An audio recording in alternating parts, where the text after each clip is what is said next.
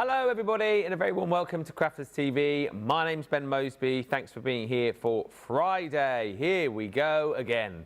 We've got another fantastic day of shows lined up for you. 5 live hours and 2 reruns for you as well, giving you your 7-hour block of fantastic shows. So hopefully you can stay with us right throughout the day and enjoy everything that we have got coming up for you. There you go. So again, just for those of you who perhaps don't know what's going on, can't find the shows, here you go. It's all there for you. It's there. It's literally there. Big breakfast. That's the first. That's what we're doing now. Big breakfast.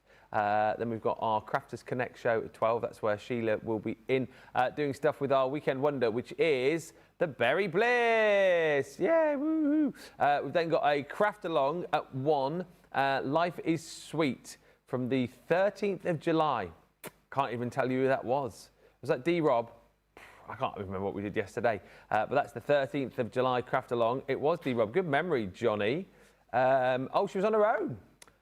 Oh, yes, we were HSM previewing that day, apparently. The Weekend Wonder is at 2. That, as I say, is with the Berry Bliss, and we've got a discount on that as well. A 20% discount on the Berry Bliss. So if you fancy picking that up, if you haven't done it yet, your opportunity to do that. 3 o'clock, we've got the pick of the week. This week's pick of the week is the marble pads. It is glitter, it is vellum, it is marvellous. There are opportunities to pick that up with a discount only up until the end of the week of this week. And then at 4 o'clock, very, very sad, it is the final summer school. Yes, we are calling time on summer. That's it. It's over. Although having said that, so I feel like summer has gone here as well, because it was horrible yesterday, wasn't it? Oh, is it coming back, is it? Oh, it's coming back this weekend, apparently. It's been very windy and cold yesterday, but we've got the summer coming back for you. Not summer school, though. It's the last one today, unless you've got your tickets for Leanne. Those are nearly gone as well, actually, those tickets for Leanne's summer school. So, yeah, quick as you can if you want to snap those up. I think in the US, the second summer school has sold out. There's 7 left on the Tuesday, single figures in the UK for both.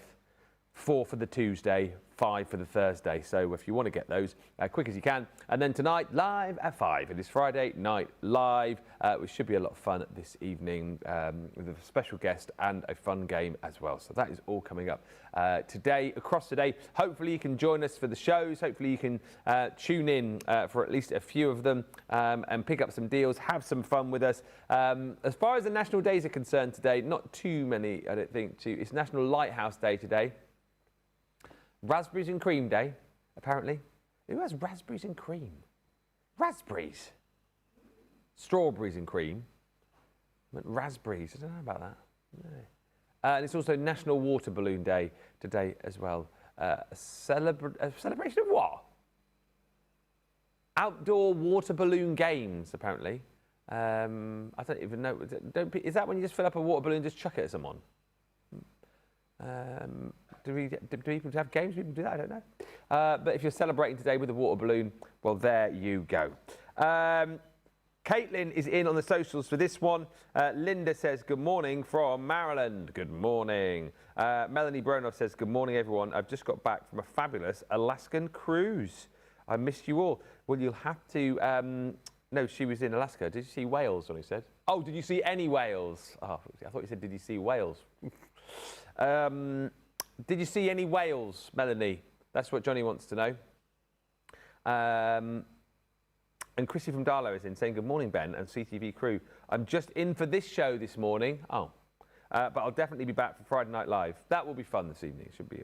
Brian's in tonight. You'll get to meet Brian. He's just over there. He's watching again today. He'll just be on at the start, I think. We're going to give him like 4 or 5 minutes. He's a bit nervous. We'll let him take over, see how he goes. And if you like him, we could probably get him back on at the end, maybe. We'll see. We'll see how he goes. You right, Brian? He's like that. He's not saying anything. He looks a bit sort of rabbit in headlights like that. Ash Cambo joins us as well, saying hello, everyone. Hello, Ash. Lovely to have you all with us. Keep the comments coming through. Anything you want to ask, anything you want to know, anything you want to tell us, feel free. Any pictures you want to send through as well, feel free to do that. Any projects that you might want to send our way. Karen Fisher, we've got your Through the Crafty Keyhole, so we're going to be playing that a little bit later on. So that'll be fun. I think we've got another Karen's as well. Karen Carter. Sorry, Karen Carter today. Karen Fisher will play yours next week. But thank you for sending all those in. Alex Gerling has just joined us as well, saying good morning, Ben and all. We've got low to mid 20s for a couple of days, but back to the upper 20s and low 30s next week. Wow, it is coming back. The summer is back. We haven't really had the 30s here, have we? We've sort of been sort of middle in 20s. So it's going to be nice tomorrow, is what you're telling me.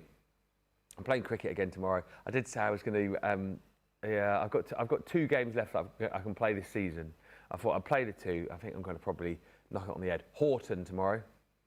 Playing them. Oh, they're not decent this year. No, not this year. They're second bottom. Second bottom. Is it 25 degrees? Ah. Rain Sunday. And then 28 on Wednesday up here. I'm going for a 15-mile run on Sunday, so hopefully it will... What did you say the temperature? 23, bit of rain. That's all right, that, isn't it? I'm going to go along the old Castle Eden Walkway on Sunday and just keep running. Just keep running and running and running. Melanie says, yes, she did see quite a few whales. Whales? Well, here you go. What type of whales did you see? Did you see any killer whales, Johnny, or humpback whales? She saw seals, otters, eagles, and get this, 1 brown bear, a grizzly bear. How big was the bear? He's taken.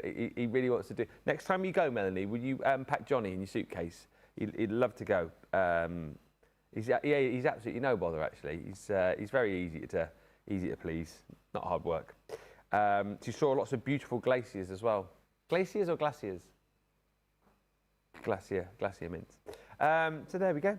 I think we're all up to date on the chit chat. I would love to sit here for the rest of the show, if I'm honest with you, but I've got to go that way and show you some deals. So yeah, let's give you some details on our weekly deal, which ends on Sunday. Sunday. It is the stamping platform and magnetic base, where you buy one part, you get the other part for free. A lot of people have said that they bought this week, and particularly after the back of our stamping summer school the other day, you might want to grab it too. Here's all the details you need.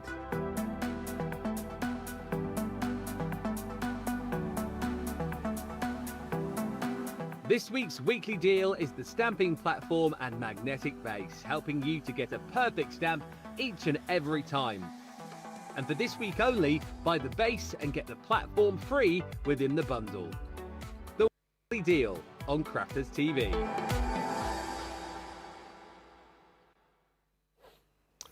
Sheila's just doing some work in the studio, and she said that she actually had raspberries and cream the other day. So there you go. It is a thing, apparently. It is a thing. In all honesty, we used to have a strawberry farm near us and a raspberry farm as well. We used to go to sign outside the strawberry farm, pick your own. Sign outside the raspberry farm, blow your own.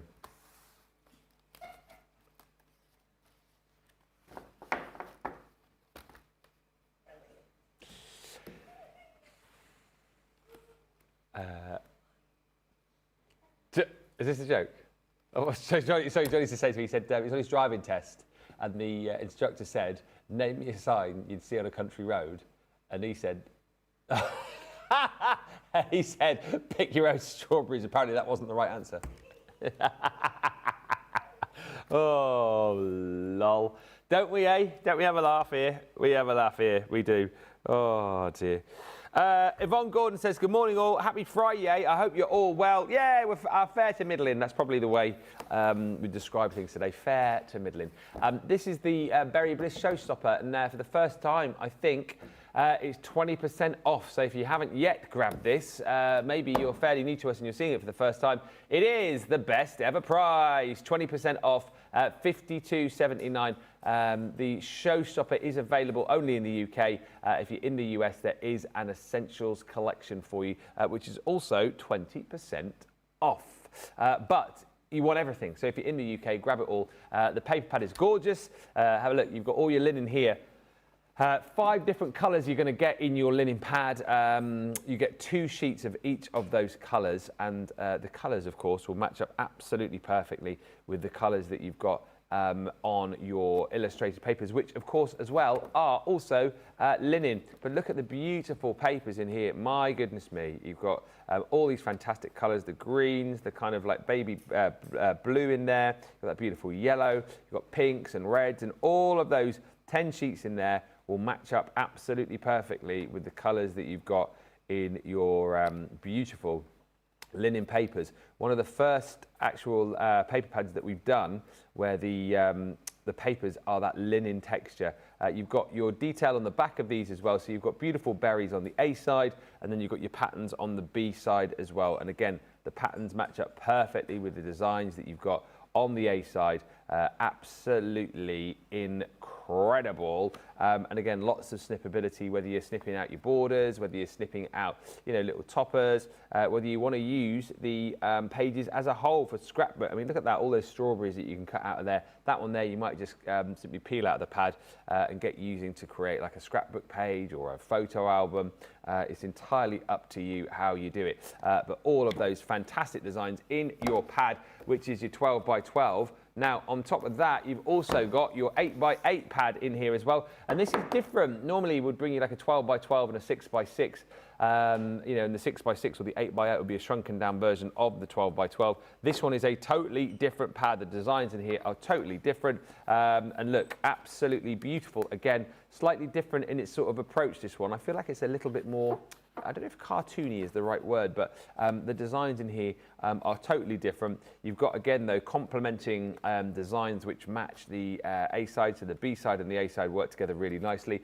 And again, you know, if you want to use the linen cardstock that you've got within your 12 by 12 pad, that will match up perfectly. The colours from this pad will match up perfectly with the designs that you've got here as well. So that's included. I love, by the way, that you get your little toppers in there too. Those would be nice for like your little smaller cards if you want to pop in as inserts into your cards as well. Obviously, you can do that. 36 sheets in there you're going to get. As far as your hardware is concerned, and I'll show you these on cards in just a second, you get your berry basket. For those of you that went to Craftaganza, you'll have used this one.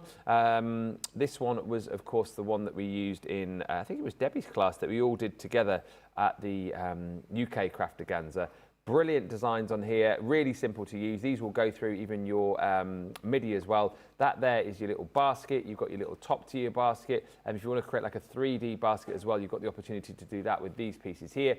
And then you've got all of your berries and foliage. So you've got your strawberries, you've got your cherries in there as well. This embossing folder, which is a 2D folder, will work really nicely with your basket. So again, that will give you that sort of wicker design, if you like. Wicked design on your basket. Then if you want to build a berry, you can, yes. That there looks a little bit weird, but you multi-cut that one out with your die, and then you can create like a 3D berry to stick on maybe your basket, which you've created, or to pop off the front of a card. These two here are your little tags, so they'll cut in the cherry and strawberry detail, and you can make those as short or as long as you want them to be. You've also got the little flower in there as well. Then you've got your berry sentiment. That's super cute. So you've got a 2-piece die set. The back piece cuts out the sort of base for it, I suppose, if you like. And then you've got the front berry design, which will cut out the word berry. And then you've got a whole host of different sentiments in there as well to make up your own unique sentiment. And then you've also got life is sweet. Which is all of your sentiments. So you've got life is sweet, you've got sweet wishes, you've got with love, you're the very best. Sweet birthday wishes, have a very sweet birthday, and more. And then take a look at all the beautiful cards that you can create in here as well. There are some sensational makes in here. Love that when we're creating backgrounds there using maybe offcuts that you've got of the papers in this set that you can then kind of piece together to make really super cute backgrounds. This is tremendous. That is a Sheila make. That one I can tell you actually was a craft along that Sheila did. I think it was on the 3rd of June, about 4 o'clock, something like that, I think it was. Can't remember exactly. Oh yeah, it is, look, it says it on the back. 4 o'clock, 3rd of June, wow, what a memory. But look at that, beautiful kind of a diamond card, that one. And again, using loads of the different elements, using the strawberries, using the berry sentiment, and using all of those fantastic papers. This one here, also a Sheila card. Oh, Sheila's had a fair play with the old Berry Bliss collection, hasn't she? My goodness me. I think this might be a Sheila pile that we've got here.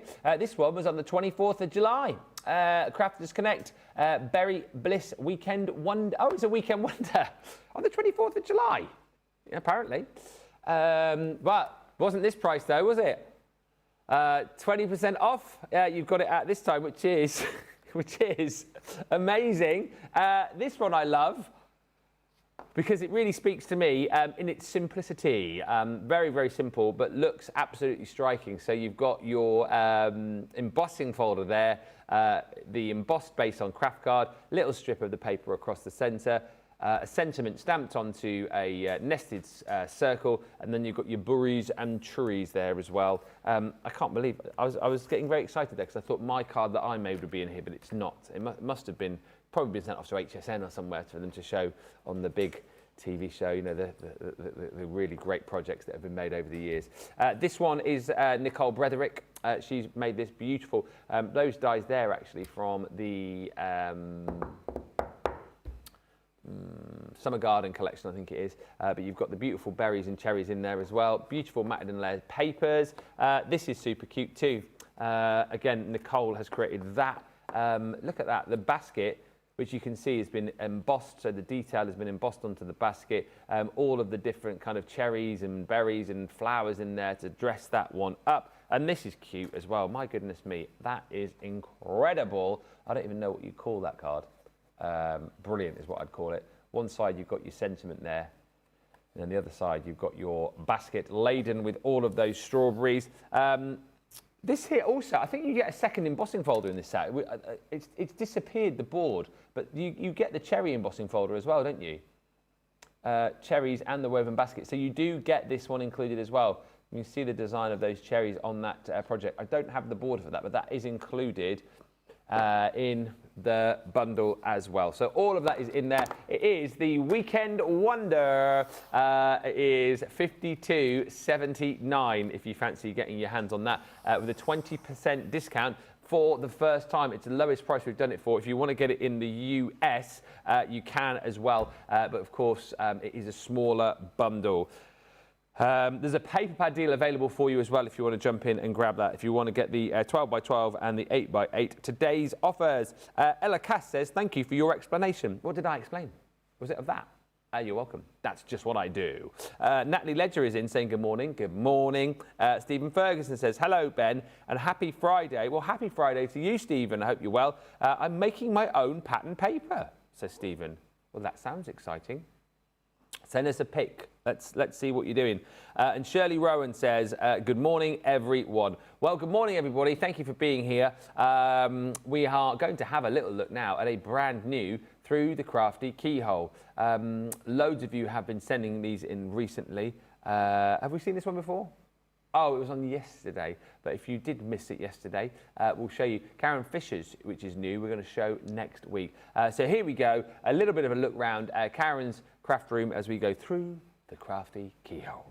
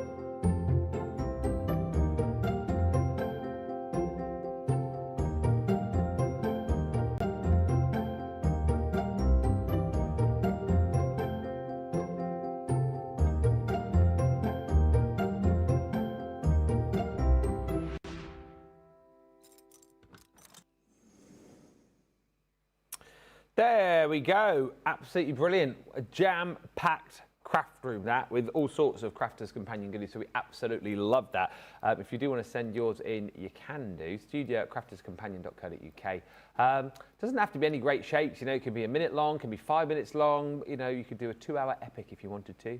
And if you want to talk, you can. If you don't want to talk, we'll just put music on it like that. Or alternatively, if you want us to kind of, you know, talk around it, but you don't want to talk, send us a little bit of spiel and I'll voice it over in my best voiceover voice. Yeah, yeah. And you could even say how you wanted it voiced. You know, serious, fun, impression, lively, solemn, however you wanted it. You let me know. Just write us a script and we'll do it. Next up, Summer Garden. This is a bundle, I think, available in both the, is it UK and US? Oh, I can't hear him now. $47.99 is the platinum price on this. It is 113 elements in total. I'll show you the paper pad first of all. Beautiful, beautiful design on this. And one that I think you will use lots and lots and lots and lots over the course of the coming weeks and months. So it is $78.39 if you're shopping in the US. The design on this is absolutely beautiful. All these stunning flowers. Take a look. This is one of my favourite pages in the back there, actually, because sort of watercolour-esque that looks like to me. And then you flick into the next page and you've got all of these 6x6 designs as well. So if you are someone who likes to make 6x6 cards, then of course you can simply snip into these. You've got 4 different images, and on each of the 3 pages you've obviously got 4. So you've got 12 lots of 4, so 48 different 6x6 images that you can simply snip into and then start making your cards with. You've got frames in here as well, which are beautiful if you want to do your kind of scrapbook pages. You've got stunning florals in there too, you know, beautiful bouquets. And again, look at that. Simply, you don't need to do too much with that, I don't think. You could simply snip that out. A nice little topper. You could pop a little bit of decoupage on there as well if you wanted to. Matte and layer. You could add a little sentiment, add a little bow maybe, and then away you go. You don't need to do too much at all to take that to the next level. Again, beautiful little garden scene there. You've got 12 of those in the set. Then you've got some sort of pressed flowers. That would look really nice if you were doing a card with our microwavable pressed flower kit. Again, another little set here. Love that. You get 12 of the country cottages there, just set back in the countryside. Looks a little bit like my house, that. It doesn't. You've got the beautiful sunflower frame there as well. I mean, these are absolutely gorgeous. And there we go. If you want to know what it's like in Darlington, South Park. There it is with the bandstand. I ran past that last Saturday, actually, on a park run with the guy. I don't know what he was doing, some sort of like hardcore exercise session. Yeah, he's always there. So the park run runs round like the bandstand, goes around 3 times. And he's always there at 9 o'clock on a Saturday morning, this chap, doing like a big sort of, you know, he's got the headphones on. Come on, let's go. Pumping out AC/DC it was last week. Probably doesn't quite fit in, does it, with the feel of the park? But there you go. I quite enjoyed running around listening to AC/DC.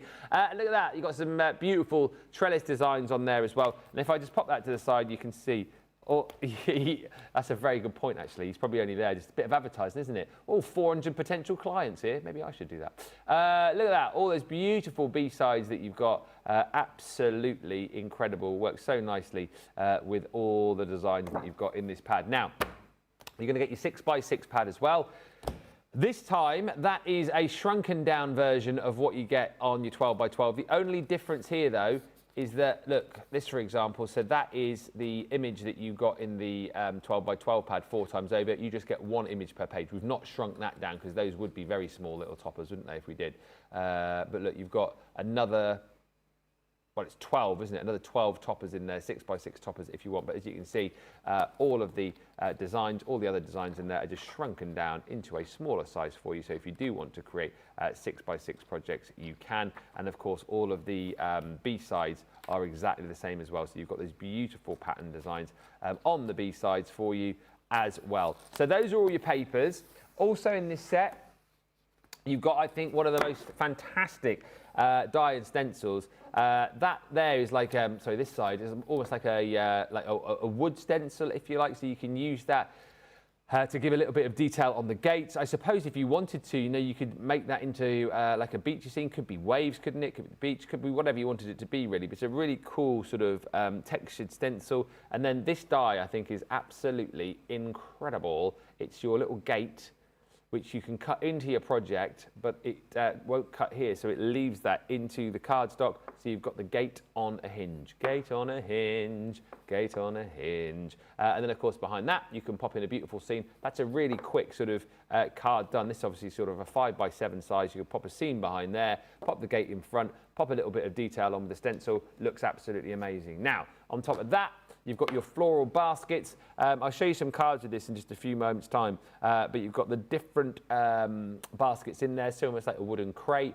Could be like a little sort of plastic box. That one could be like a metal container. And again, these have got detail on them that you can boss into them, which I'll show you on the cards in just a second. And if you want to create like a box or a trough of flowers, then of course you can do all of that as well. Beautiful flowers and foliage in that set. On top of that, your flower cart and bicycle.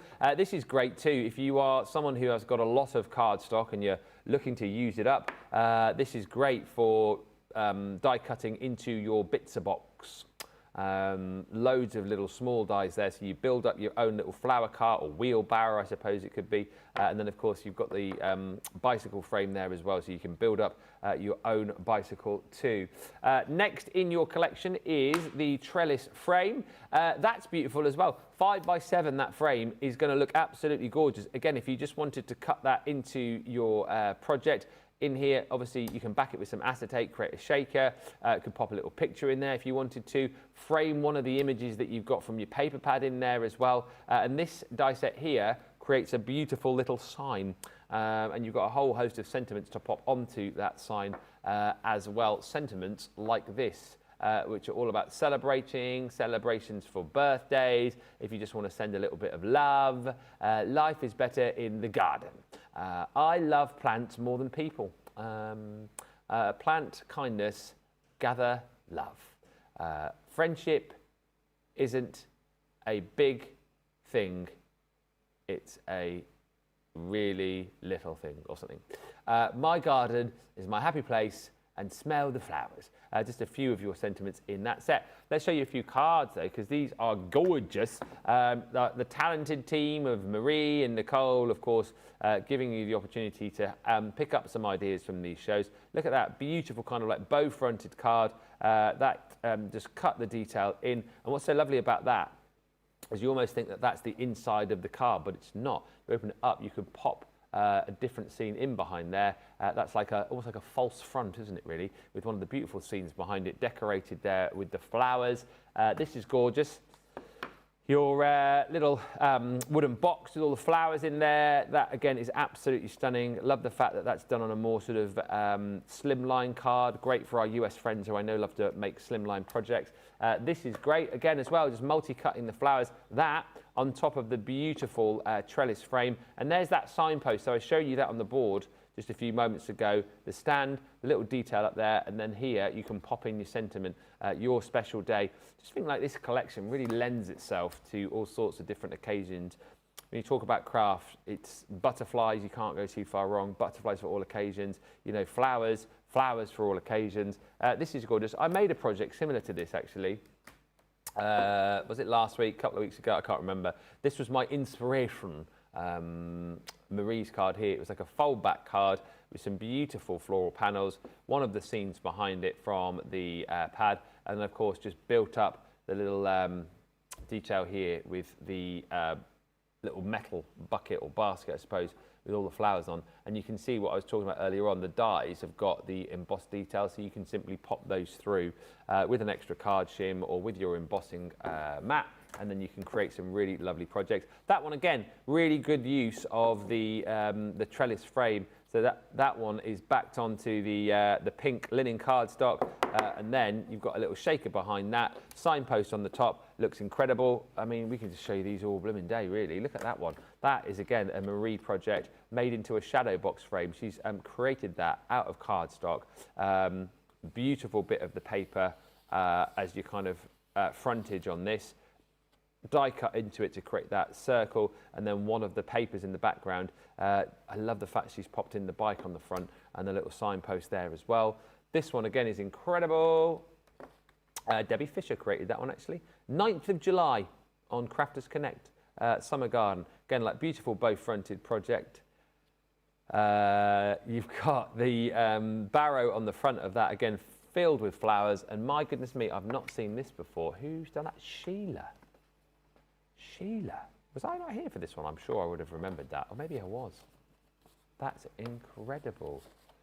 That was Thursday, the 23rd of July, 2 weeks ago, on a masterclass. How incredible is that? I do vaguely remember, actually, that I was here for that one. I'm here for all the shows. $47.99 if you would like that collection. That is your UK price with 113 elements. Or $78.39 if you're shopping in the US and you're a Platinum member. Let's have a look. A few comments coming through. Hello, G. Marie Penny. She says, hi, Ben and crew and all my crafty friends. I've been watching from the beginning on my big TV, but I only just logged in on my phone. How am I looking on the big TV today? I'm a little bit dressed down Friday today. Just got the old cozy jumper on today. It's my go-to jumper, actually. One of my favourite jumpers. It's a fat face jumper, this. Yeah, got it in the sale. I love Fat Face stuff. Anyone from Fat Face watching? Happy to wear your clothes on the show. I tried with Joe Brown's, but they never got back to me. So Fat Face, anyone Fat Face, happy to wear on the show. I don't know, actually. Like, there's a lot of Fat Face shops in like Devon and Cornwall, but I don't know if do you really see Fat Face up here? Do you have any Fat Face shops? Not really. Maybe it's like a West Country thing. But I love Fat Face. Only really shop in the sale. Can only afford to shop in the sale. I'll tell you what else I really like. Super Dry. Super Dry. I've got one Super Dry top, again, in the sale. Anyone super dry watching? Christine Mahoney says, oh, hey, oh, hi. Good morning, everyone. I've been working way too much. I know the feeling. Someday I'll get to videoing my craft room and send it in. Christine, I've known you, Christine, for many a year, and I feel like you said that. So I think this weekend is the weekend, right? We'd love to see it. I think that's the craft room that everybody wants to see. What do you think?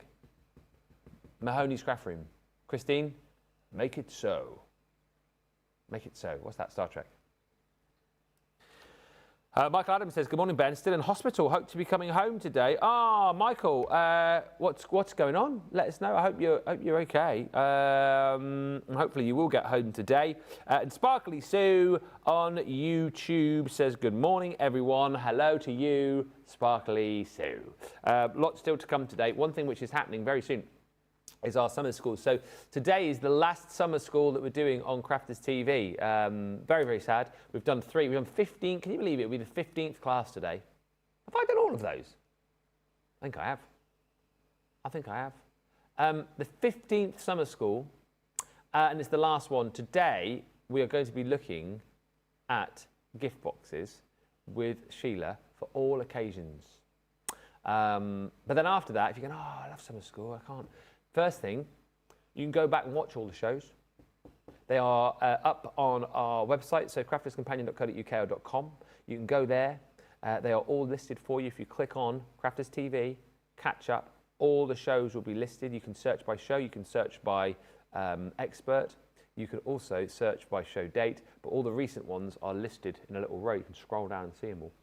And also, just to say, if you're like, I don't like using the website, you can go on YouTube now as well, because all the shows are there. All you have to do is go to YouTube, Crafters TV or Crafters Companion TV, view channel, click on live, and then you'll see all the scheduled shows that are coming up. Scroll past those, and then just down below them, you'll see all of the 1-hour shows.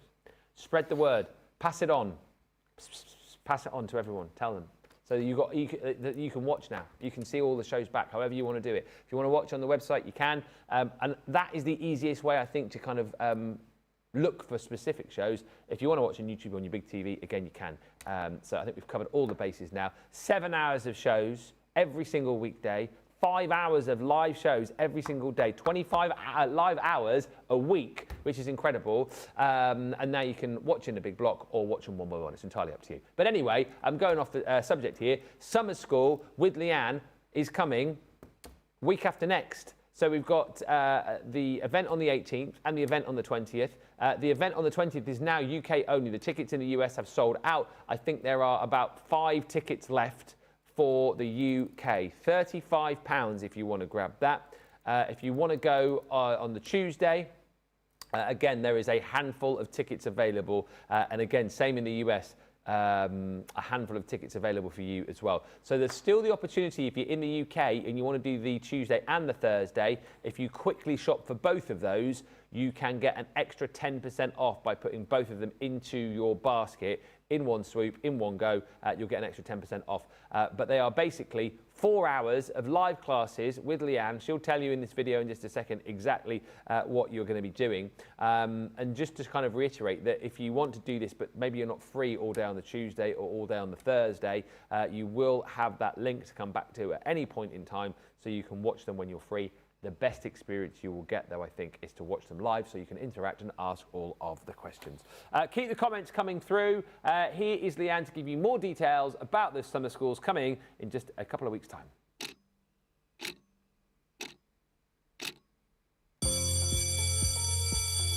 Listen up, Crafters Class of 2026. Have you been good? Have you been joining us? It's summer school, every day live from the 20th of July to the 7th of August. What have you learned while you've been joining us? Have you been good? Have you been doing your homework? Have you been paying attention in class?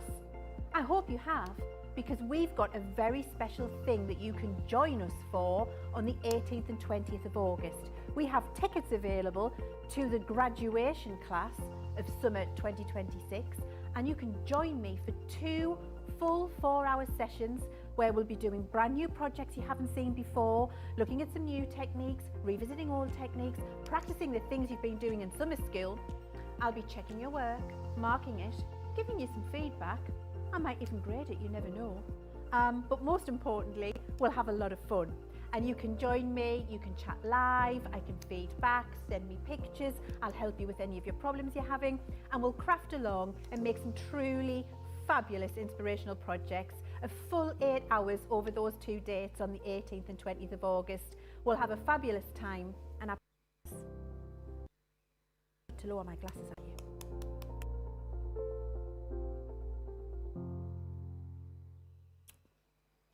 There you go. So you know what to do if you want to get on the summer school class, but you need to act quickly because there are literally a handful of tickets for all of those events. Quick as you can. I can imagine that will probably sell out at the end of today. Christine says, I need it to rain for like 5 days, so bad that I can't go out to work, and then I'll have the time. It's probably not going to rain for like 5 days on the trot though, is it? Oh man, Christine, come on. What's the weather like? What is the weather like in New York now, Christine? Is it nice? Is it warm? Is there any chance of that happening? Probably not. I can't imagine it raining like 5 days straight in New York. I mean, I wouldn't know. I've never been there, but I'm just thinking. Lynn says, hi, brilliant, Ben. Thank you. The amazing team, the wonderful social superstar and everyone. Sorry I'm late this time. Just seemed to get... Oh, sorry I'm late. The time just seemed to get away from me this morning. I hope everyone is well. Yeah, we're doing all right. It's Friday, isn't it? That's the main thing. That is the main thing. And I've got 2 more weeks for a holiday. Cool, I need a holiday. Tell you what, you won't see me for a few weeks after that because I've got a week in Devon, then I'm back for a couple of days, then I'm off to Tenerife, then I'm back for a couple of days, and then I'm back off to Devon again. Devon, Tenerife, Devon. Yeah. I'm doing what's called a fisher. Taking a few holidays. I say to Laura as well, actually. I was saying to Laura the other day, that's my wife. I was saying, I feel like I've not had... I don't think I've had like a proper week off. I know I've taken a few days off here and there, but I can't remember the last time I had like an extended break. Oh yeah, Ripon. That's right, actually. When was that? May. End of early May. Yeah. Probably due one, aren't I, really? Johnny's due one. He's off next week. He's abandoning me. My partner in crime, a 6 year, he's off to Fengarola for a week. Oh, he's off for 10 days. You're very excited about that. Anyone else got any holidays planned? Where are you going? Where are you off to? What's going down? You have to let me know. Anyone beat Johnny's holiday of... is it Fenga or Venga? Fair. F-U-E. F-U-E. Garola. Fuengarola. Fuengarola. It's like Malaga. Sounds fun. You go there every year, don't you? Oh, I went last year. Are you going back to the same place? I'll go back to the same place as well. Oh yeah, go to Greece. Greece is a bit more expensive there, that's the only thing. So we went to Greece. We've done Kos, Rhodes, Corfu, where else have we been? Kefalonia, Zakynthos, been to all of them. It's just a little bit more expensive. So we did Turkey 2 years ago, and that's a little bit cheaper. But it was pretty good. It was just roasting. When we went there, it would have been about this time actually, 2 or 3 years ago, I can't remember, 44 degrees it was in the day. 44 degrees. It was a tad warm. But you kind of got used to it, you know. As long as you had the pool, you'd be sort of on your sunbed, sunbathing for a couple of minutes, and you'd be like, oh, I'm really hot now. You get in the pool, have a bit of a swim, and then you'd be out of the pool and you'd be dry within literally about 2 minutes, and you'd be hot and you'd be back in the pool again. It's been really hot in New York, says Christine, and draining driving around in it all the time. It poured whilst I was driving yesterday at one point. I couldn't even see in front of me, but it did eventually stop. There's been rain in the forecast a lot, but it's only been here and there. So the chance of it raining for 5 days is probably slim. Let's show you the template library, shall you? Because this is on a brilliant deal. We can't have many of these left. These must be nearly gone. I was going to say, of the full collection, there's 10 left. Now, if you want to get them individually, you can, but there are 10 of the full collection left, which brings you everything that you are seeing here. So if you go for the full collection, you get the storage box. Okay, so this comes to you flat, basically, and then you can open this one up. You will also get in here all of your dividers as well, so you can divide these up into the different sections. A lot of people as well, actually, I know, because you're only going to have this much space, if you like, because you can shuffle these all over. A lot of people have kept their template libraries and then their 12 by 12 pads in there as well. So it's entirely up to you. But basically, all the storage comes, all of the tabs comes as well. And this system is incredible because it allows you to be able to create cards, boxes, gift bags, envelopes, you name it, with just templates. There is no need for a machine. If you want to, some people do, if you want to run the templates through a machine, of course, you've got the opportunity to be able to do that, and it will kind of like mark out, emboss the detail onto your cardstock. But of course, with this, as I'll show you on some of the templates in just a second, that will also then mark out your mats and layers, which are obviously included on the templates. You get 150 projects in total, and in the first one, you get 30 projects. You also get a set of dies included too. That's the only thing that you would potentially need a machine for if you wanted to use the dies, but they're not crucial to you popping the projects together. So this is your first set. And if I'll show you the books of what you can make rather than look at the templates. But basically, you get your big book of templates, okay? So in here, you will get, this is the first one, Violet, 30 different templates. So say, for example, and look, you can see them all in here. Look, all these templates are included in here, okay? And it tells you on here, for example, these pull out, by the way. So this is your milk carton, and it tells you here the size of your box space and the sheet that you would need. So 8.5 by 11, and then for your embellishments, you'd need 8.5 by 11. Every single template that you get in here comes to you like this, and you can see, tells you where to score, tells you where your embellishment is. Everything that you need is included in here. And like I say, that's the reason why you might not pop it through your Gemini, for example, because if you do, you'll get all of the detail of the embellishments on there as well. Use things like your pencils. If you've got those heat erasable pens, they're perfect as well. But that's your template, and you get basically 150 of those across the set. The dies that you get in set 1 are here. Like I say, you don't have to use those. If you don't have a die cutting and embossing machine, you can pop those to one side until you do, but they're very handy to have because look, as you can see, you've got beautiful frames, you've got nesting dies, and they're incredible. So, in this first booklet, your Violet, and by the way, I know I've torn that out, but that just pops simply straight back into here, like so. Right, and then once you've done that, so say for example, you do go project 1, you open this one up, project 1. So that's what you're going to be making. You choose the cardstock that you want to use, you choose the papers that you want to use, shows you on the front what you're making, flip to the reverse, it shows you the pictures, step-by-step guide, so a 6-piece step-by-step guide with each one.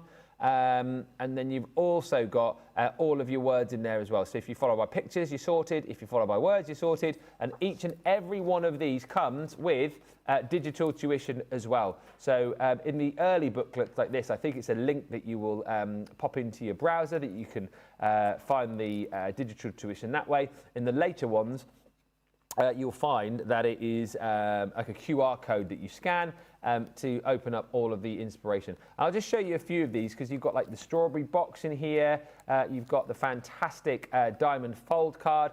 And the other thing to say with this as well, I won't show you all of them because we'll be here till Christmas if I do. But look, the thing to say is, so this is just number 1, for example. So that one there is a handbag card.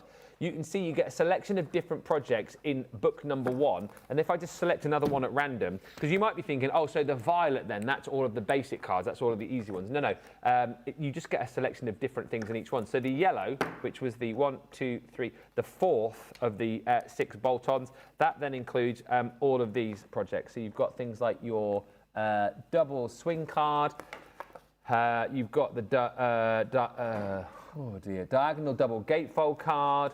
Open this one up here. You've got your centre stepper card.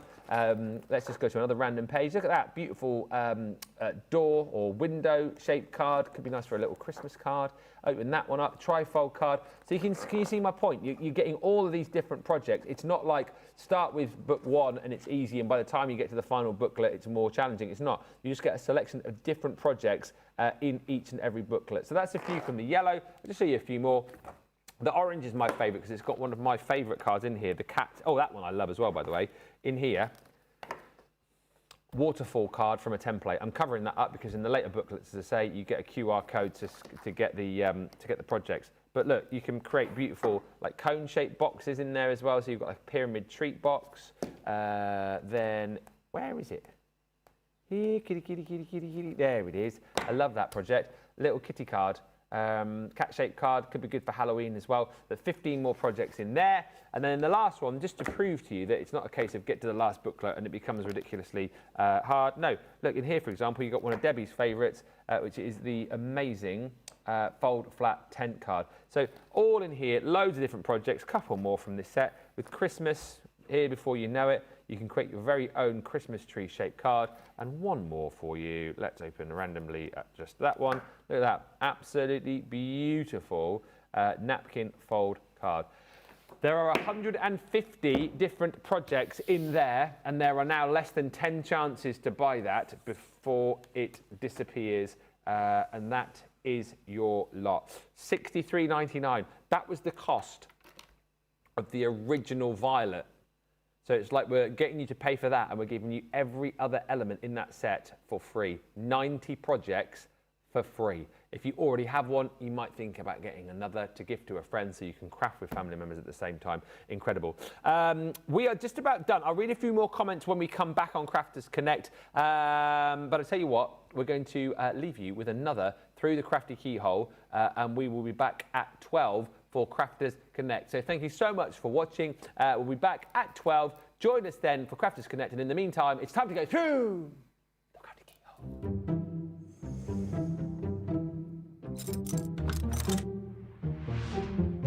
So, welcome to my craft room, Overflow Room 1. It has mostly my fall, Halloween, Christmas, and as you can see, paper everywhere. I've also put some of my more used dies on my doors so that I can get them more easily. Here's a pegboard my husband put up for me. I didn't think I'd need, but as you can see, it's filled to the brim with my purple Gemini. Tons of dies and stamps, my marker section, more ribbon, my TV,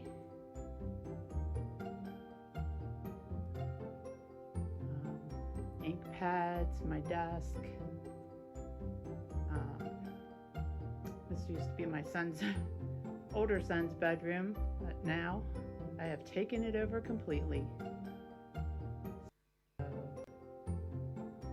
I have a lot of my Crafter's Companion collection stored in the little snap cases and labeled. So, but yes, this is my craft room.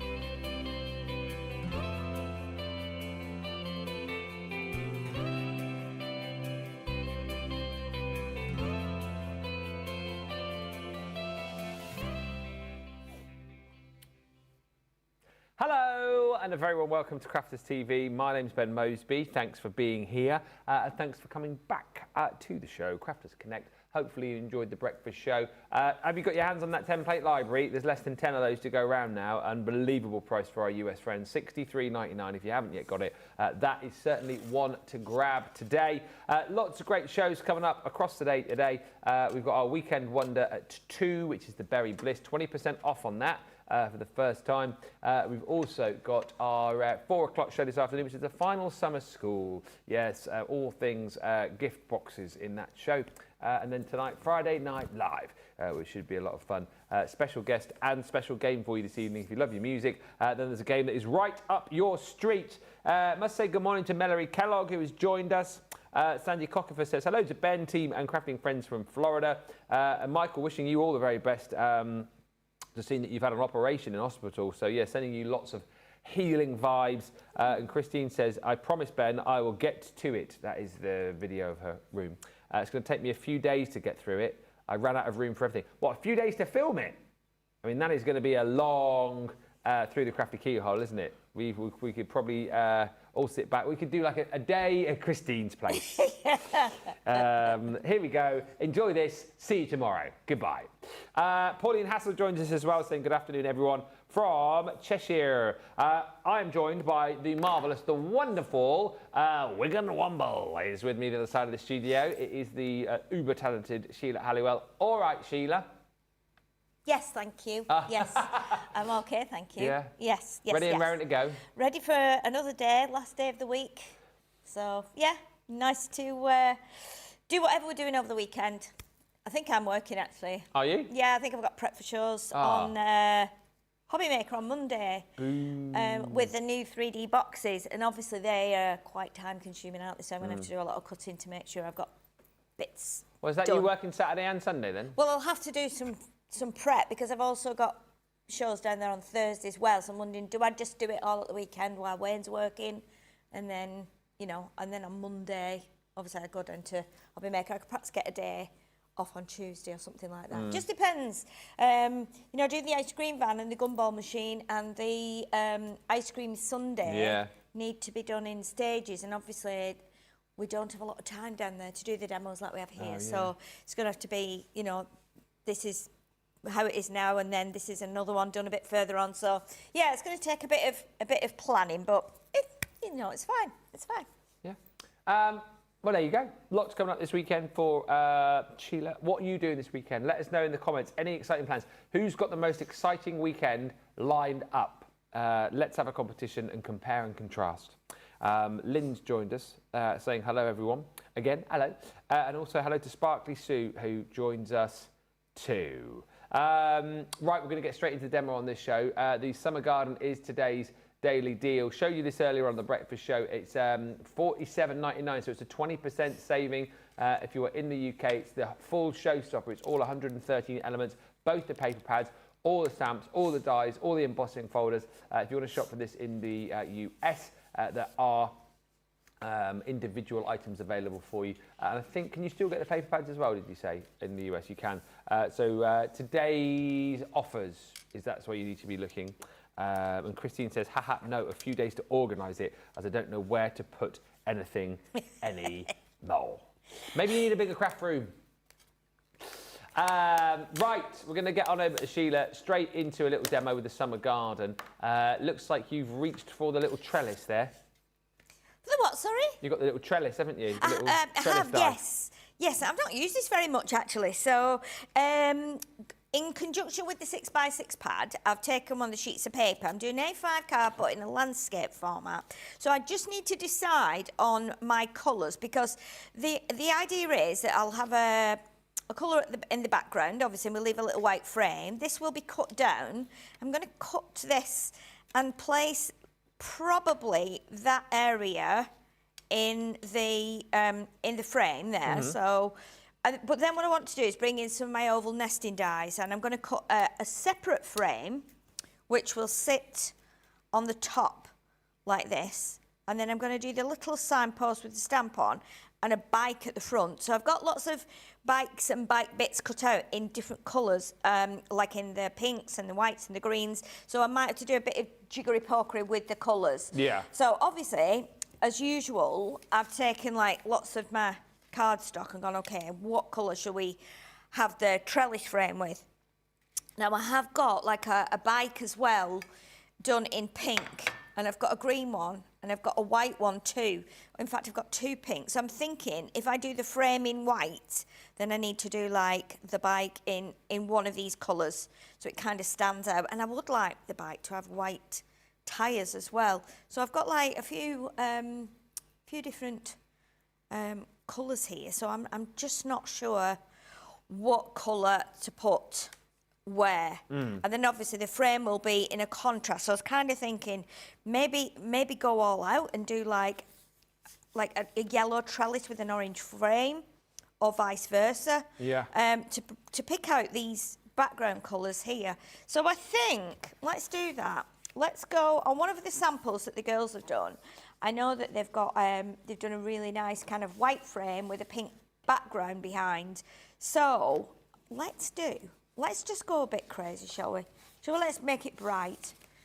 So we'll have an orange frame, and I think we'll have a yellow background. Okay. Okay, I think we'll do that. Right, so let's cut one of these out then. So I'm going to just trim the, let's have a yellow background, orange frame. Let's do that. I'm changing my mind all the time, and it might look terrible in the end. No, it won't. It looks great. But we'll see. And you can, if it's too much, you can always tone it down with a little bit of ink. Yeah. So that will work. So let's cut this one first.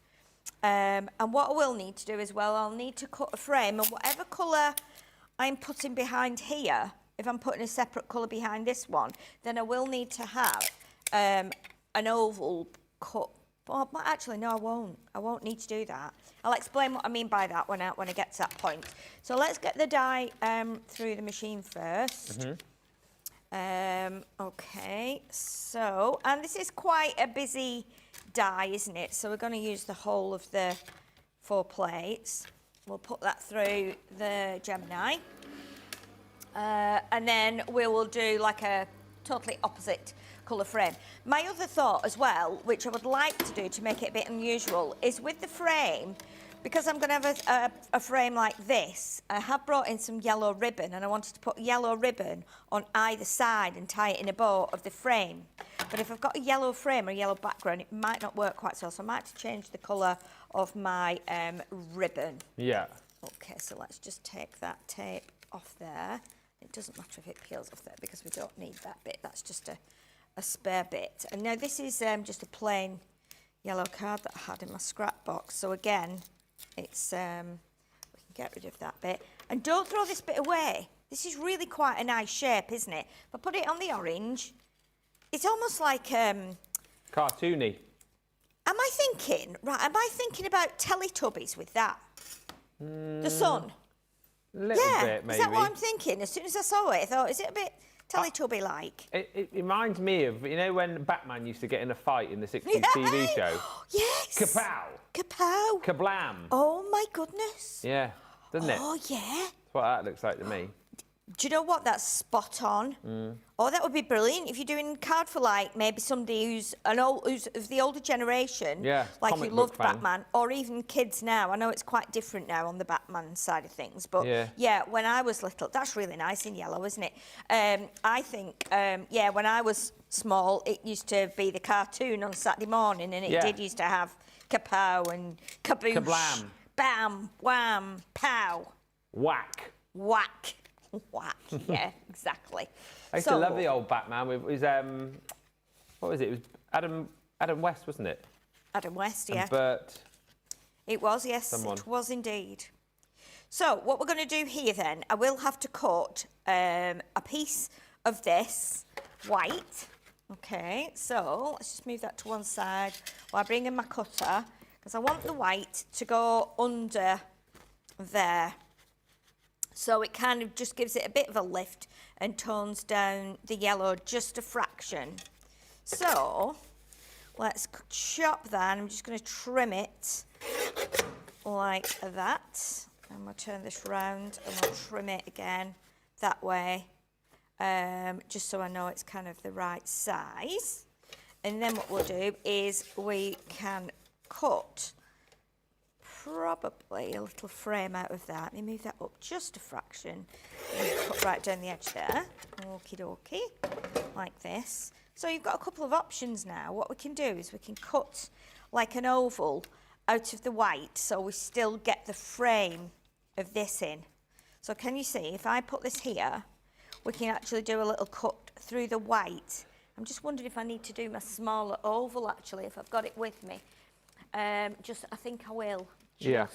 So we've got less of the picture poking through those little patterned holes. So let's do that. Lynn's joined us saying hi to Giggly Sheila. Deanna says, I'm on vacation starting this weekend.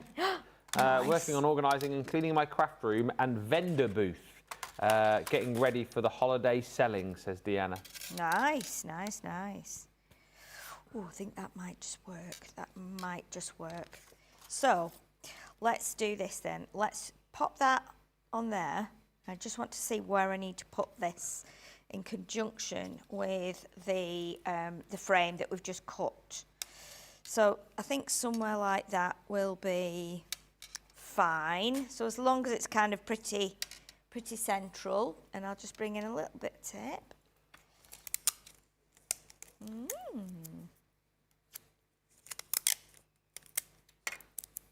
There we go. So let's just pop that there.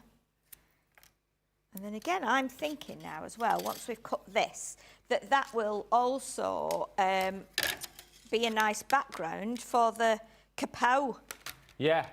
bit that we've got. I'm just going to nudge that down Kapow. a fraction. Kapow indeed, yeah. Let's just nudge that down like that. Wham. Whack.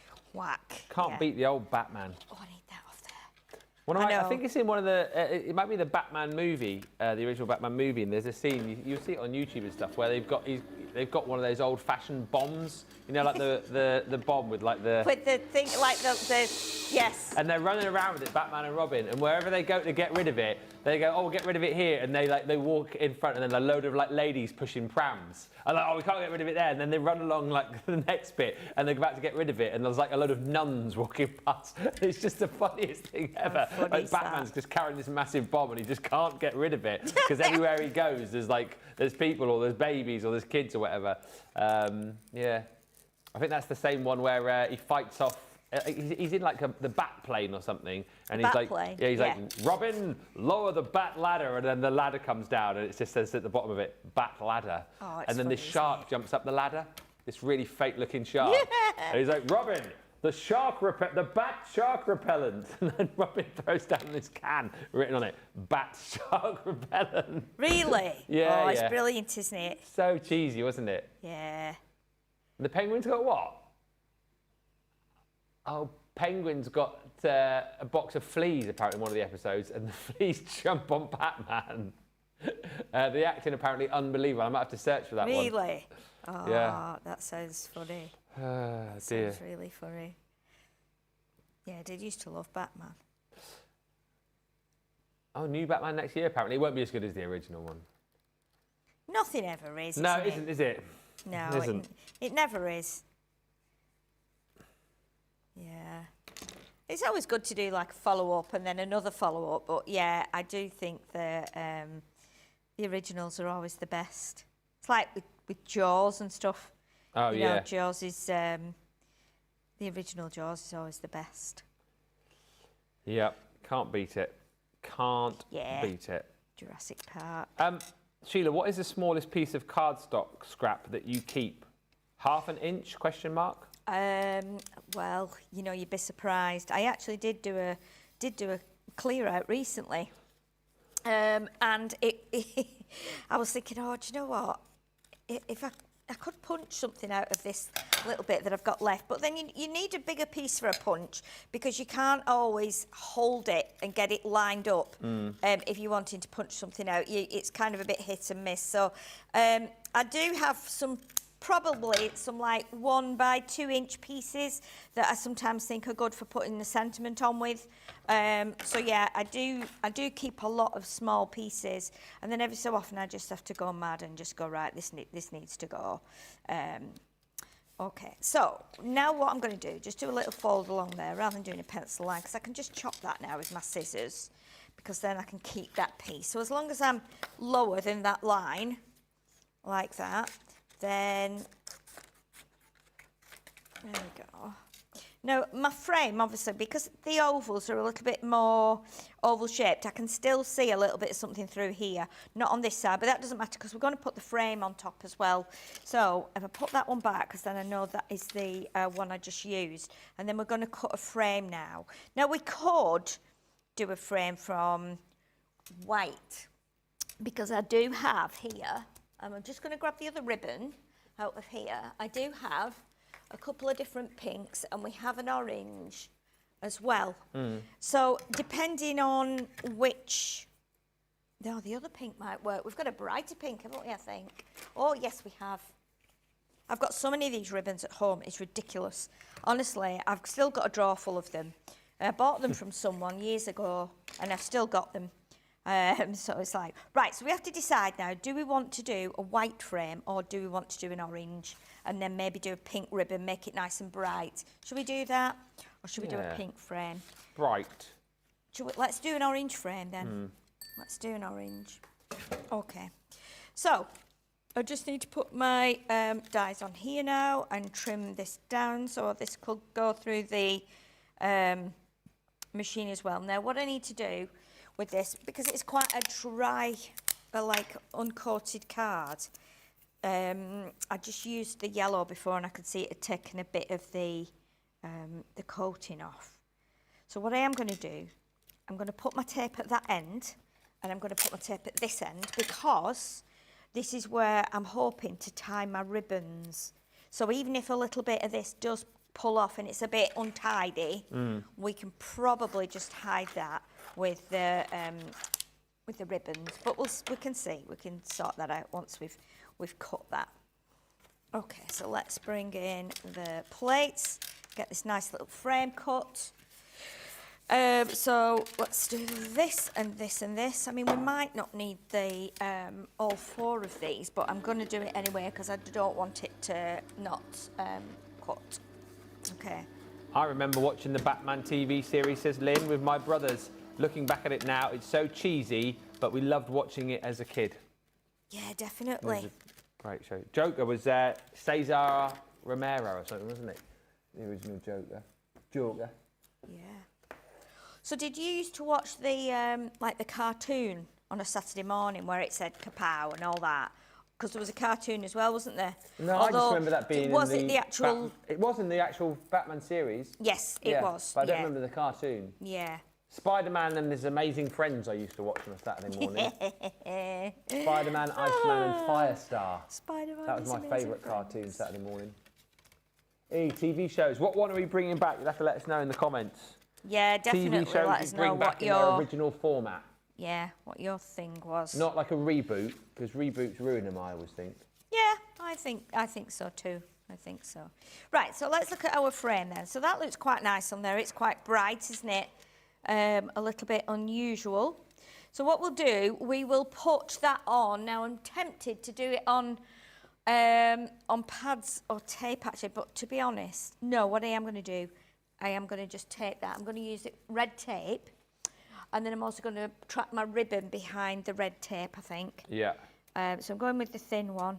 Now this box that Jamie and James put this box together, didn't they, for us? Was it Jamie and James? Oh, the box of stuff? Yes. Yeah. So the little, which is a great idea, because normally I'm fiddling around in my bag for things. So it's made it really a lot easier, especially if we're changing counters between shows and things. Yeah. It's really good just to be able to grab that box. When I went into it a little earlier on, this red tape had come unravelled and it was stuck to like loads of the little blending sponges. So I had a bit of a fight to get it off there, but I managed it anyway. And that was fine. So what I have done, just because I couldn't find the pokey tools and stuff, I've just been and got a little paper cup off Christina. and I've stood all the tools, stood them all up in it, so that, oh, something's just dropped. Oh, it's the lid off the glue. Okay, so let's take this off now. And then what we're going to do is we're going to put a length of ribbon behind each of the edges. So I think we'll go with some of the bright pink, because in the picture itself, bring it in, we've got lots of white, we've got green, we've got pink, we've got yellow and orange, and we've used those nice bright colours. So I think this pink would work. So what I'm going to do is I'm going to cut, because I don't know how much I need, and I'm probably going to go with too much here, but it doesn't matter because I've got another 30 reels of it at home or something, so it's not like we're 30? Something like that. It's not like we're, and I've got all different colours. I have brought about 8 different colours here, but I think I still have some more at home. So what I'm going to do is I'm going to look at roughly where the edges are of the actual, you know, kind of the outer edges. So I'm going to put that one on there, and I'm going to tuck it underneath so it doesn't get stuck on there. And I'm going to do the same with the other one.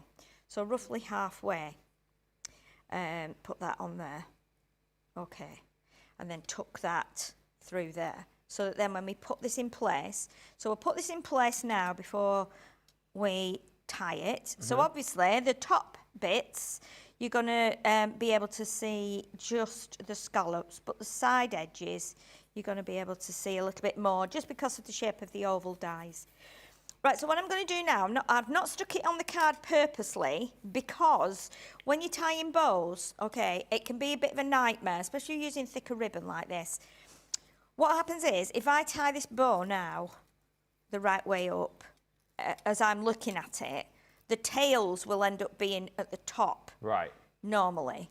So I always end up turning my card around and doing it upside down, because that way then I can make sure that the tails and the bows are at the right edges. So if I tie these now, because I've not stuck this on, it doesn't matter which way the tails and the bows are going to be, like the loops, should I say, not the bows, the actual loops, because then I can stick this on the card so that my bows are the right way up. So can you see I've just tied that now, and it's upside down, and this one will be the same. So, and that's a little tip for you if you are ever putting a bow on something. Turn your card upside down. Yeah. And tie the bow that way, and then turn your card the right way. Can you see, like I've just done there now? They are upside down. Yes. Because I've not stuck it on the card, it doesn't matter, because I can turn it round now. So when you're doing that on a project with your bows, and if you tie your bows the same way that I do, then it's a good idea to turn your card upside down while you put your bow on, and then when you turn it round the right way up, your bow should be the right way. Mm-hmm. Now these are going to be on a bit of an angle anyway, because we're on an oval, and also because it's thicker ribbon. So it's going to be a little bit weird, but we can keep pulling those until these bows are not like ridiculously massive. And I'll keep pulling that until that knot is tight, like that. So that's better now. That one's not too bad on this side. Again, let's pull those loops like that. So they're about the same size. And then we can trim off the edges, and we can trim these quite short so it doesn't go over the picture too much, like that, and then like that. So again, it gives it a little bit more, it's giving the card a bit more oomph now. Yeah. And it's quite nice and bright, it's very jolly. It is very jolly. So we bring in the picture now, and you can see now when we put that there, that looks quite nice. And you can always tilt your bows. If you want to pull them smaller, you can. If you feel like they're still too big, you can probably do that at the end. Now, what we can do, I feel like normally I would have another piece behind in the background, you know, because I'm a bit regimental in the way I do things, in that I like to have like a piece all the way around again. So we're putting it on another layer. But I feel like that would keep it quite clean. So what I might do, I'm just going to bring in my guillotine. I'm going to trim this piece of green down, because I think what I might just do is put a little strip of maybe about 1.5 inches, like that. I'm going to try it because it might not be right. I'm going to have a little bit poking outside here. So we're bringing in some green. So what I can do with that basically is fold that in half. Yeah. And again, no technical things involved here. So that one, I'll put the bit of cut with the scissors, that will go here underneath the photo, obviously, like that. And then this will go here as well, and we'll get the straight edge on that there too. So that will sit under there. So that's what I'm going to do now, and I'm going to put that on so that I can guess that that's roughly about halfway down the card. So let's put a bit of green on there. So I'm still keeping some green within it, but we've gone with a paler green, so it's not like really bright and in your face kind of green. Okay, so we'll do this one, and then we will. I wonder how many people have got the summer garden, and how many of you have bought it but not used it yet. Yeah, let us know in the comments. You have to send some pictures in if you've made with it. Such a good tip about the bows, says Sue. Thank you, Sheila. Paul Prince welcome. has joined us. Also, hello to Sandy, who says in the original Batman TV show, the Batmobile was actually built on a Chevy Corvette frame. I mean, my word, did not know that. And it was funny, says Denise. What was funny with the Batman series is that when the bad guys were on screen, the camera showed them crooked. Lol. Right. And Melanie says, Ben, you're a person after my own heart. I used to watch the same cartoons. Good memories. Absolutely, yeah. Cartoons were the best. I mean, Saturday morning TV was amazing when we were little. I mean, we'd get up and we'd watch like Lassie. You know, we'd watch Batman. We'd watch Lassie. What we'd was watch the Flipper? Banana Splits. Gentle Ben, do you remember that? What? Gentle Ben. Gentle Ben, I remember Gentle Ben. I don't think we watched it that much, but yeah, I do remember Gentle Ben. Oh, the Pink Panther. Absolutely. The Blue Aardvark, yeah. Absolutely. Oh, you can watch them back to back. That's where they play all the He-Man shows. Really? Back to back, yeah. Oh, That's such a good theme tune, that Pink Panther, wasn't it? Here he is, the Pink Panther. Yeah. The Pink Panther. And I always thought it was really clever. Everything on there was real, apart from Pink Panther. You know, he was still cartoon. Yeah. A cartoon image when he got out of the car. Yeah. Oh, what a great idea that was. Who thought of that? That's amazing. Yeah. Roadrunner was good. Roadrunner. Yeah. And Wile E. Coyote. Oh, gosh, yeah. I used to love that so Races. much. Wacky Races. Hong Kong Phooey. Hong Kong Phooey, yes. Number one super guy. Didn't he used to jump out of a filing cabinet or something? Hong Kong Phooey. Yeah. Batfink I used to love. Batfink. Remember that? Batfink, yeah. Your I do bullets remember can't that. harm me. My wings are like a shield of steel. Yeah, Batfink. He used to drive around in a Volkswagen Beetle, didn't he, Batfink? And what was his sidekick called? Oh, there's one for you. See if anyone can get that. Batfink's sidekick. Go on in the comments. I'd be impressed if anyone can get that. Us. Oh, gosh. He had a very high, sort of squeaky voice, I seem to remember. Yeah. Did you used to watch Top Cat? Yeah. Oh, Top Cat was brilliant. Top Cat was brilliant. Officer Dibble. Officer Dibble. I used to like that because there was a cat called Benny.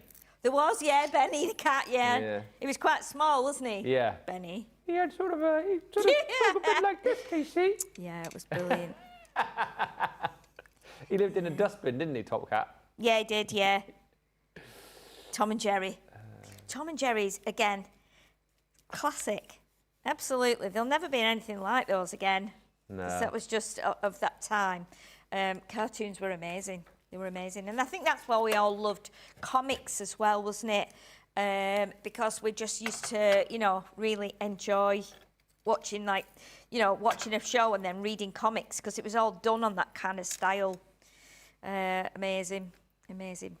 Right, so let's build the bike. So what we're going to do, I'm going to use the pink frame, I think, because I think that'll match with the ribbon and we'll be able to see it just standing at the bottom there.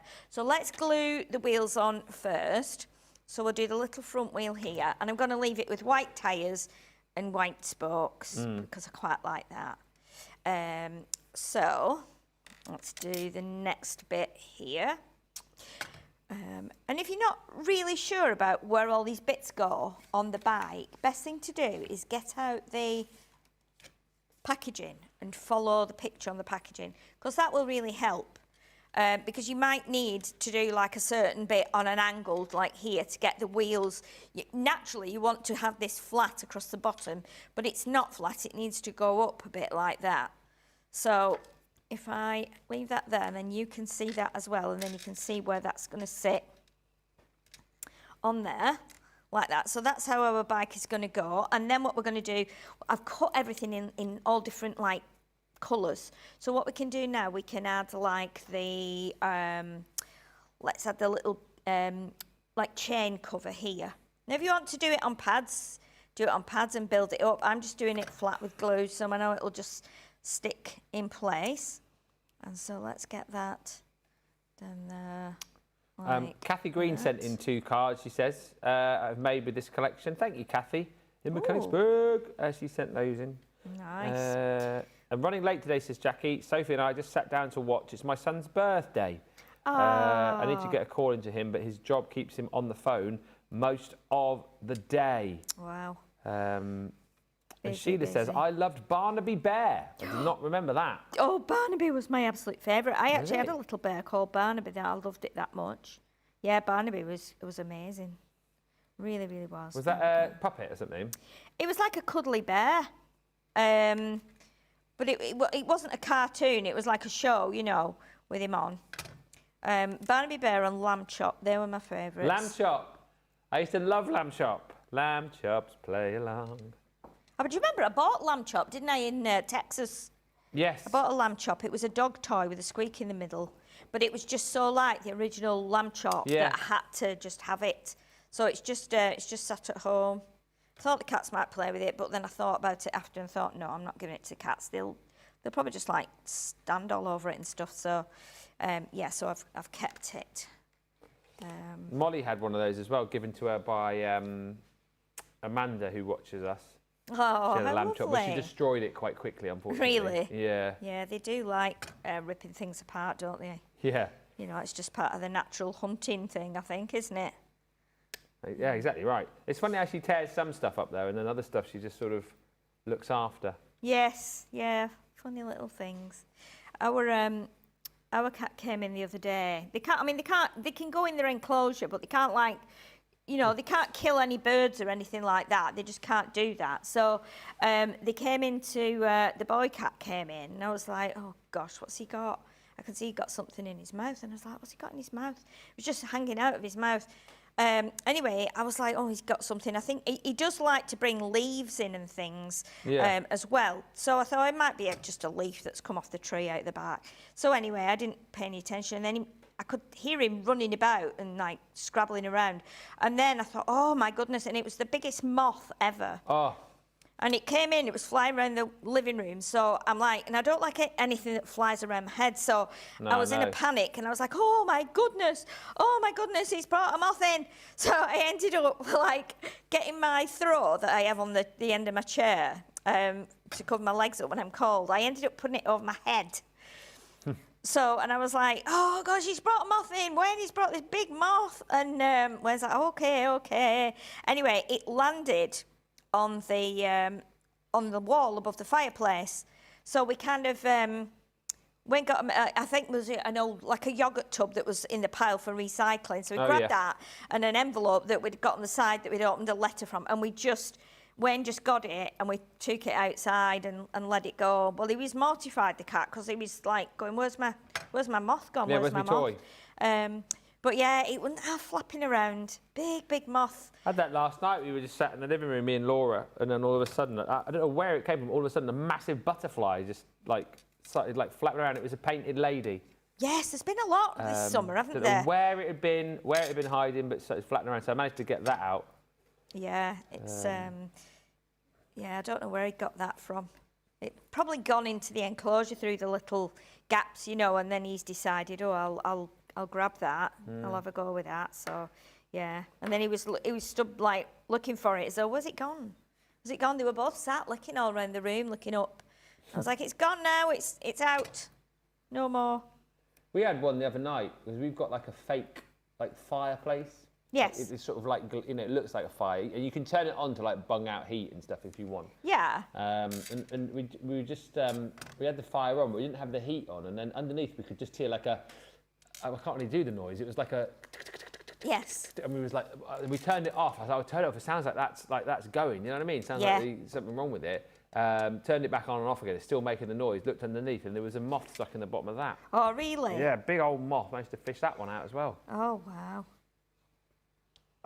In our house, we have a gas fire, and the landlord had it disconnected from the gas, because I think whether it was, it'd been in there for a long time, and so it's still there. It's quite ornamental, but he had it disconnected, so it's not usable. The light comes on when it feels like it, if you want it to look a bit warmer, But anyway, he had it disconnected, but he didn't he didn't close the chimney off. Yeah. So when it rains or it hailstones, all you can hear is the rain falling through behind the actual, chimney, behind the fire, should I say. And it's really, really noisy. I'm like, oh my goodness, this is so loud. And same with the wind howls through it as well because it's still open at the top. But it sounded like a few weeks ago that there might have been a bird that had dropped down.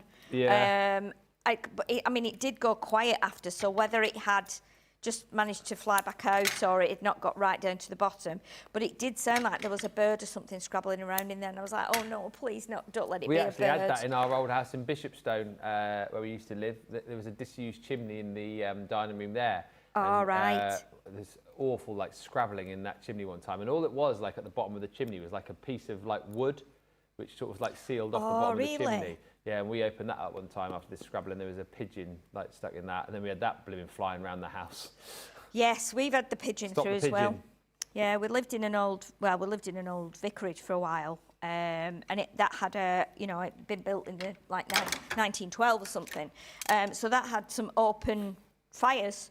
So we used to have a fire in winter, but then there was a lot of noise. And I kept seeing the cats, there were kittens then, they kept looking up at the chimney as though, there's something in there. Anyway, what happened was, it was that was a pigeon as well. And that had actually fallen down into the fire, but not in the fire. The fire wasn't lit, the fire wasn't lit. But I ended up that I had to, get it out. It was completely covered. Yeah. In soot, In what? In a suit? In soot. Oh, soot. Soot, as you would say. Soot. Soot. Yeah, soot. So I had to.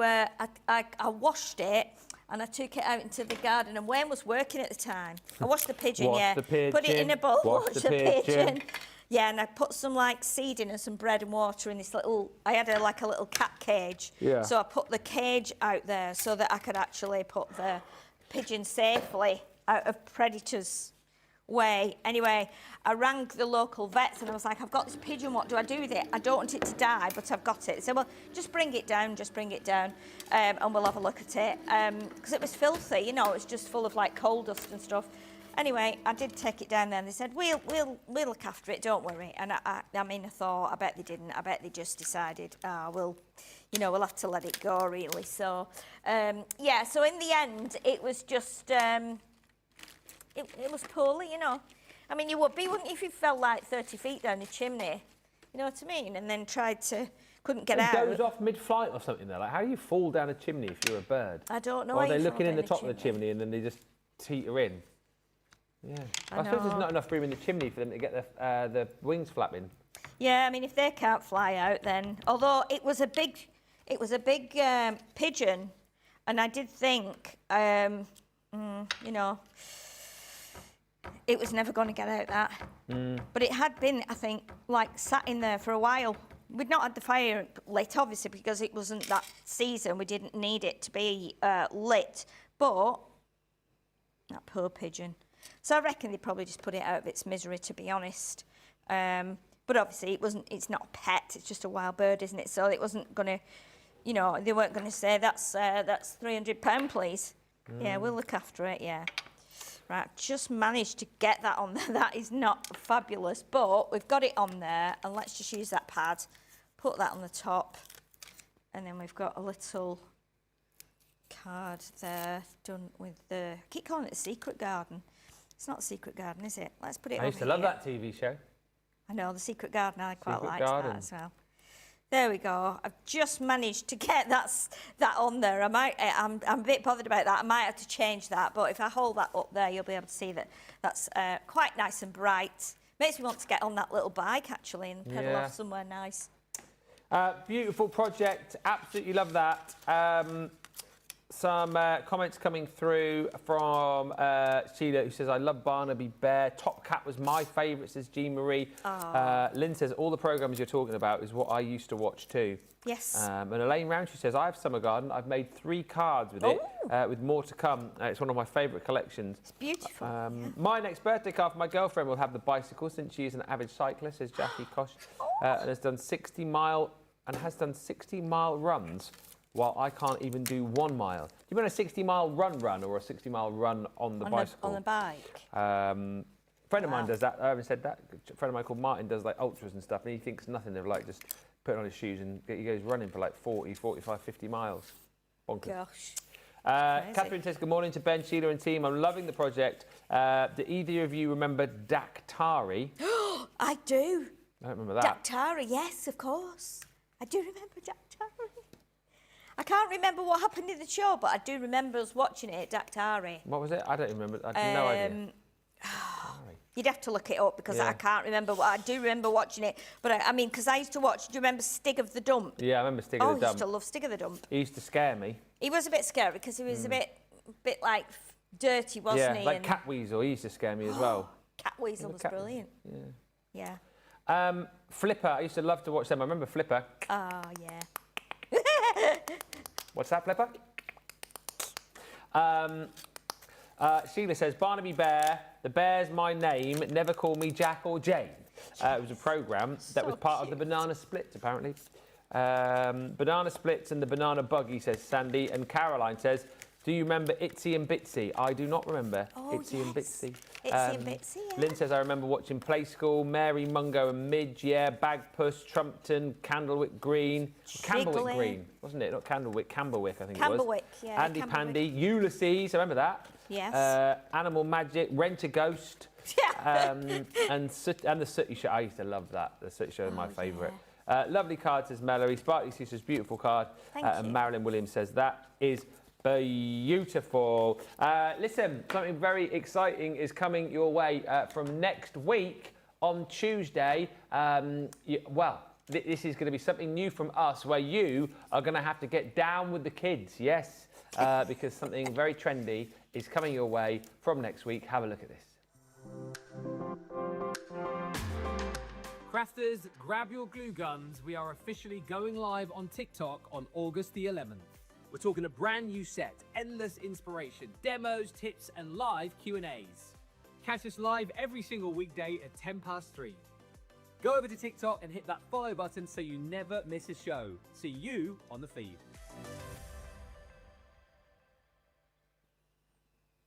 There you go. How exciting is that? Who's on TikTok? You'll have to let us know in the comments if you are TikToking or ticking. I have a TikTok account, but yeah, I mean, I need to get on it now, don't I? I need to get on it. Let us know if you have a TikTok account. If you don't, definitely worth signing up for. Marilyn says, beautiful, Sheila. Beautiful card, says Kathy. Mallory says, I loved all those old shows and cartoons. We've got a few Sandy Cocker for price drops coming up. Yes, Sandy, named after you, because you were the one who suggested we did it.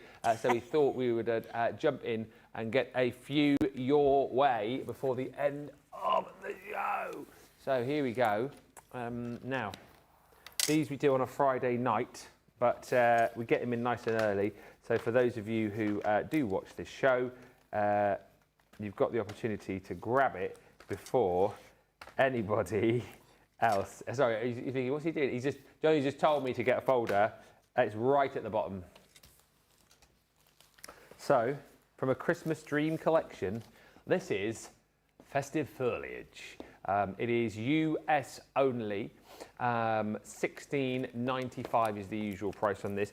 It's actually a really lovely folder because it's got loads of foliage on it. It's festive. Oh dear. Yeah, it's a lovely folder. It's a 3D folder, 5.5 by 5.5. It's got candy canes on it. It's got holly and ivy. It's got all sorts. Normally £16.95. Will work, of course, in your G2. Will work in your junior. Will work in your MIDI. It's normally £16.95, but up until the end of play today, we're going to drop the price down low. Here we go. $6.78 is an incredible price. I think you'll find that is a huge discount we've just taken off there. 60% only until the end of play, though, today. Now, if you're getting this, you will want to get this, which is the Christmas Dream Pad. Now, this is UK and US, so $16.99. By the way, when we do these price drops, you do need to remember that the price is before your discount within the club. So $16.99 or $21.95. When the price drops in a minute, you'll take whatever your discount is normally off the price on screen. And look at this, it's beautiful. If I give that a little wiggle like that, look at that, you can see the beautiful pearl finish on the reverse here. But all the papers in here are beautifully illustrated. They have got that wonderful nutcracker sort of theme to them, whether you're using them all as frames, whether you're going to be snipping into these, however you want to use them, they are beautiful. Some of the reverses as well, you've got your beautiful kind of patterns on there, more sort of like laid back designs on the back if you want to, ink onto these, stamp onto these, but all the characters from the Nutcracker you'll see. You've got the Sugar Plum Fairy, you've got the Mouse King, you've got the actual Nutcracker himself. Cut these out, trim into these. Leanne did a brilliant project actually a little while ago where she was snipping into these, fussy cutting into these and creating a beautiful scene on like an aperture that she'd done. That was in one of the summer schools, I think it was, maybe 3 weeks ago.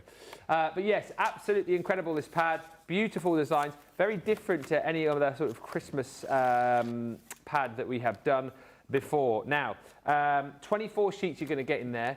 You're getting 12 designs and 2 sheets of each. If you're picking up that festive foliage folder, you'll definitely want to pick this up too, because you're about to get it for a song. In 3, 2, 1, look at that 60% saving. That is $6.79 or $8.78. That is $5.43 or $7.02. If you want to grab a few, that is the Christmas Dream Collection. Mary Beth Dawes says, good morning from Minnesota. And hello also to Lynn, who says, I have a TikTok account, so I will be looking out for that. My favourite show is NCIS and the Father Brown, which was on last night. I do miss Bunty, says Jackie Kosh. And Jean Marie Penny says, I'm on TikTok as well. Maybe I should get myself over there, seeing as everybody else is TikToking. Next up is the Easy Grip Mat. This we launched back along with... this one's been cut into loads of pieces. I'll show you. Basically, what you get in here, you get 2 in here actually. 10.5 by 12 inches, the Easy Grip Mat. This one's been hacked into. And that's fine, right? I mean, that is not the best thing in the world to look at, that really, is it? I don't know why I got it out. But basically, what this allows you to do, you pop this down, and look, you can see that won't move now. It's stuck onto the surface, which is great. Because what we used this for initially was we cut these into smaller pieces for the size of, say, an ink pad, for example. So you can pop that down onto your surface, pop it onto your pop your papercraft project on top of it, and it won't move. It holds it secure. Ink pads on top of there. So rather than having to like hold that with one hand and then get your dauber out on top, you can simply pop your ink pad on top and then just get your dauber onto the ink, because that will hold it in place. It doesn't move, it sticks. It's absolutely incredible. It's heat resistant as well. You can wipe clean with this as well. And you are gonna get your 10, what size is that again? 10.5 by 12 inch mat. Very handy to have, particularly, as I say, if you use ink pads a lot, you can probably buy multiples of these, cut into them and create a fun little pad for each of the ink pads that you have. $11.99 is your price on that. However, we're going to drop the price down low. Get a grip. See what I did there? Get a grip, because this price is going to go super duper low. In 3, 2, 1, $11.99. $8.39 is your US price on that today. If you're a platinum member, that is another $1 £6.78 that it comes off at, I think. So it's a 30% saving on your easy grip mat. If you want to jump in and grab that, it is at £6.71. Next up is our cable knit. This comes from the collection of embossing folders that we did, which have, well, just taken the world by storm. They've always been very, very popular. This is the one where the carved wood comes from. You've got the 3D design on these. This, I think, is probably one of the most popular ones that we have done because it's got that beautiful sort of chunky knit, cable knit design to it. Again, size-wise on this, you're talking at 5x7, and the price already is brilliant. Use it on all the different cardstocks. Again, be more Ben and ink this, emboss this onto black and then use your gilding wax onto it. It'll look incredible. Get all of your inks out and have fun with it. It's $6.99 normally or $8.95 if you are in the US. Price is going to go low. 3, 2, 1, £2.09, 70% off. If you've not yet got that, that is $167 or $214 if you are a platinum member and you are in the club. Next up on our price drops tonight, we have got the Colorista pencils. These are great as well. My goodness me, how many times have you seen these on a show before and maybe not picked them up? I mean, I can't believe the price that you've got on screen already almost makes me think that the price has been dropped, but it hasn't. $5.99 is your price here. You're getting the 12 different coloured pencils in total. These ones are wax-based pencils, so they've got a 2.65mm core. Stunning quality with these, highly pigmented, wax-based, as I say, so you can layer these, you can blend these. If you want to bring in things like your blending solutions, you know, you can do that too. But the colours in here you are going to get are red tulip, rose pink and poppy red. You've got azalea, pink lily and hibiscus, primrose and marigold, lotus flower and petunia, lavender and clematis. These are great to have as a pencil. Maybe if you're going away and you don't want to take your more expensive colour blends with you, these are great as a replacement for those. They are a great pencil to have if you are somebody perhaps who you know, has got kids or grandkids and you want to make sure that they've got a really brilliant colouring implement to use. They're absolutely incredible. 12 in total you're going to get. $5.99 seems like a very reasonable price to me. You're talking about 50 cents a pencil, but the price is going to come down super low as we take these down in 3, 2, 1 to $2.39, a 60% saving. $1.91 is incredible if you want to jump in and grab that. And then one more for now, which is... Oh, glitter card. I thought you said a creator card then, were you? It's a glitter card, not a creator card. Glitter card. This is your got that glitter card, man. What you're going to get in this is your 10 sheets, 250 GSM, single-sided, A4 in size, and of course, the thing we love about our glitter card is that you get all the sparkle, all the fun, all of the wow, all of the kablam, all of the kapow and whack, but without any of the, yeah, meh. You don't get any of that because all the glitter is encapsulated, so it's not going to go all over the place. You can emboss this beautifully, you can cut into this, you can score into this, and we will give you 10 sheets in your pack. $3.99 seems very, very reasonable to me, or $5.95, but what you've got to consider is we've not even dropped the price here. You're about to see something I want to say that we've never done before on what has been some of our most popular cardstock across the years. $1.99 or $2.97 is your price, yes, and that is before your discount. $1.59 if you're platinum, or $2.38, which is absolutely incredible. Feel free to stock up and grab as many of those as you would like, because that price is simply sensational. We are almost done. We've got a craft-along coming up for you at 1 o'clock, which is Life is Sweet with Debbie Robinson from just a little while ago. 2 o'clock, we're back live. The Weekend Wonder is the Berry Bliss once again, but this time we're bringing it to you with an unbelievable 20% saving. Then we've got the pick of the week at 3. If you've missed out on that earlier in the week, that is our marble pads, the 8x8 marble pads. Glitter, Marble and the Vellum. And then, of course, we have got the 2 live shows to finish off today.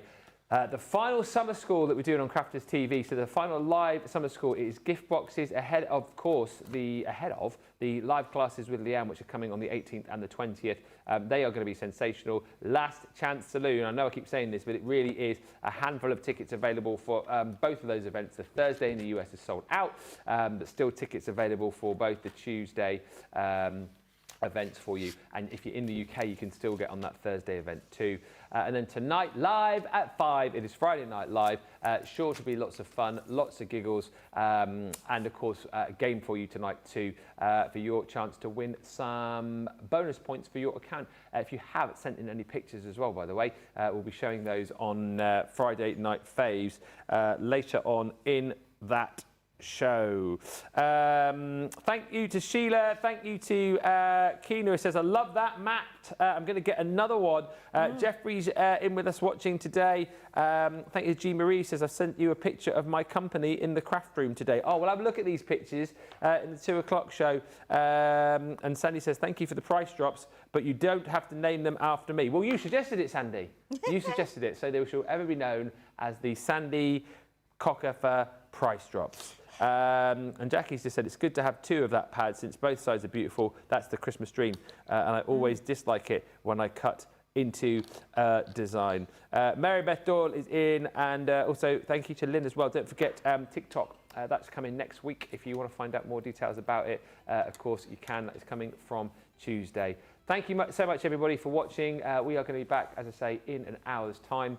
You've got your replay on the way in just a few moments, which is the brilliant Craft Along Life is Sweet. Thanks so much for watching. See you back here in an hour. Until then, everybody, thank you once again. And from all of us, goodbye.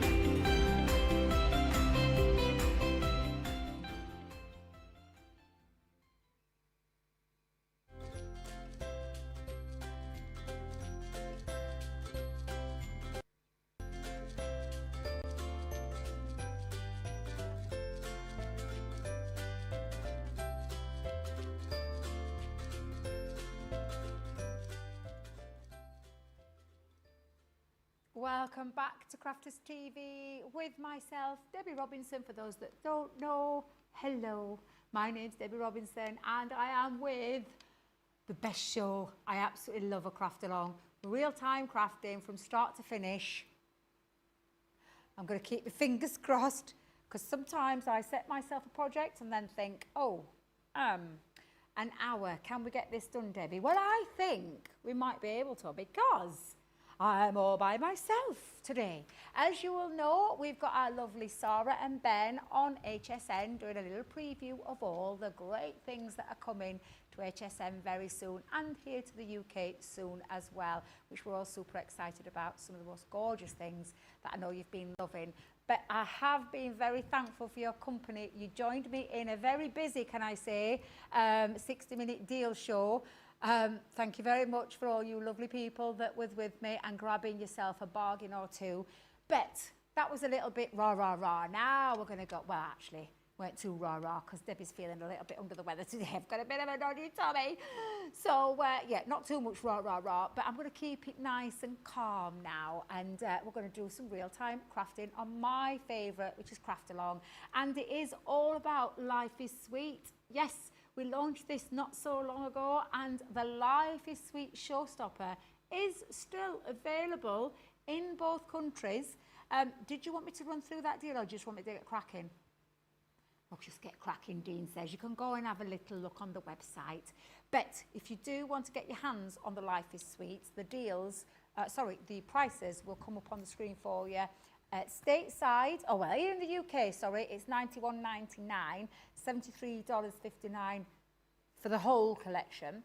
And then stateside, it is $139.99 if you're not in the club. But if you are in the club, $111.99. Now, if I get enough time, I'll recap that deal for you. But it's got edgeables, it's got stamps, it's got the most beautiful, beautiful papers, 12 by 12, 6 by 6, 2 very different paper pads, pearlescent finish, sentiments in there.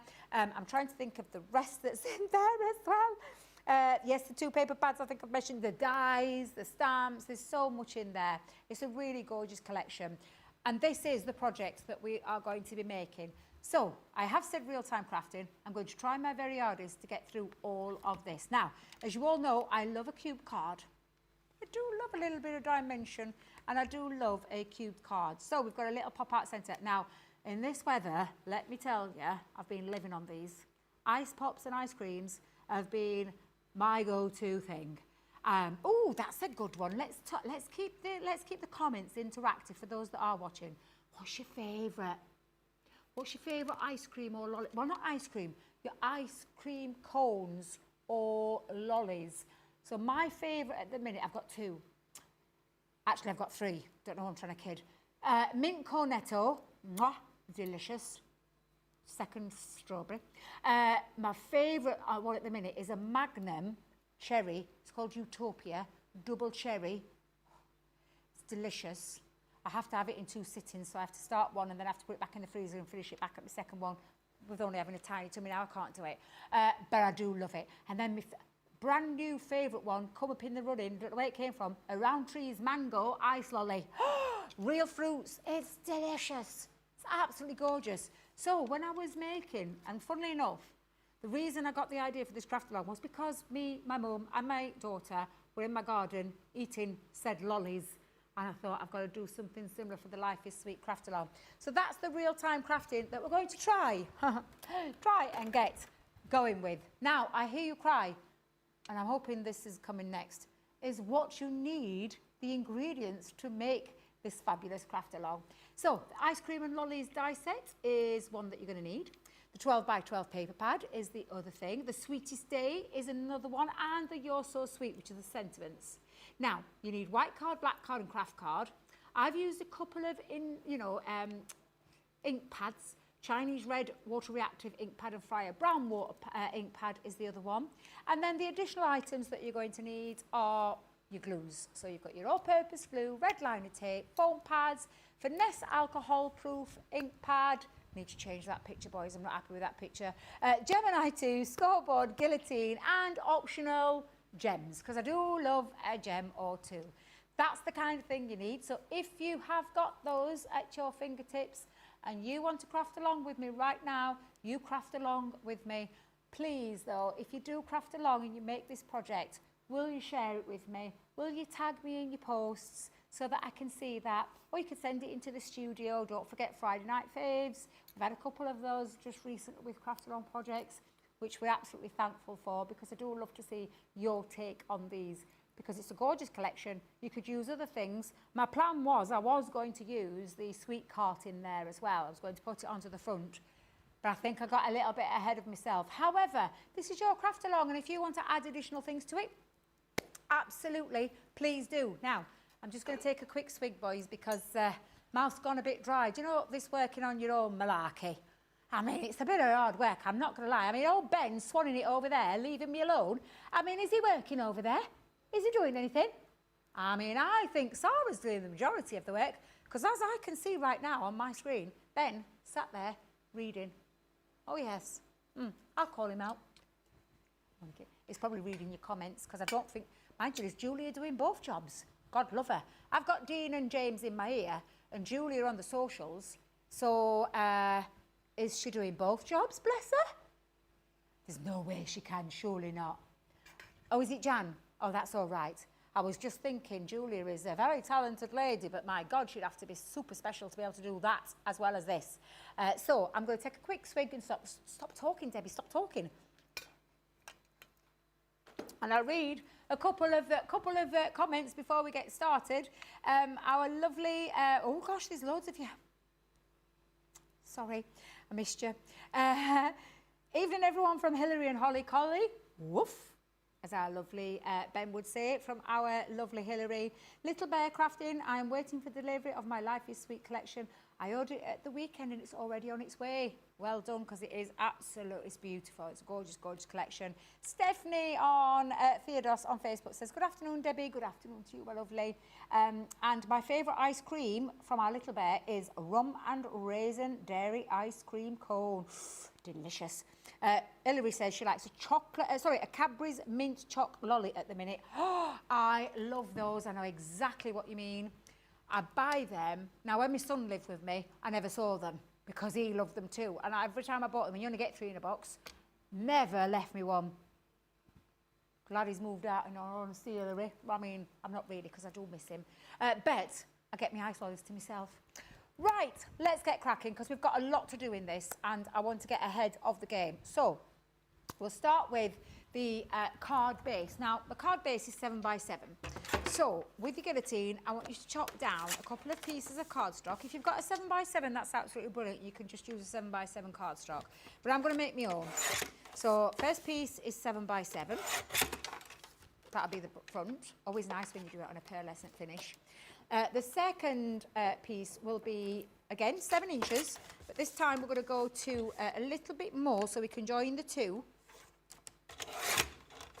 So take that to about, you can either take it to 7 1/4, you'll only leave yourself a 1/4 of an inch if you do, but you can take it to about 7 3/4 to give yourself that 3/4 of an inch gap. And by that, I mean grab your scoreboard and then just mark this off now at 7 inches. So pop it up to the base and mark it off to 7 inches and we'll join those two pieces together. So it roughly gives me about 3/4 of an inch there. Right, so that's the first bit. We'll seal that together.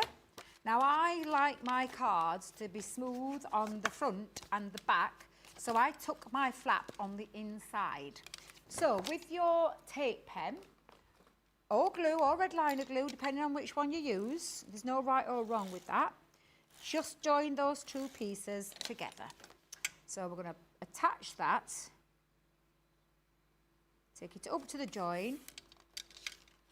So now you can see that you are going to get a smooth card base from the front to the back. That's just my preferred method when I'm making my own cards. Okay, so that's your card base done. Now don't think of that as an ugly flap showing because it's going to get covered up, you're not going to see it and it's going to be absolutely fine. And talking of which, we'll get those mats and layers done, then we'll do the cubes and then we'll get on with the die cutting. So we need 3 panels with the black cardstock to be 6 3/4 inch squares. And you need 3 of those. 2 for the inside and 1 for the front. Now you could be very frugal with your black cardstock and I might have to do that because James, I don't know how much we've got left of black cardstock. Oh, you're an angel, thank you. Thank you. It saves me having to gut out 3 separate sets because you will only get 1 of these panels, but you've got lots of spare bits, so don't throw those away. You'll get lots of spare bits there. So, 3 of those. Then you're going to choose from your 12 by 12, you're going to choose your paper. Now, this is going to be a toughie because this paper pad is absolutely blooming gorgeous. There is no words to describe this paper pad. When you get it home, and Little Bear, I can't wait to see your response on this one because this is absolutely beautiful. It's all pearlescent finish. Oh, it's just stunning. It's from the sprinkles. So it's just a case of which one you want to choose. Now I'm going to go with that one because I've chosen that, but I also chose on the front, I went with, do you know the one with the bunting on? I went with the bunting. So let me see if I can find that. Oh, there it is. Thought it had all been used, James. So we need 3 pieces now. Now this might be a bit tricky because this is 12 by 12, but the pieces that we need to cut now are going to be 6.5 by 6.5. So with that said, you know you're only going to get one piece out. So you could potentially make this a smaller project if you wanted your cardstock to go a little bit further. But we'll use all these bits. It's not like it's going to waste. So I'm going to come in with 6.5 by 6.5 for that one. And then I think I will choose, because that's going to be on the inside, I think I'll choose I'll choose a different one. Let's choose a different one for the bottom bit. Oh, that's nice. That'll complement it really nice. And we can double up by using this with our die cut pieces. So that's 3 6.5 by 6.5 in your patterned papers. And we'll do all the matting and the layering now, because we're going to put one on the front of the card base and we're going to put 2 on the inside as well. So whilst we're doing this, this can be drying. Right, so what was that, James? Sorry. Oh, you thought it was right? No, I know. It's this heat, because it is quite warm today outside. I sat outside a couple of times trying to get some fresh air, and yeah, it's very nice outside. So first panel on. And then we're going to put on the inside as well. We'll do those 2 pieces, so we'll get those 2. This paper is sacrilege to cover up the B-side. It's so beautiful. So we're going to get all of the workings of the card done, and then we'll get cracking with the decoration and all of that jazz. So that's the second one. I think I've got a bit of glue on my table there. Now then, you're going to have to tell me in the comments what's been your favourite bit so far of the HSM bit, if you're watching both. Because I'm looking at the screen again, because I've got the screen and I can see them all. I've seen some lovely things, but because I'm on my own, it's a little bit difficult to keep looking at what they're doing. Ben's cracking me up with his facial expressions. He's so funny. He don't realise I can see him, does he? I'll have to tell him tomorrow. Right. Now, I'm going to be opening my card so that the pieces come out. So in positioning my flags, I'm going to have that going that way, because that's the way that it's going to go. So think about your direction and when you're popping your papers on there. But we'll get all that bit decorated. Whoops, nearly dropped that then. And literally just stick those down, and that can be drying, because it doesn't take long to dry, but it can be drying whilst we're getting everything else working. I think I'm going to have that on the base. That is beautiful. I would love a wall decorated like that. It's just beautiful. Such gorgeous paper. Yeah, we could start wallpapers here. That would be a catch, wouldn't it? Get our designers to create wallpapers. I think that would be a really good idea, James. And first in the queue, let me tell you, those designers are absolutely fabulous. And then I'll put that one. I'm going to go that way around with that one. Yeah, they work lovely together. So let's go and pop that in. Then we're going to make us little cubes, and we'll get those bits done. And then we'll get down to the nitty-gritty and all the decoration. Right, so I'm happy with the placement of my panels. And what I want to do now is let that dry. So I'm going to leave that just in the front of me. And then we're going to come in. Now, I've got to remember, where's my little paper? Oh, wait a minute. I've got that much paper here at the side of me. I've lost my little cubes. Debbie, what do you like? Now, let me just grab my ruler just to give myself a little measurement recap, because I've only written down my 2 small cubes. To be fair, on this bit, you can do these cubes.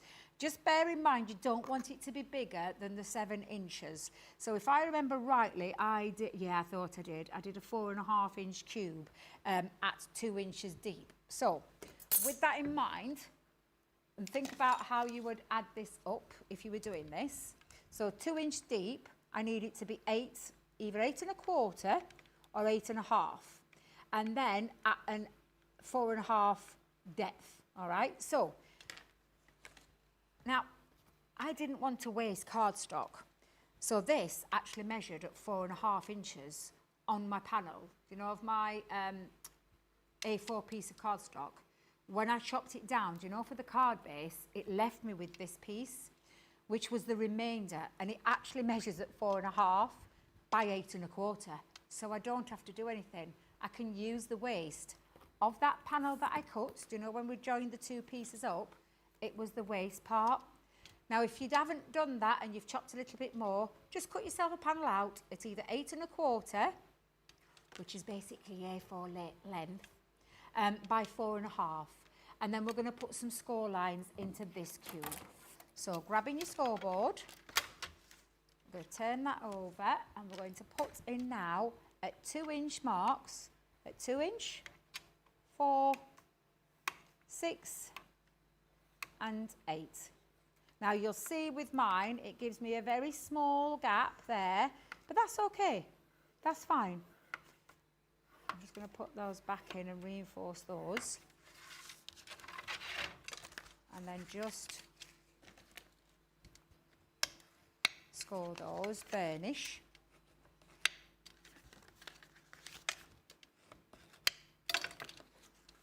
And creates my last little panel that I'm going to put a bit of red liner tape down on. So let me grab, oh, now then, have we got any thin red liner tape here?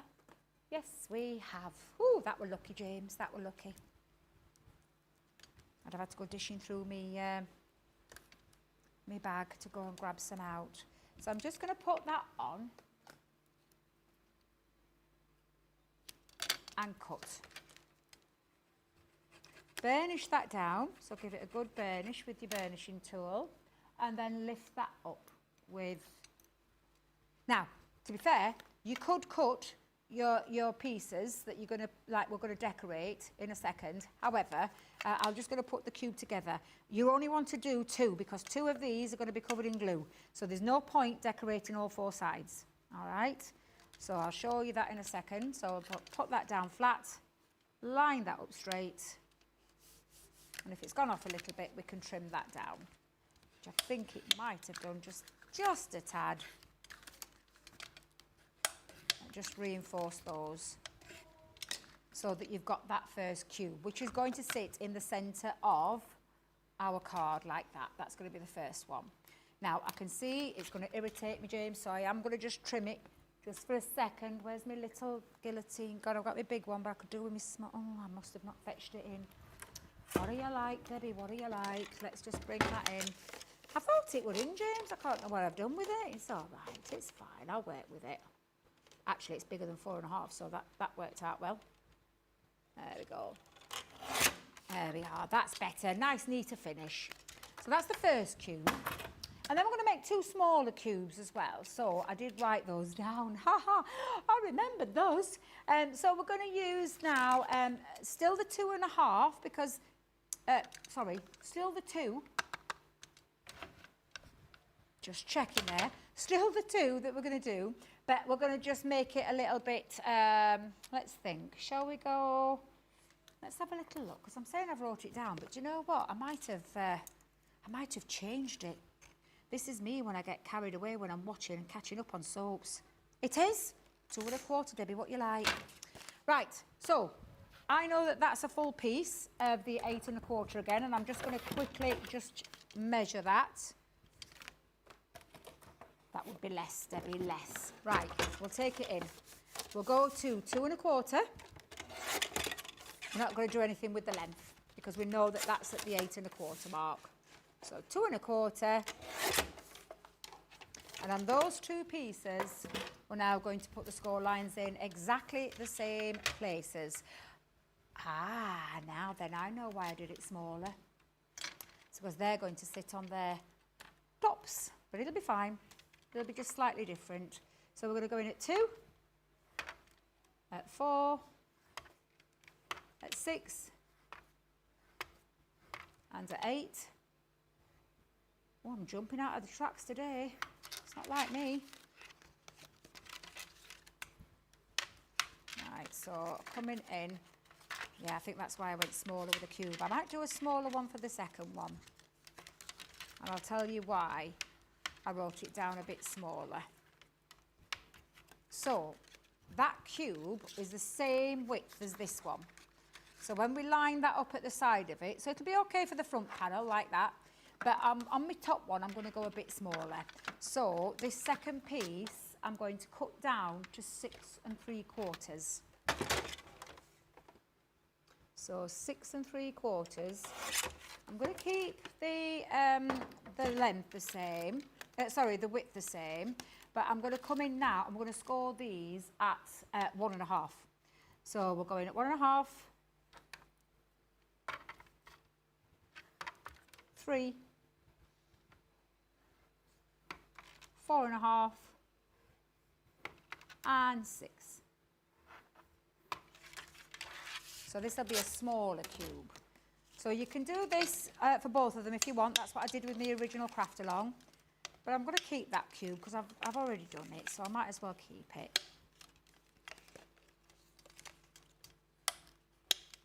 I'll just trim that down because it's a bit bigger than what I want. There we go. And then just again, we're going to pop some red liner tape on. And we're going to pop that going across. And that will be the same for this one as well. So let's go in and pop that down. Now cubes can be at any size that you want. All you need to remember when you're popping them on the inside is that they don't come over the edge, because if they come over the edge, it affects the closing of the your project, of your card. So I'll do both of those. I'm going with a slightly different one to what I did originally. Right, let's get that lifted off. So again, I'm going to fold that down, pop those, give those lines again another burnish. The better you burnish, the better that actually folds when you're opening and shutting your card. So it's worth going over all 4 sides again.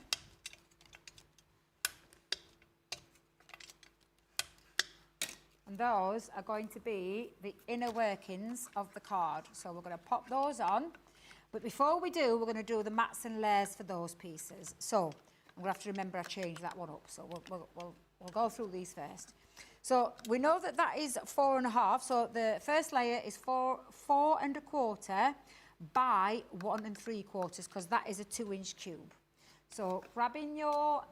Do you know, I don't know what I did with that. James, did you see what I did with the small guillotine? Bottom right. I'm looking, but I can't see it. Oh, I know where it is.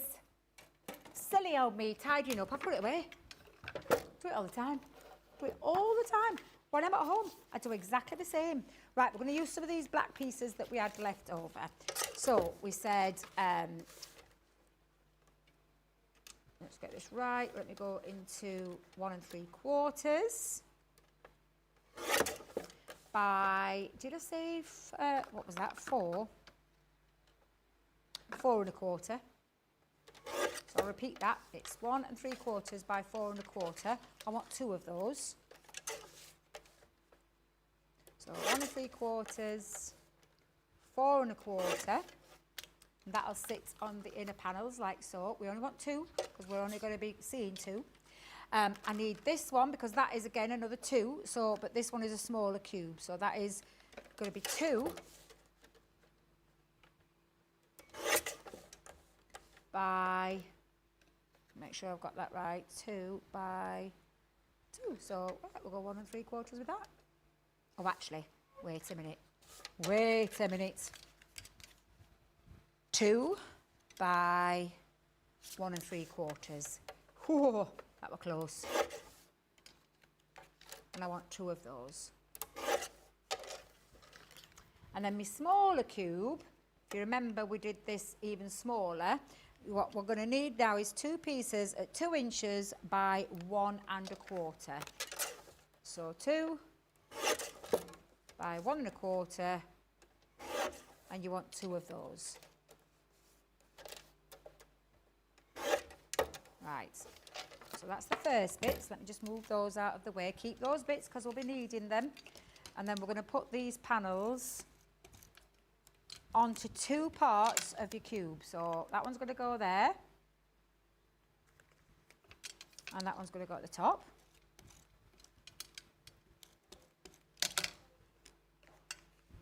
Like so. And then the same with the big one. Oops, don't be chucking them away, Debbie. Blowing away with a fan, that's what they're doing. Right. Oh, Viennetta, James. Yes, I have. Is that James's favourite? What's your favourite, Dean? What's your favourite? Mango sorbet is allowed. Yes, of course it is. If that's what you like, you absolutely, definitely. I'll read some comments out in a bit because I can see some more comments are coming in as well. So I won't be ignoring you, I promise, Julia. Right, so we'll put that there.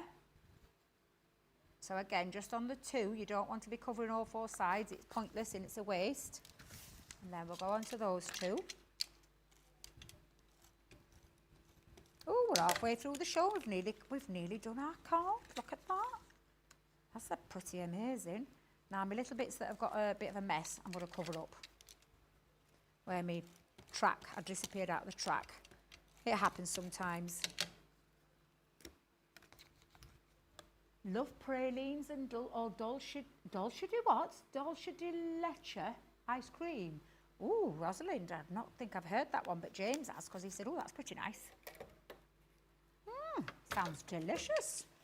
Now, we're going to come in and just add, and again, we've got all this spare cardstock, so we don't want to waste it. We'll cover those up as well. So now we need to do the next sizes down. So that one was, let me see if I can remember, so this now needs to be 4 by 1.5. So let's go in. 1.5. By 4. It's a caramelised milk. Oh, is it? And that will fit in there beautifully. So we need 2 of those. Oh, there's lots of noise going off in there again. They're really noisy, those 2 as a little duo, aren't they? What are they like? So I'll put those on first while I've got those ready. Like so.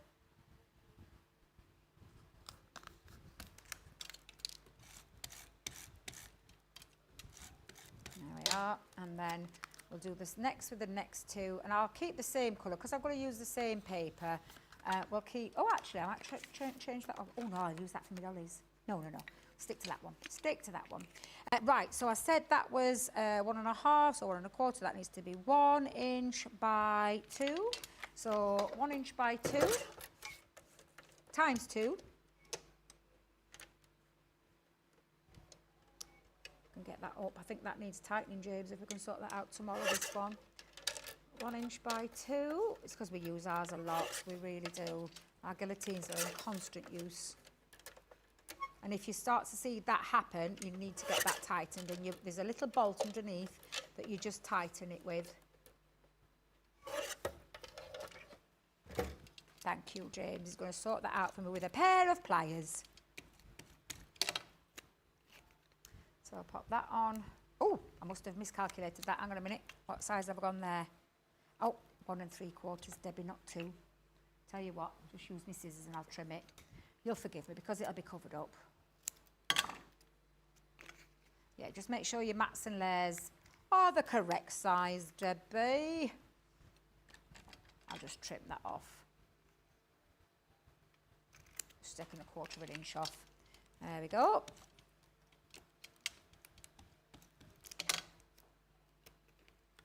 Right, so that's that one. And then the last one is the little square one. Again, let's just, oh, Debbie, you've got all your bits stuck together. Oh, do you know? Ugh.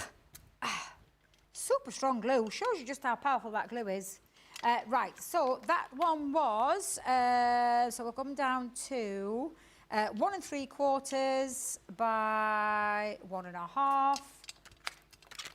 So 1 3/4 by 1.5 times 2. So 1.5 by 1 3/4 should, if my calculations be right, fit perfectly into there as well. Then we're going to put his cubes in, and then we're going to make with our lollies, so be getting your lolly die set out ready to be using, because we're going to be doing those in a second once we've got these lined up. There we are.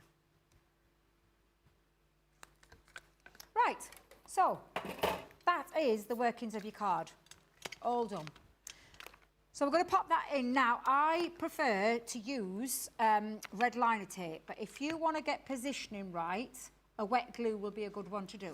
However, I'm going to do this for speed, so I'm going to just pop in the tape, and I'm going to use a bit of both the tape and the the all-purpose at the same time. I was going to say to give me extra strength, but I've got it stuck to my fingers. My goodness, it's super strong. Now you want to push that up to the, and I'm going to try and do it that way. You need to push it up to the edge. Now this is why I say using a wet glue would be really, really handy to use to give you a bit of wiggle time to get it positioned.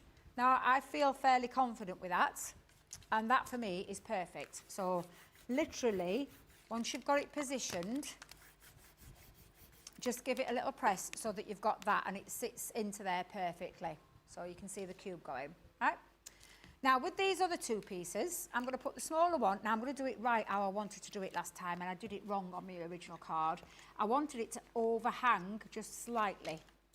Now, just talking of overhang, there's a little bit, there we go. Simply sit it like that at an angle. I miscalculated and I put too much glue on and ended up sticking it on top because I'd realised I'd put too much glue on. So just calculate where you want that to go, and I'm going to go about 3/4 of the way. Just put a little bit more on the top, so that when you sit that on, and again, wet glue will give you a bit of wiggle time, but once you've positioned it, and you feel fairly confident where you've got that, and again, and it's only because I do cube cards ever such a lot, I really do. It also looks nice, you know, if you have it that way, on a card, can I just show you how lovely it looks when you do your cubes in a different angle? So you could do this in any shape, any way, you know, any way you wanted to do it. Now with this one, it's the same size as my other cube, so if it was a smaller one, I'm going to just put it out a little bit, just a little bit out there. Just go back to that edge. So again, I'm going to take my tape, go up about 3/4 of the way, and go in. Now if you've got the small one, you'll notice with this small one, and again, just think about where you're positioning with your glue. If you feel confident, or if you just feel like you've just tad, the wet glue will give you the wiggle time, because you need it to be flush. I'm going to have to put my head in the way, boys, do apologise. Right, there we go, and then fold that down and do exactly the same, so that you've got your cubes, and again, like I said, it looks lovely. Can you see how nice it looks when you're doing? But I'm going this way, because we're going to have his lollies now coming up. Right, that said, we've got the cube base done, so I'm going to move all of these bits out of the way, because now we're going to come to, and this is where your spare pieces of paper are going to come in use. Now, I'll read a couple of comments before we move on to this next one. I've got, Jane Marie Penny, I was crafting with Debbie, but hubby rang, so now I'm way behind. Don't worry. You can catch up at any time, Jane Marie, I promise. And she says strawberries. She loves strawberry ice cream, I'm assuming, and loves Soleros. Ooh, Debbie Fisher's favourite. She loves the Solero. Yeah. Oh, a feast. Delicious. Absolutely delicious. Oh, don't get me started talking about ice cream lollies, because I'm going to have one tonight. Actually, I think I've got a cherry one in the house. Might have to treat myself if this stomach stops playing up. Susan Carter on YouTube, the Nutcracker has been in and out of my cart. I think he needs to stay in now after I saw the other ideas. Oh, tell me more. Little Bear Crafting on YouTube. I will save this show to craft along with my collection when it arrives. Thank you. Looking forward to it, little bear. Don't forget to tag me in it, will you? And Rosalind said she saved the show to try it later. Anna Law, Fairness on YouTube, saving the show for later. We'll definitely be making this card. Love it. And like I said, it's a card that you can use, and you can use it in so many different ways, whether you're using it as an opening, like so, or whether you want to turn it onto either side and create some nice pieces with it. It's super cool. Cube cards, always going to be what I love, because I love that kind of dimension. But let's get cracking. So we need to make sure we've got the right dies. Now, I did choose You're So Sweet, The Sweetest Day for My Sentiments, and Ice Creams and Lollies. So let's get using this one. I absolutely love this. It's such good fun. So we're going to use, and I've cheated a little bit. I've got spare paper, and I thought rather than colouring in, I'm going to use the paper that I've got left over, because I had plenty, look. So we can make a little bit of fun with this and create some nice little ice lollies. So I'm going to take a little portion of this one, go into that bit. So I'm going to cut myself quite a few of these now. So we're going to have little twister lollies, ice creams. We're going to have toppings as well, if you want your toppings. Whatever it is that you want to create, you absolutely create and just enjoy this. The craft card element comes in for the cones. So the cones, we're going to just use those two. And if you want a straw or a wooden lolly, as you do for your little sticks, strawberry or cherry you can pop on there as well. So we're going to just take little elements of that, and we'll run through a few of the dies together to create and pop them onto our plates. Right, so that one can go on there. Let me grab my tape and hold that down. Oh, Colette says she's unbelievable Christmas projects, aren't they just? We're all super, super excited about them. They're absolutely fabulous. I'm getting to see a lot of them coming in the studio now, because obviously well into the throes of... actually, has it finished? Oh, is it still finished? Is it going on still? Oh, it's still going on. I thought it was finished at... Oh, my favourite. Oh, my goodness. I've just heard my favourite is now being showcased. It is stunning. It is absolutely divine. There is no other words to describe that collection. No other words. It is beautiful. So Colette says, yes, unbelievable. Thank you. We are of the same thinking. Oh, Jean-Marie says she also loves a white Magnum. I've not had a white Magnum, I'm not going to lie. I've not had one of those before. May have to try. I think it's the white bit that puts me off that bit. Right, let's get a few of those on. Now you can make as many of these lollies as you want, and I mean as many. I'm just going to run those through, and we'll probably cut out a few more, because I do need a few more lollipop sticks for the ice cream lollies, and maybe another couple of cones for the ice creams as well. So we'll do those. We'll get ourselves a few cut out. Now, whilst they're in situ, you can actually ink through them, if you want to ink through them. I think I'll just put that back into there. You can take your inks now at this stage, and I'll grab a finger, wait a minute. Oh, a finger dauber, that's the word I was looking for. A finger dauber. And we'll ink through there. Now, I think there's excess ink on that one, so I'm not going to bother putting some ink on it, because it's already got some on. The same with these. Oh, she's getting excited. It must be a collection. It's got to be a collection that's on show. She must be excited. Are they both sitting on the sofa? Is somebody winning something? Woo! Oh, I love it when you win things. All right, so I'm just using, do you know what? I've not even used the inks that I was going to use, because there's tons of ink left on this. Oh my goodness, that looks gorgeous. Love it. Good enough to eat. Good enough to eat. All right, pop that onto there. Oops. Try not to move it. And then just finish that off there. So we've got 1, 2, 3.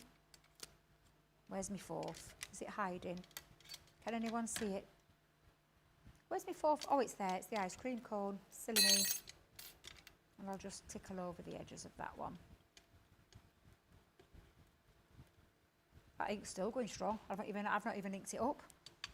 I've got 4. How many do I need? We'll do a couple more ice creams. So I've got enough lollies.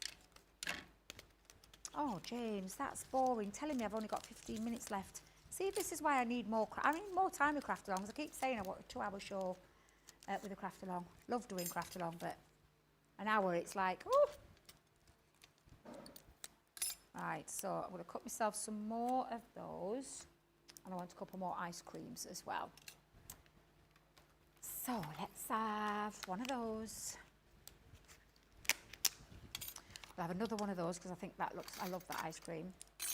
So let's go back in and add a few more. Now, of course, you won't be rushing. You won't be in a time limited where you've got to get everything done in an hour. You can take your time with yours. You don't have to rush this part. I'm just going to try and speed up as fast as I can. Put that one on there. We'll have some more craft card.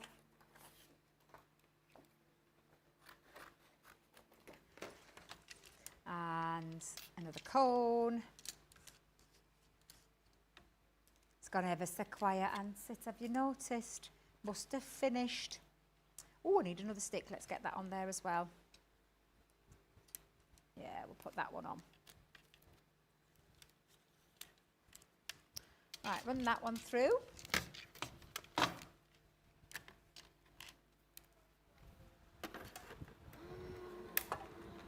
pop that there.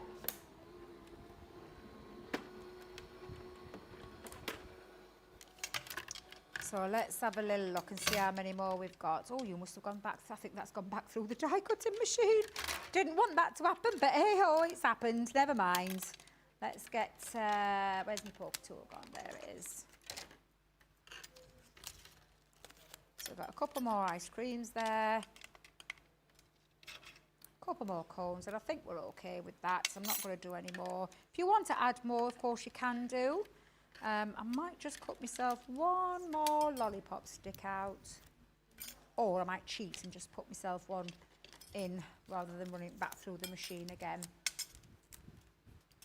Yeah, let's just trim one down because you'll not be able to see it, so I'll just cheat and trim that as it's a lollipop stick, even though it's not, but it'll look like one by the time I'm done with it. There we go. Right, that saves you having to run back through any more. Right, so let's tickle over the edge of that one. And that one. Still going strong, this ink. Look at it. It's amazing. Can't believe it's like literally it's still going on. And that's literally, I've added no ink to it whatsoever. Absolutely incredible. Shows you how juicy those ink pads. Oh, I've got Jam with us now. Oh, for the last 10 minutes. Our lovely, oh, I love that. Julia's still with us though, isn't she? She's still with us, our Julia. Oh, is she gone now? She just stayed with us until, oh, bless her. Right, I do want to use a little bit of the water reactive Fire Brown. So I'm just going to take another, oh no, is there a Fire Brown? Oh dear, we'll use that one. And we're going to tickle over the cone.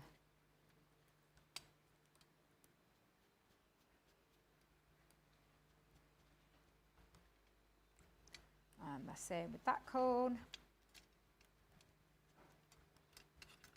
And that one. And you can do this with your lollipop sticks as well if you wanted to do that. And that cone. And that just lifts that, it lifts it from being flat to adding a little bit of dimension to it just by tickling around the edges. Tickle, tickle, Brent, tickle, tickle. We heard you. It's all right, we'll let you off. Oh, I love it, I love it. Oh, right, so let's stick those pieces together. How many minutes left, boys? 10. Oh my goodness me, that has flown by. But I think we've done pretty okay. I'm not going to lie. I think we've done okay. Right, let's get the lollipop sticks on.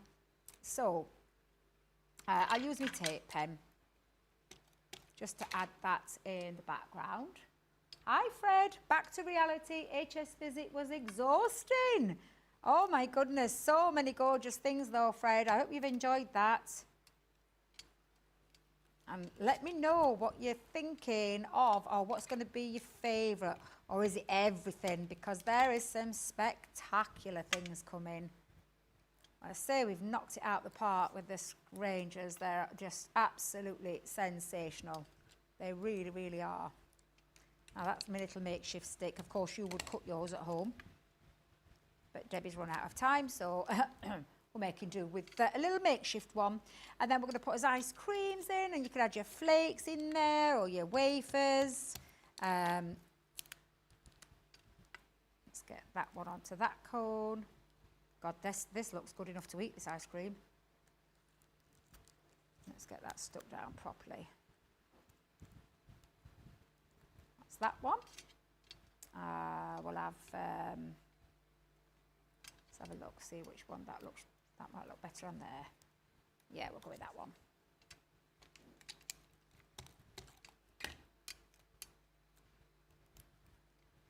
Can you hear things?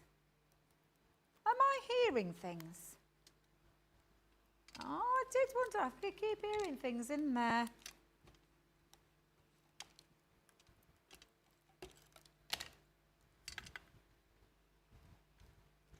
Is Ben still here? How's he gone? They've gone without saying goodbye, the rotters, the pair of them. What are they like? Could have bobbed their head in. I know Jamie'd still be, although he might be on his way out, bless him. I'm going to trim that just a little. What did he say? Oh, yeah, I love it. Everyone's still here. Bar the boss, she's gone. Right, so we've got all of our little elements. Obviously, like I said, I'll show you the rest because we're not going to get all of this done. But we've got the majority of it done, and we are got. In fact, you know what I'm going to do? I'm just going to put that down there because I've not got time to clean the ink pad. But it's now where you're going to decide is where you're going to put all of your pieces. So I always do this when I'm constructing a card. I look at things and I decide where I think they would fit and where I think they would look good. So I'm just going to do the same with this one. So I'm going to pop maybe an ice cream there with a lollipop. Definitely going to put an ice cream down there. Maybe one there. Now, bearing in mind with mine, and I'll show you the original one, I have added some extra little sentiments on. So I've got an happy birthday with sprinkles on the top. And if you just open that up for a second, just onto that middle cube. So it's entirely up to you where you're going to put what it is that you want to say to someone, how you're going to put these pieces up together. I'm quite happy. I've got another lolly answer there, so let's just put that there for now. And then I might stick that down, maybe on there, or maybe. So this is how I always look at things. I look to see where things would be and how they would look before I commit to the stick. I've always been the same, and I think I'll do the same with that. Quite happy with that. But I want to add a bit of dimension. So you can either keep these flat. Now, bearing in mind, so I've put foam pads onto the back of mine. I just want you to bear in mind when you're folding this, if you're adding foam pads on, you're adding extra width to your fold. So I'm probably going to keep these flat rather than sticking them down with dimension. So let's take a little bit of the glue pen. Wet glue will work as well. And then start adding those projects down. I'm putting those lollipops on. If you want to add dimension, add the dimension. I'm just going to stick that back on because I think my tape pen is coming to the end of its life. And it would be just at this time, typical. But it's okay. I can work with it. So I'm just going to put that there just to show you how I'm putting those on. So I've got my two on there. Let's go in with that one. Let's hold that there for a second. In fact, you know what, James? I'm going to switch to those tape pens you gave me earlier. There we go. Oops. They're from the, oh, these, oh no, that one's, oh no, that's jammed. Right, let me just switch over to another one. Let's go in with that one, see if that'll work. That'll work. Put my lollipop on. There we go. Oh my goodness, hi Debbie, back from doing the Christmas line on HSN. Wow, thank you for the demos today. You're very welcome, my lovely. Sarah, oh lovely Sarah. She says, hi Debbie, back from watching the HSN preview. Everything is so gorgeous. We totally agree. It is beautiful, and I mean beautiful. Daisy Wrench says, Sarah's signature collection, the mermaid and the unicorn, will be going with the party animals for today's purchases. And Stephen Ferguson says, hi everyone, Stephen, have you just joined us, my lovely? Were you watching the preview too? That's what I want to know. Where have you been, Stephen? Where have you been? Right, so I'm just going to put the last two pieces on there. And I think I may have to pause because we're definitely not going to get the rest finished. But you've got the construction part done. And the rest of it, I think you could do at your own leisure and add your pieces. So as you can see now, if I just tip that there, put all the ice creams on. Now, because I've kept them flat, that will fold nice and flat as a card. And I'll just show you the difference. That is without the foam pads on. With the foam pads, we're talking a little bit extra dimension. So it depends on how you want your project to look, who you're sending it to, if you're posting it and things like that. So the only things that I've added different, and I'll show you, let me just open mine up and I'll show you how I've done mine. I've just added a couple of extra little pieces on there. I've lifted these with foam pads. I've added gems in the background, and then I've decided on who I was going to send it to. So I've put happy birthday with sprinkles on top and stuck it on that cube there. And then on the bottom, I've put to a friend who is both sweet and cool, wishing you the sweetest day. And I've popped on from the sentiments the ice cream just to finish that off and just added that on. Now on the front, I've used, and we haven't got time to do this one now because we've just run out of time, but I've used the You're So Sweet, and I've used the same papers from the collection, and then I've just used, you know, the marble glitter pad. I use the marble glitter pad on the top there. You don't have to if you don't want to. You can keep it free if you want to, but just to put for a sweet friend, because that's going to go. I'm gifting this to a friend for her birthday that's coming up soon, and I know she'll absolutely love that. And that is literally your craft along project. Now, I know we didn't get it all completed, but I think we did a pretty good job, guys, because we got the base of the card done, got all the cubes done, all the decoration. The only thing you need to add on there now are your sentiments and your extra little bits. And yeah, and if you wanted to do it that way, you know, you could. All you would do is turn it and add your lollies in different areas where you want maybe put a little ice cream going that way and a little one on that cube. And so you could do it that way if you wanted to do it that way as well. Now I will finish that off because I like to finish things off. I don't like to leave things just all halfway done.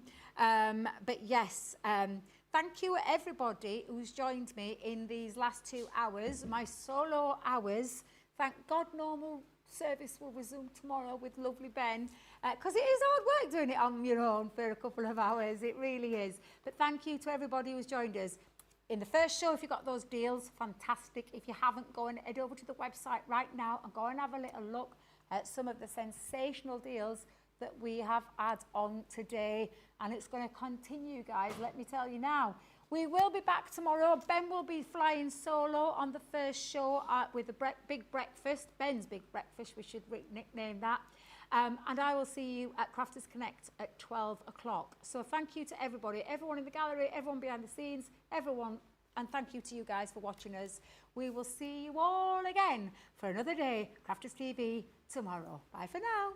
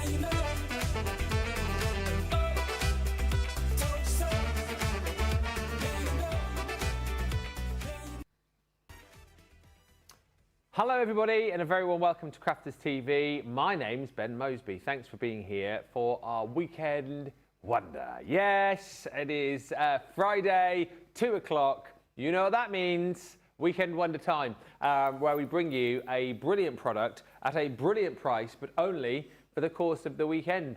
So it happens over the weekend, and if you don't get it, you'll wonder why. Hence why it's called the Weekend Wonder. This weekend, it is the Berry Bliss collection. If you've not got it yet, where have you been? Loads of people have already picked this up. Loads of people have already got this. Loads of people are already crafting with this. If you haven't yet got it, well, I've got some good news for you. You can get it today with the biggest ever saving that we've done. Yes, a very nice saving indeed. What saving did you say? Oh, 20, I thought you said 25. I thought you'd taken some more from the break there. It's 20%. So we're going to go very low for this show, and indeed right across the weekend as well. This will be repeated, so if you want to grab it, make sure you do, but you need to do it by end of play on Sunday, because whatever we've got left on Monday, the price will go back up to where it should be. Get the hellos coming in.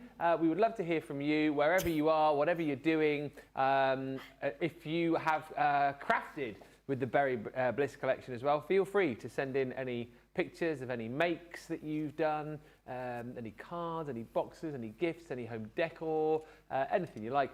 studio@crafterscompanion.co.uk. And quite nice, isn't it, really, that we're doing the Berry Bliss on what is National Raspberries and Cream Day. Yes. So maybe that's the reason. You know what? That's probably the reason why they've done that, because very good at kind of popping together deals to go with National Day. So that's probably the reason why. I still can't get over the fact that people have raspberries and cream. It's surely strawberries and cream. Let us know, if you were going to have a berry with cream, what berry would you choose?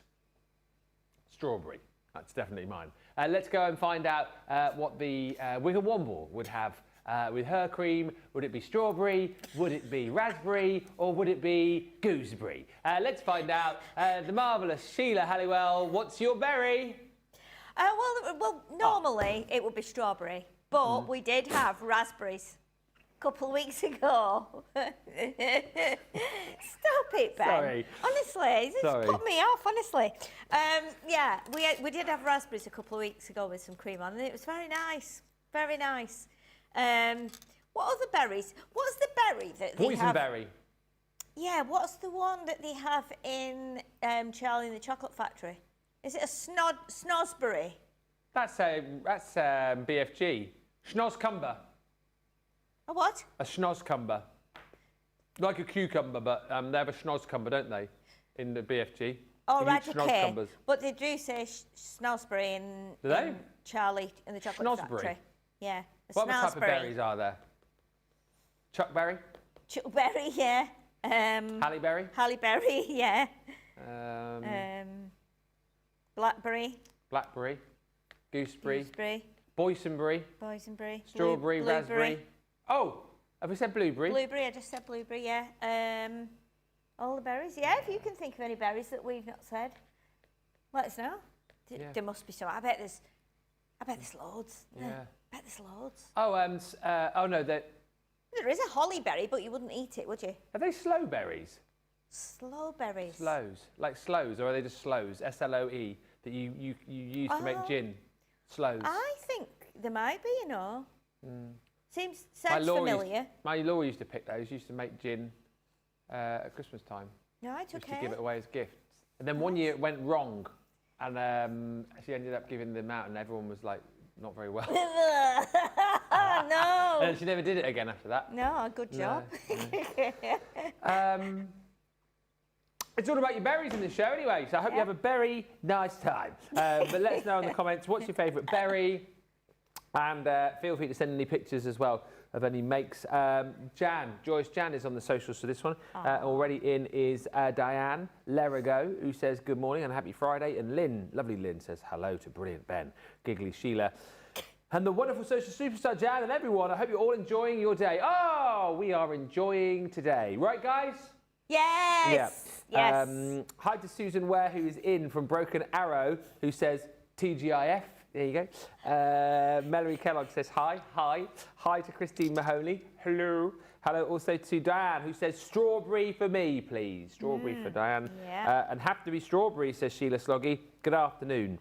Hi to Mary Shaw, who's in once more. Says, hope you're having a great Friday. It's a great day. Jessica Dumont says, good morning from Massachusetts. Hello. And Diane says a blueberry. I do love a blueberry. Blueberries in your Greek yogurt's very nice, isn't it? You just tip a load in there, big tub of Greek yogurt. Very healthy as well. Yeah. And Alex says, hi everyone. I wouldn't have anything with cream as I don't like it. Oh, wow. I'm not bothered about raspberries or strawberries either. Right, okay. Oh. Well, today's not your day, is it? Raspberry and cream day. No, it's not.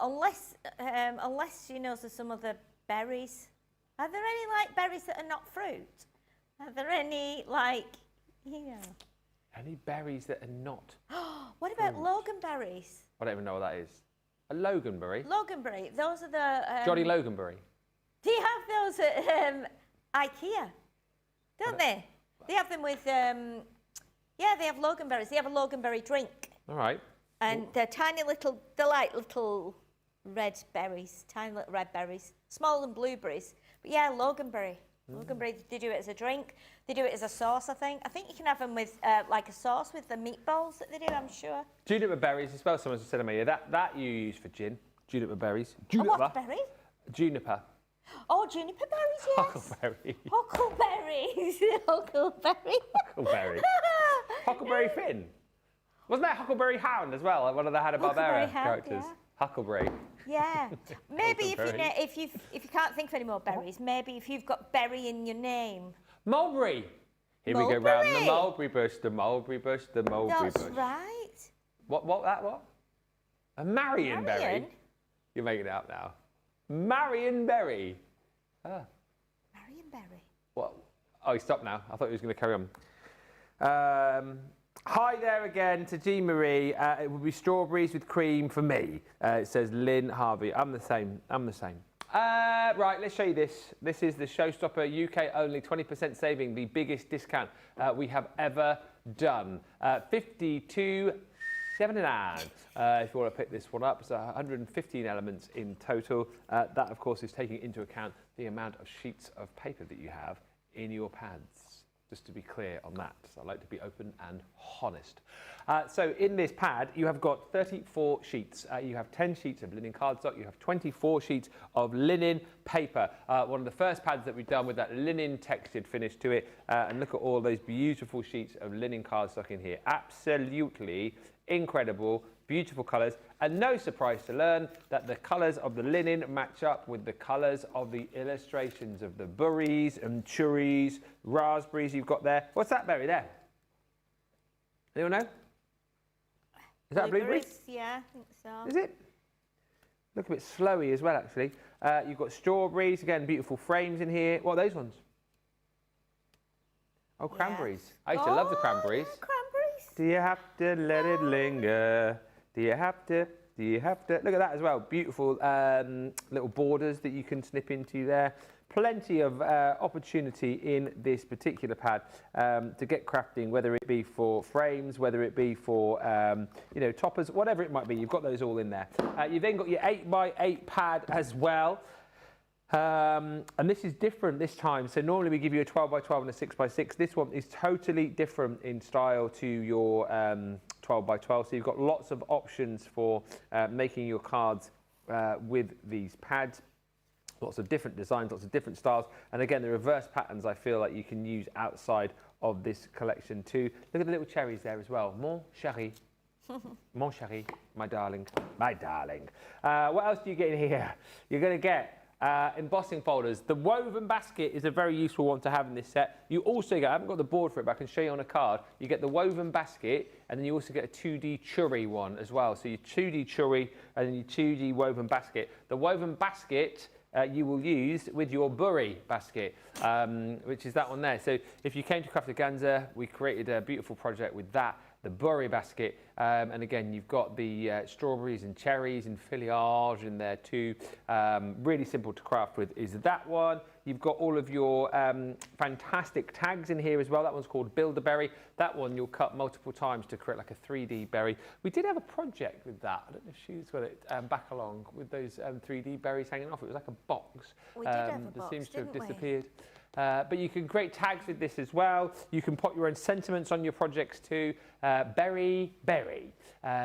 You've got the outer berry, and then you've got the kind of mat and layer to go underneath that too. And then sentiments which say, thank you, special. You are so you're that I love you, amazing, sweet, much best. And then you've also got all these fantastic sentiments too. And I like the fact that you've got like little, almost like little stamps, like stamped, or they are stamps, but you know what I mean? Like a, what do you call it? Like a wax seal. Yes. Life is sweet. You've got, you're the very best. I love you very much. You are very special. Sweet birthday wishes. Hi, no, hi, ho. Have a very sweet birthday. Thank you very much. With love and sweet wishes. So those are all in there as well. And then a few, have you got cards or is it just me? Just me. No, Here's a few of the finished nothing. samples. I've nicked them all. Look at that. Beautiful. That's just using like scraps of cardstock to create that strip across the centre. It's clever, isn't it, that one? It's very clever, that one. It's very clever. Very clever. But it is. That's beautiful. I like that with a little fold down So lovely. bit on the basket and all beautifully embossed with the embossing folder that you get. Yeah, and as well. just look how that, like, so it looks like it's a big circle. It's been cut from a big circle, doesn't it? Yeah. It's really clever. Nicole's done a lot of these cards, so you can expect them to be amazing. This one's very cute as well. I really like this one because it's so simple, but I still think it looks like a great card. Absolutely, You know yeah. what I mean? So simple. Yeah, but Yeah. still brilliant. Absolutely, yeah. This was you, this one. Was it? You made that one. Oh, did I? Yes. Yeah, you did. Yes, I did, On yeah. the 24th of July. Yeah. Beautiful, that. Thank you. You made another one in here as well. Did I? Yeah. This one, remember. you did a craft along on the 3rd of June. Oh, yes. Do you remember I that? did, yes. A boinger, a springer, whatever it's called. A springer card, a boinger Spring- card. boing. Boing. What do you call it? Like a diamond spring card? Yeah. Diamond spring? A diamond springer. Yeah. Something like that. Like that. It does sound like a dog breed, Yeah. doesn't it? Diamond What kind of dog is springer. that? It's a diamond springer. Look at that. Nice. That is a Nicole Brederick rack Yeah. card again. Again, Beautiful. what would you call that design of a card? I call that a Nicole card. A Nicole. Yeah. A Nicole speciality. A Nicole Brederick rack card. So that is your showstopper with a few examples there. $52.79. If you want the Essentials collection in the US, you get. Let me show you what you get. You get this. You get that embossing folder and that embossing folder. You get that. You get that. Oh no. That. You get that. That is your collection in the US. That is also a 20% saving for $50.39, and that is also your free shipping. Hi to Sparkly Sue, who loves strawberries. Pauline says, I love all berries. And my mum, says Wayne, Yeah. made the very best Winbury pie. Winbury. Winbury. I've never heard that. Winberry. Well, yeah, we need to look that up. Tell us what that is, Johnny or Jamie. What is a Winbury?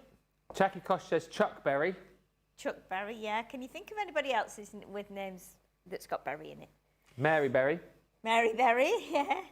Afternoon, everyone. I do like raspberries, strawberries, and blueberries. I don't like gooseberries or being one, says Karen. Winberry's what?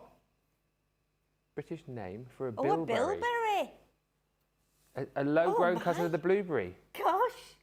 These small, dark, tart berries, or tart berries, thrive on the what? On the moorlands, On yeah. the moorlands. The moorlands. Yeah, So I see, can't yeah, understand the see. accent sometimes. Thrive on the moorlands, like. The moorlands, you mean? The moorlands. Moorlands, yeah. Oh, thank you, Sparky Sue. She sent in some pictures of some makes. Susan says, Berry Bliss has to be my favourite collection. I've got a couple of questions here. Shall I ask those now? Going back to the garden card. Yes. Oh, from earlier. Please could you make one with a curve on the front with a sign on the front? I would love to make it, but can't do the curve.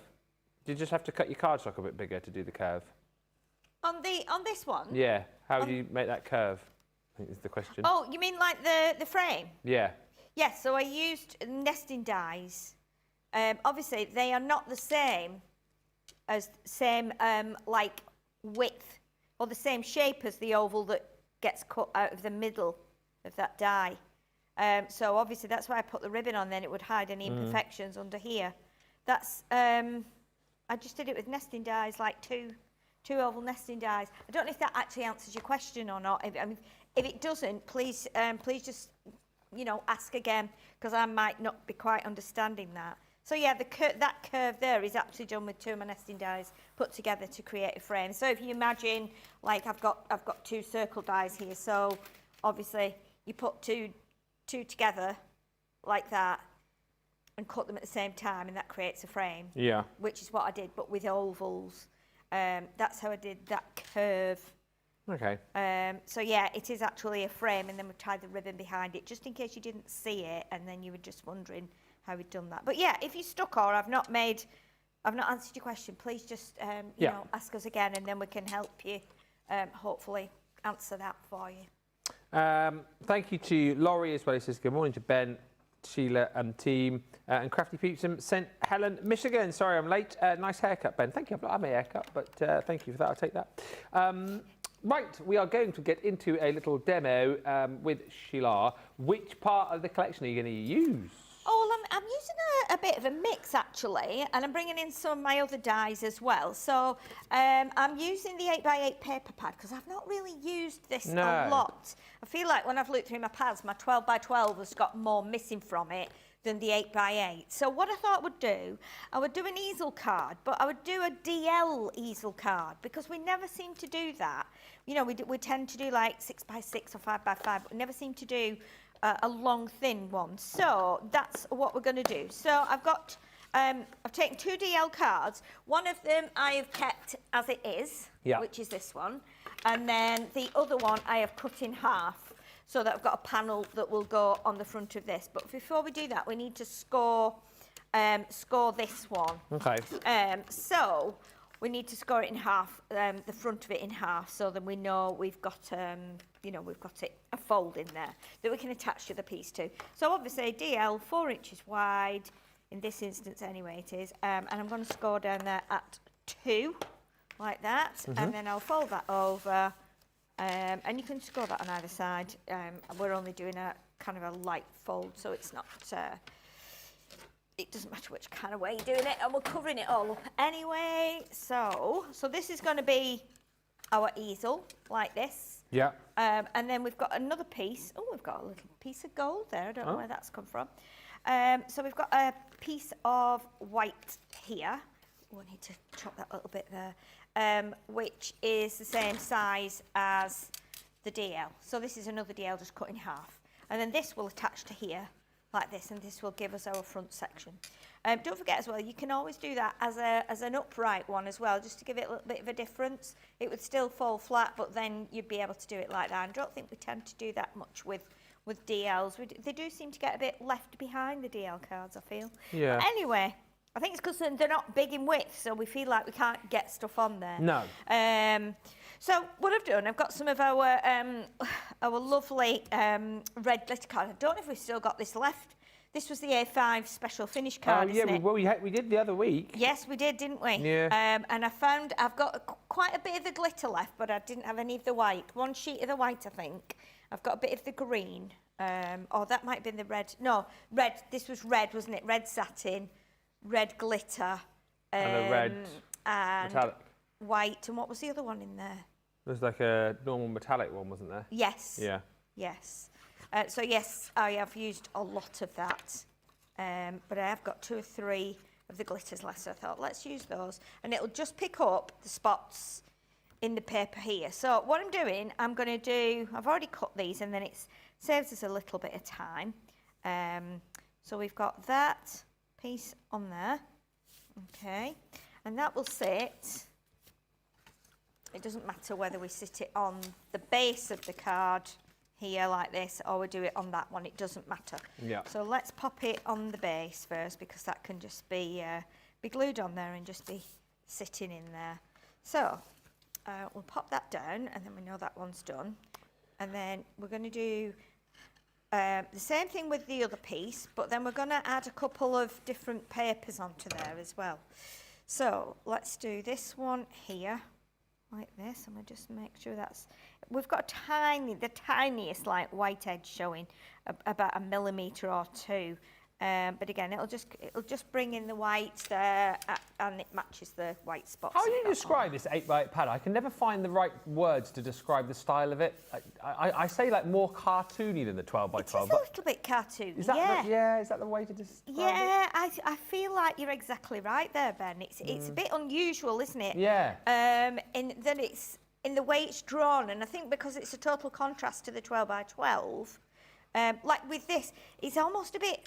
I feel like it's a little bit retro-like, you know, like how Santa Paws was with that retro feel on the like B-side. You've got like stars and things with a little bit of a, I don't know, it's just that certain style of drawing. I tell you what, it does remind me as well. It reminds me of like the 50s, so like maybe like a 50s diner type thing. A bit more retro. Yeah, definitely some retro-ness about it. But yeah, it's a lovely pad, and it's hard to decide which one to use, which sheet to use, because it's lovely on both sides. And I think the teal and the red together, they're like paler teal and the red together, is definitely very, very retro. I think people used to have like kitchens in this colour, and so yeah, very, very nice. So we've got our 2 panels there. So this is the one that's going to go onto the white one here. And then obviously we've got quite a bit more white showing on here, but that's fine. I can always trim it down if I want to, but it doesn't matter because this is the main focal point of the card. So what we want to do now is I've taken, so this paper here, now you might have laughed about this because when I was cutting some strips off here, I want to cut some strips off here and have a strip at the top and a strip at the bottom of the front panel, just to make it a bit unusual. So, and you might have done this yourself. So I was thinking, right, okay, I want to have a pink strip at the bottom and a pink strip at the top. Yeah. So what I tried to do was cut it in a straight line. And each time I did it, I was cutting pieces off. And I thought, it's just not right. I'm getting white up here and then no white here. Well, it's the actual paper. So what it is, these pink lines are not straight. Right. They're kind of a little bit wiggled. So, and it's very subtle, but they're not straight lines. So if you spend hours trying to cut a straight line from the pink, you're probably not going to get there because of the way it is. But if you cut it kind of about, even if you go like halfway, and I'll show you in a minute, even if you go halfway through the line, it's still gonna have some white at this end here. Can you see? So you think your paper is wrong, but it's not. It's these like lines. It's almost like they've been done with freehand with a brush. So if you're wanting to get it like spot on, you might not be able to. But I am going to take a tiny bit more off there so I don't have any white on, if I can avoid it. And you can kind of make it look a bit more straight, but it is quite tricky.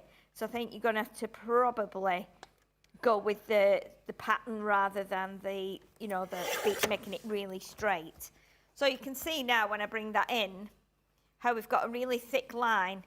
So the strawberries are all on line, so it's a bit weird, but I don't mind that. And the only other thing you can do is you could cut the white, you could cut the pink off, but then you see, as you get to this end here, the green stalks are right at the top of the line.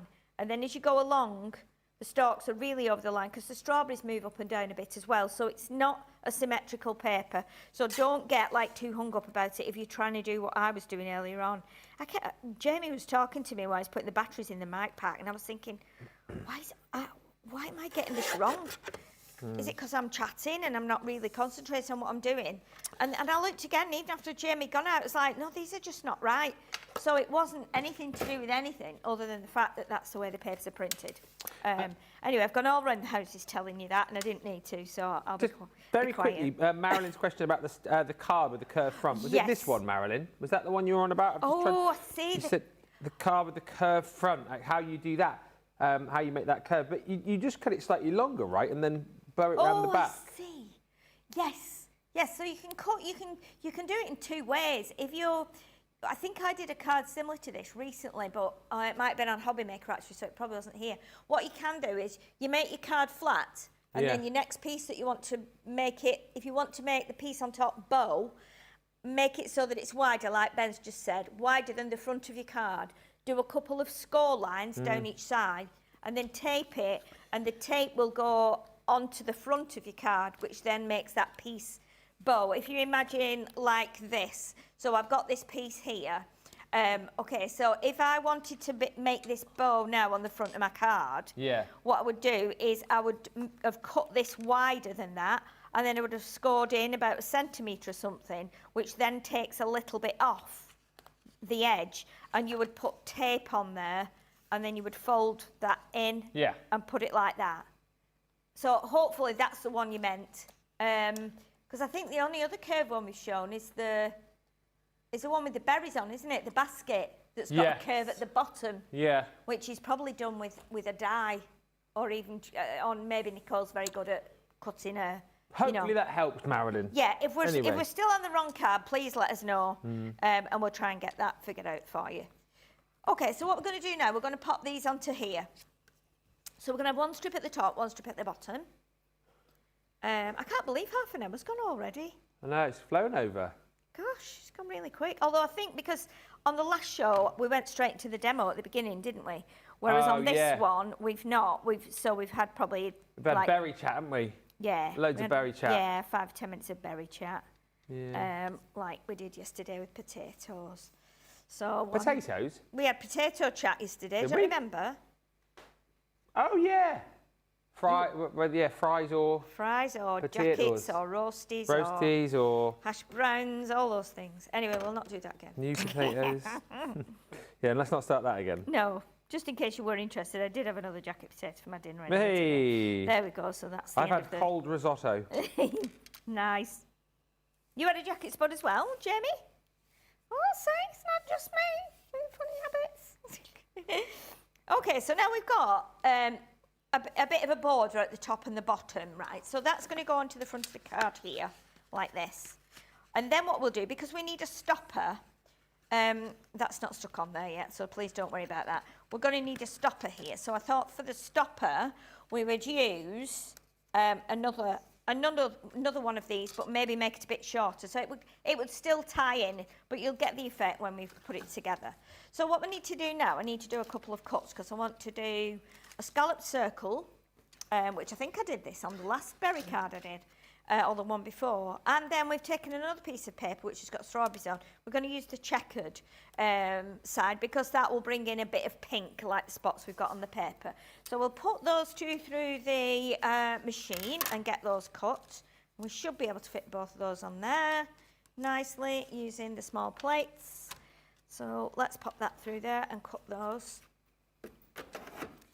And then I'm thinking, I was looking through everything that I've already got cut from previous shows, because, you know, if I've cut loads of stuff and I don't use it all, then I just put it back in a bag and take it home, because you never know when it's going to come in for another project, you know. And if you've cut them all, then you might as well just use them.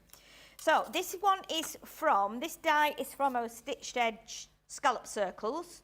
So I've gone with that one, and that works really lovely, cut on that glitter card as well. It's almost embossed the inner circle too, which is really nice. And then because we've got the paper here, we can put the paper one, and just take that tape off very carefully there. The paper one will just sit in the middle there, like that. And then we can put one of our berries on there. Now then, I've already got, which I think I did a couple of weeks ago, and I never used it, I've already got like a half done strawberry here. So I thought what we could do is actually place that in there, because it matches the glitter card that we've used. That wasn't my intention. I was going to put cherry on. But then when I just emptied my bag of berry Bliss stuff, I saw that and I thought, okay, well, let's use that. And then we can use the little callus thing from the other strawberries that come within the tag set. So we can still put that on top. So that will all tie in. So I think we'll do that. We'll put that together now. So let's do the circle first of all. like this. And I will put quite a bit of glue on here because it's going on to glitter card. It will grab, but it's always good to put quite a bit on if you're using your tacky glue. You can use your all-purpose, otherwise that'll work as well. So let's pop that one onto there, like that, and I'll just give that a minute to kind of grab. And if you want to, if you are using tacky glue and you've only got tacky glue, then you can always put it underneath something, pop it under one of your plates or your mats or something if you feel like it's lifting. But I've put enough glue on there to, I don't think that will lift. That was the card, by the way, Marilyn said, so that's good. Good, that's good. Glad we got that sorted out then for Marilyn. That's Kim good. saying this was her favourite collection of the year so far, and she had a baked potato last night for dinner, Kim. So, welcome to the Baked Potato Club then. Or a jacket for you Or in a the UK, jacket. she says. Jacket potato, baked potato, Yeah. whatever you like. Yeah. And do you know, I never liked them. I never liked jacket potatoes. My sister, my older sister, absolutely adored them. Every time we went out anywhere for lunch, she would always have a jacket potato with like cheese or with tuna or something. And I was like, oh, they're horrible. And she had butter on it. It was like the skin part that I never liked. Oh. And then I think we went somewhere and it was just like, the only thing they had was like sandwiches. And I don't really eat bread, it doesn't always agree with me. So I thought, well, I'll have to have a jacket potato. And I was like, well, will they do it without butter? Because I don't eat butter. And she said, well, of course they will. Yeah, ask them. And do you know what? I ate it with cheese. And I was like, oh my goodness, why have I not eaten these before? And I think it was because Alison always used to just coat hers with so much butter that it used to just make my stomach turn. And then I was always thinking, well, of course you can have it without butter.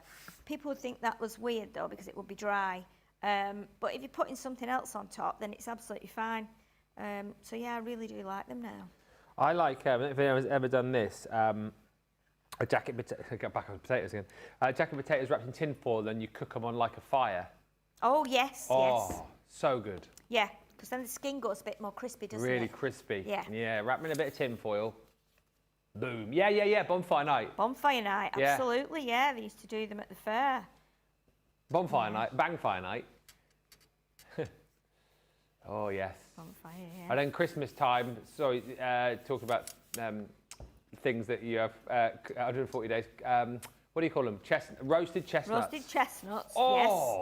Roasted chestnuts. come to Benny. Oof. Nice. Tasty, tasty, tasty. Love roasted chestnuts. Tasty, tasty, tasty. Chestnuts roasting on a fire. Hi to Carolyn in Boise. Ex-con joins us. And she also says, does anyone remember when the holographic and glitter washi tape was launched? Oh, I couldn't tell you, but I bet we could find out. I found a couple of shows on YouTube that covered them, but no launch show. They would have. Ah, really? Yeah, it wouldn't have been a launch show just on those. They would have appeared on a show with something else, wouldn't they? They'd have been like a backup act for the main launch. A backup act, yeah. Yeah. The support act. The support act, yeah. Yeah, exactly. The support act. I like that. Okay, so let's pop the little, let's pop the strawberry in the middle there. This wasn't what I had planned, but then when I saw this strawberry half done, I thought it's a shame to not use that, and because it's in the same glitter card, and also because we've only put like 2 sections, no, we've got 3 sections together on there, sorry. It does mean it will still fold flat, but when you take it out of the envelope, it'll probably still pop up as well. So it's quite a nice little unexpected thing that will appear on there like that. So it's quite 3-dimensional, but obviously it will still go flat into your envelope, which is always quite nice. So we'll just glue the little top section on here now like this, and I'm going to just turn it round to me, and then I can see, because what I will do is I'll press it down onto there like that, so that if you do lift the strawberry right up, you can see that it is kind of connected there like it would be on a proper strawberry. Okay, so if I put it here, we won't be able to open it because that will hold it flat. So we've done that, so you can still see the whole callus there, and we'll just press that down, and that one too, so that'll stay in place, and we'll leave that to grab. Okay, so we've got our little strawberry on there. Right, okay, so what we need to do now, we need to do like a little stopper. So let's bring in some more of the, oh, I've already got some, I thought I had some more Stopper. glitter card here that we can make like a stopper with. So now I've cut this to be the same length as this piece, so that it can go all the way across. I might just trim it a fraction because it doesn't look quite straight to me. And again, it could be an illusion. It could be because these are not straight because of the way those pink lines are. So I'll be able to tell when I put this under the guillotine and line it up. I do think I've got a little bit extra on here. It's like a millimetre or something, but I can see it with my eyes. Oh, yeah. It's the tiniest bit, and I don't even think I can chop it off, actually. I might go a little bit nearer and see if I can take just a fraction more off. And then it will, you know, sometimes it's too little to take off. I mean, we're talking like, what, a millimetre there. But that will make all the difference, I think, to my eyes. So we'll pop this on here now. And then we will stick that in place. Now, this is a stopper. So obviously this needs to go, this whole thing needs to go on like tape or on pads. It needs to be raised up so that it will stop that front section falling down. Just in case, you know, you've never done an easel card before, and there's always lots of new crafters around who, you know, who join us or who might just have stumbled across us or are just beginning and think, oh, it'd be nice to do something that's a little bit unusual or a card that stands up in a different way. And an easel card is a really good one to do because if we didn't have that, it would collapse. So what we need to do then is we put the stopper, like you can either put it, if you want it to stand up really high, you can have it so that it's up here. You might want to put some more strawberries here. I usually like mine to be like quite, like if I hold it up now, I like it to usually be about there. So you've just got room to maybe put 1 or 2 gems or something like that. And then you've still got room there as well if you want to actually write in it. So I'll just use a bit of the foam and a roll for this. I'm so excited for foam and a roll to come back in. I know. Like the thinner one, because I've come to the end of mine and I'm like, I haven't seen foam and a roll. And you can't even sing the song, can you? Or if you do, you have to sing it like a hymn, you know, because we can't get hold of it. So it's like, foam on a roll, until it comes in. Foam on a roll, foam on a roll, foam on a roll, foam on a roll, foam on a roll.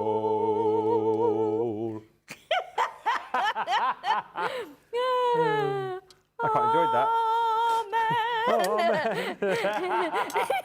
Yeah, and then when it comes back in stock, then we can sing the jolly version. Yeah. Oh.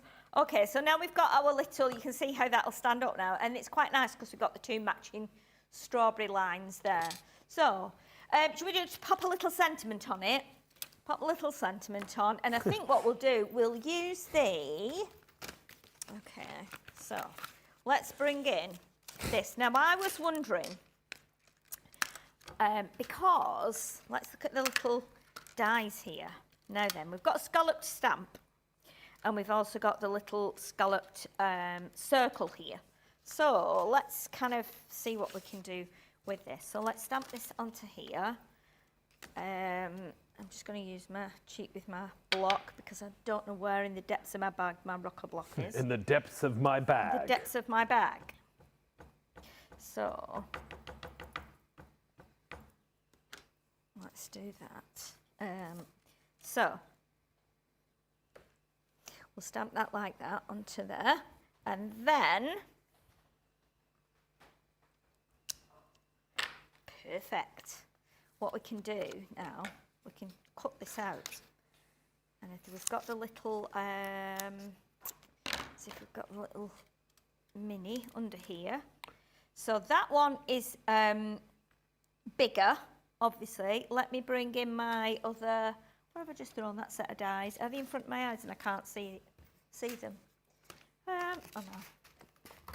Where are the dies in front of your Front eyes? of my eyes, they're not, oh, there they are, they're under my stamps. Yeah, so that one is too small. So what we'll do, we'll cut with this one. We'll cut, so it'll be a little bit bigger, but it'll be fine.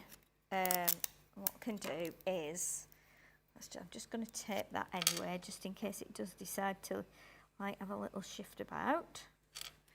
So let's do that there, and let's bring in the mini, because this is perfect for all these little things. And we'll just pop that through there, and we'll cut that. Like that. And let's see how that looks now. So that looks quite nice, doesn't it? What you can do as well, if you wanted to, and I don't know if this would be too big or not, it probably would actually, but you could cut that from the red glitter and do that on there as well. What I am going to do is, let's pop that back on there, and then I don't lose that. So, let's see where we're going to put this now. So, what I want to do, I need to put a little bit of red on here. So, I'm going to just grab red ink from up here, just to go around the edge. The washi tape show, 4th of February 2025, and you can find it through the website. Oh. Jamie's just said. Search through shows, went on launch party, and scroll down to the date. How did you know it was the 4th of February though? Ah. Jamie remembers, he remembers it, 4th of Feb 2025. There you go. Whoever that was, because my tablet has just had a moment. It was me in my lovely jumper the day that Debbie called me scruffy, apparently. That was the... Did she? Yeah. She always says if I don't like today, she'd say I was looking scruffy because I'm not wearing a shirt collar, I'm just wearing a t-shirt. No, Say, oh, look scruffy. You don't look scruffy. You've got a voice there as well. What does Debbie do your Fisher impression? Oh, I absolutely love this. Say, Ben, you look a bit scruffy. Oh, Ben, you look a bit scruffy today. There you go. It's like she's here. It's like she's here, it's not. I love Debbie's little voice. It's cute because she's just, even though she's a mature lady, her voice is all cute and happy and jolly. It is very cute. She's always like happy and jolly, as is Debbie Robinson. Fisher is a little bit like our very own Minnie Mouse, I think. Absolutely, yeah. You know what Absolutely. I mean? Yeah. Little Minnie Mouse. We love our Debbies. We do. Our Debbies are the most amazing Debbies in the world. And two of the funniest people I know. And you know what? They'll do anything for you. It doesn't matter what's going on, what stripe you've got or anything. They are always there to help. And they will, you know, it doesn't matter how many times you thank them. You go, you don't need to thank us. They're always leaving me messages. You don't need to thank us. We'd all do it for each other. Do you know, they're just, yeah, best Debbies ever. Best Debbies in the world ever. We are a family. So what I'm doing here, I'm just going to leave it as it is once I've put these on. Because I've put the sentiment just at the top up there, I felt like it needed something else to kind of match with that. I'm just going to grab these tweezers rather than get the, see if I can pop it on with the tweezers like that. Just drop that on there. So these three white gems, or pearls, will reflect, not refract, they will reflect. The little white circle sentiment that we've got on there. But we've still got lots of white dots in, so white circles everywhere. So it does kind of resemble, or it does, you know, reflect on that. I'm not going to do anything else on it because I think we could, you know, we've got like, we've got lots of paper going on there, haven't we? So you can see how we tilt it up. But if you wanted to, you could add extra little berries here and there. But it's just a nice way to do a little easel card on a DL for a change. Because we don't often do that, I feel. Absolutely fantastic. I was just trying to find out who asked the old question about the ex-con. There you go. So you've got the date now for your glitter washi tapes. Laurie Barnett has joined us as well. Hello. Lovely. And Jackie Kosh says, I went camping one time and the guys fished all day, cleaned the catch. I wrapped the fish in foil and threw them on the campfire. It was the best fish I ever ate. Oh. Everyone loved it. Nice. My mum used to put ketchup on her baked potato, says Laurie. Yes. I said something to her one day, how nasty that is. She came back with, well, you put ketchup on French fries, yes? She got me on that one. It's very true, isn't it? That is true. Thank you, baked potato.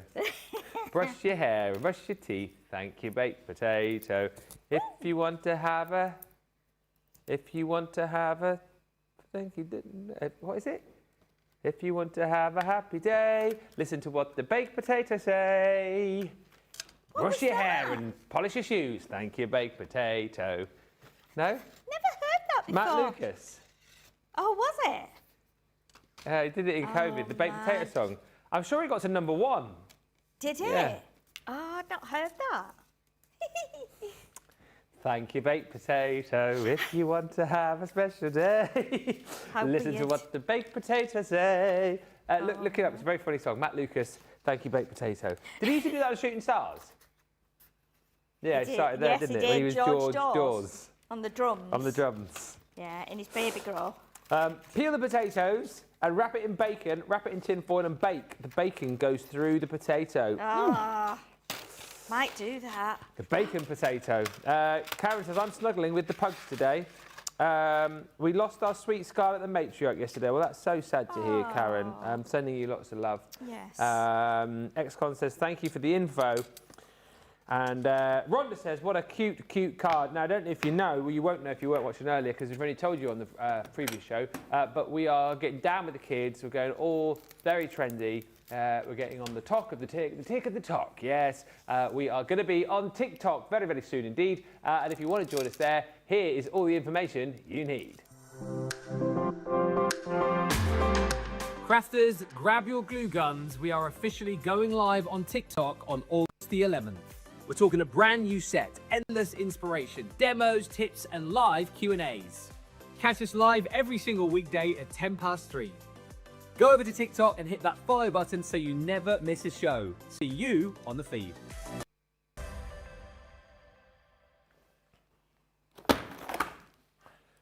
Exciting stuff on Tuesday.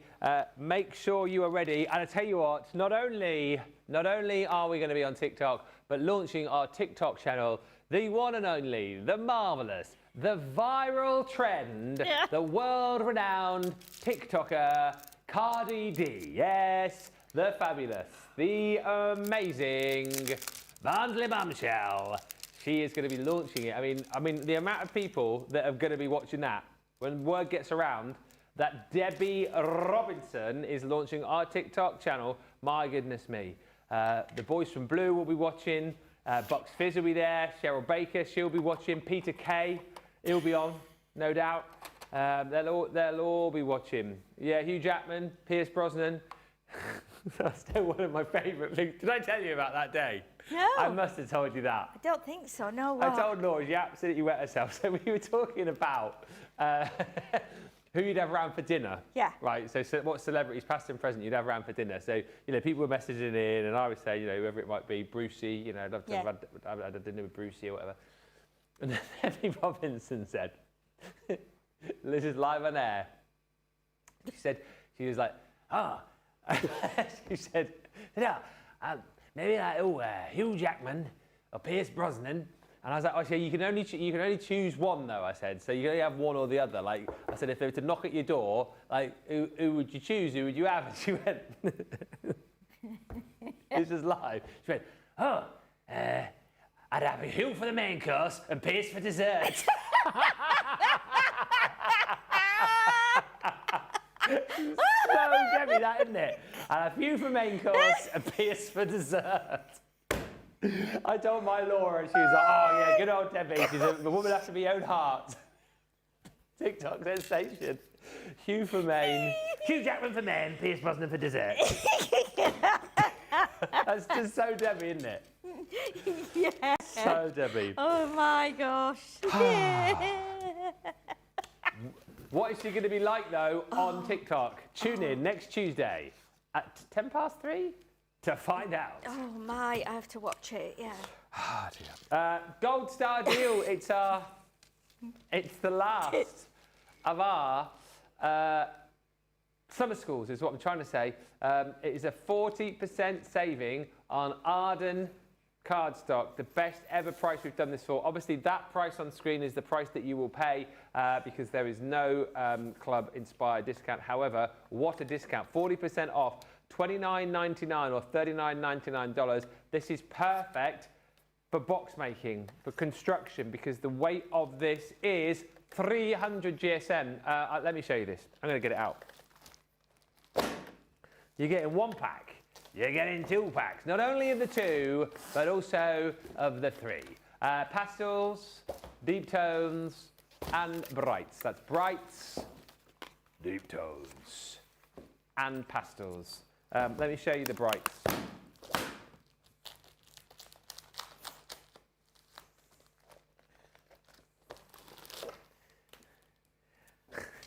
Take the card out of the pack. Thank you, baked potato.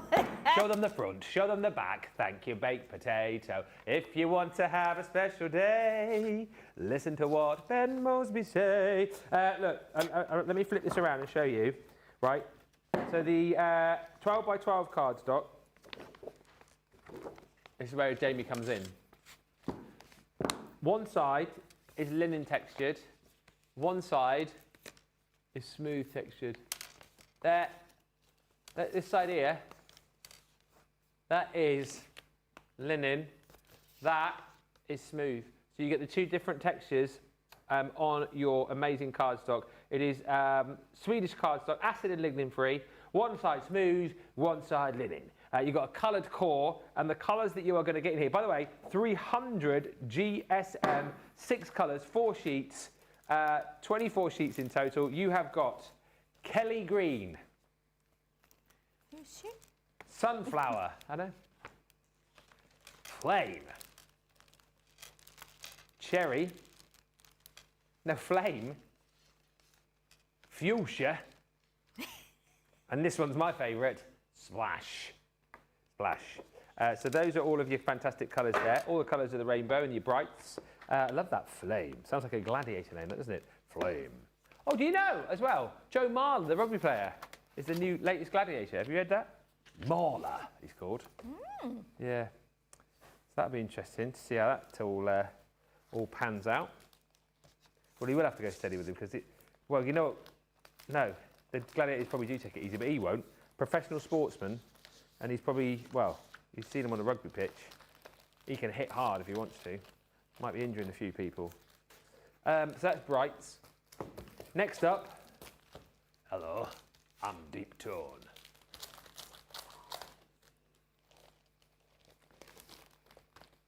In the deep tones, you have got, oh, wrong way around. So obviously that is moss.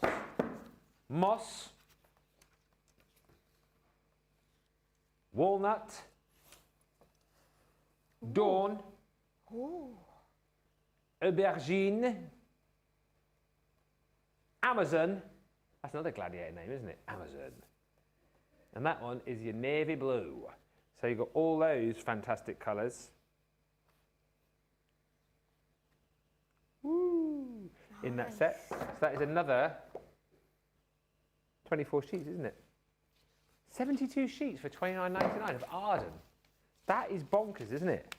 That is absolutely bonkers. And I'll do the final pack so you can see all the different colours. If I get this one back in the pack, I'll do it now because I'll forget otherwise. And we've got to take this down to summer school later on because we are in summer school building construction-y stuff, correct? Yeah. So that's that one there. Deep tone. And then lastly, by the way, all of this you get, you're not choosing them per pack. You get all of this with a 40% saving. I would stock up. Knowing how much you love the Arden cardstock, I would be stocking up on this like it was going out of style. This one is pastels, or if you're in the US, pastel. Jade. Chamois. Sunset.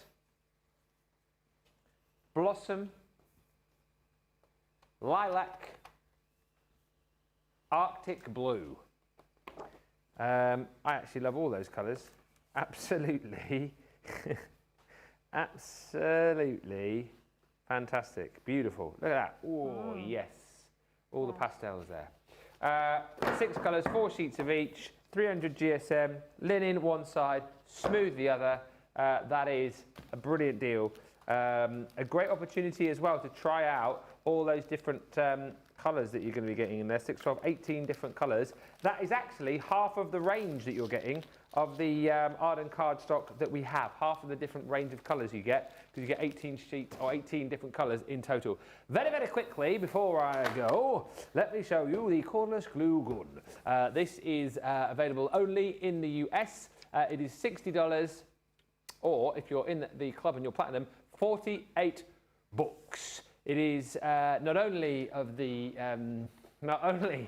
is this cordless, but you've also got the built-in stand with this as well. The easy-to-use trigger, but the fact that you've got like the little indentations there built into the trigger, so it makes it nice and easy to squeeze. You've got your precision nozzle, and then you've got your off and on switch there as well. How do you charge this, I hear you cry? How do you charge this? Well, what you do is you plug it in via your your USB-C, and then you plug it into the back of your Gemini with your USB. If you've got a plug, of course, you can plug it into the wall. I know a lot of homes now just have like the USB power charging points, don't they? So you don't need a plug. So you can plug it in and charge it up that way. In the box itself, you get, yoink, all of those fantastic glue sticks to go with it. In fact, it is 10 glue sticks that you get in the pack alongside your cordless glue gun and your charger. Now, that's a great price already, 48 bucks. But on top of that, I'm going to give you 40 extra, glue sticks. Now, these are the white, pearl, and glitter glue sticks. Yes, you can use these to stick, but I'm thinking because they look so beautiful, you're going to be using those to embellish. You're going to be using those to create your own super cute little embellishments with. Adding them to projects, all that different kind of stuff. Now, you're getting 20 of your white, 20 of your glitter. That's 40 extra glue sticks that you're going to get. And by the way, those are 25 centimetres in length. That is a lot of stick. But you're not just going to get that. No, because you're also going to get your pearl pastel glue sticks as well. In this box, 40 more glue sticks. And look at all the beautiful colours that you're getting here. You're getting 5 of each of the 8 colours in the pack. Again, brilliant for embellishing with. Also great if you're sticking like a certain colour of cardstock and you don't want your kind of white foam pads to show through, you can use those instead. So that's 80 extra glue sticks you're getting. That's 90 glue sticks on top of that glue gun that you've got within the pack. And then you're also going to get glue stick on a roll. I feel like Indiana Jones. It's 90 centimetres on each, so there's 5, I think. So yes, it's 4.5 metres. 4.5 metres you're getting of glue stick, and you simply just pop that into the end of here, thread it through, and away you go. Like that. Like that. Yes, license to glue. It's money, Benny. I've got 15 seconds. That was the Weekend Wonder. Thank you so much for watching. You can watch it back over the weekend. We've got the pick of the week next. We are back live at 4 with the final summer school, and then live at 5 with Friday Night Live. Until then, thanks so much for watching, and bye for now.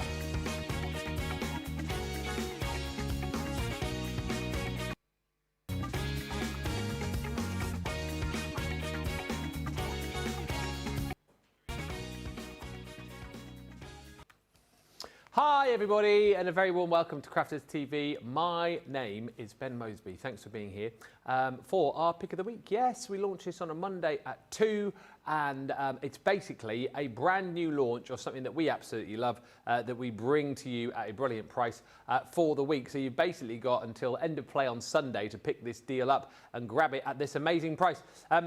Also, just to say, of course, this show will be repeated throughout the week. So if you can't watch it all live right now, you can jump back in later on in the week and see all of the great things that we've got coming up. But the pick of the week this week is the glitter marble pad and also the marble vellum pad. Yes, that is the pick of the week this week. One that we launched a few weeks back now, actually. It's been super popular, so we have brought it back to highlight it once again if you've forgotten about it.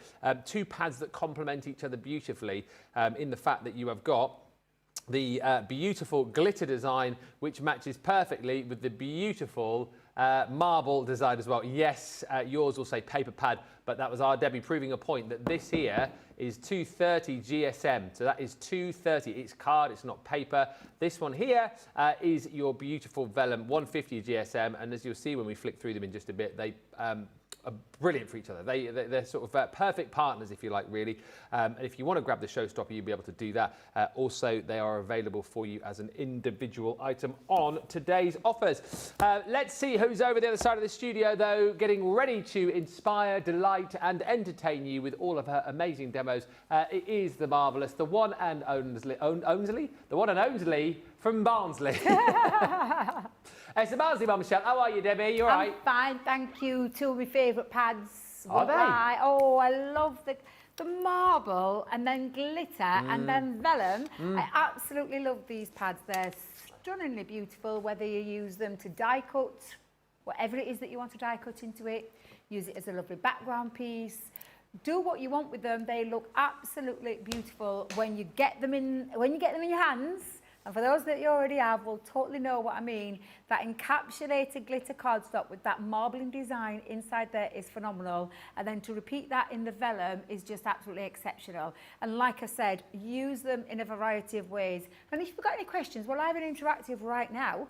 If you've got any, just please ask. If you want to see how to do something in a certain thing, just let us know. I've got a couple of demos lined up of what we want to, well, I've actually got a few little of our old returning favourites, but things you've got in your crafty stash. Yeah. So I've got like bows, I've got the, do you know the, to make your rosettes, what do they call it again? Yes, I can never you remember mean the right name of it. The paper pleating. pleater, yeah, I've got the paper pleater. I've got some nesting dies, so have a little play around with them.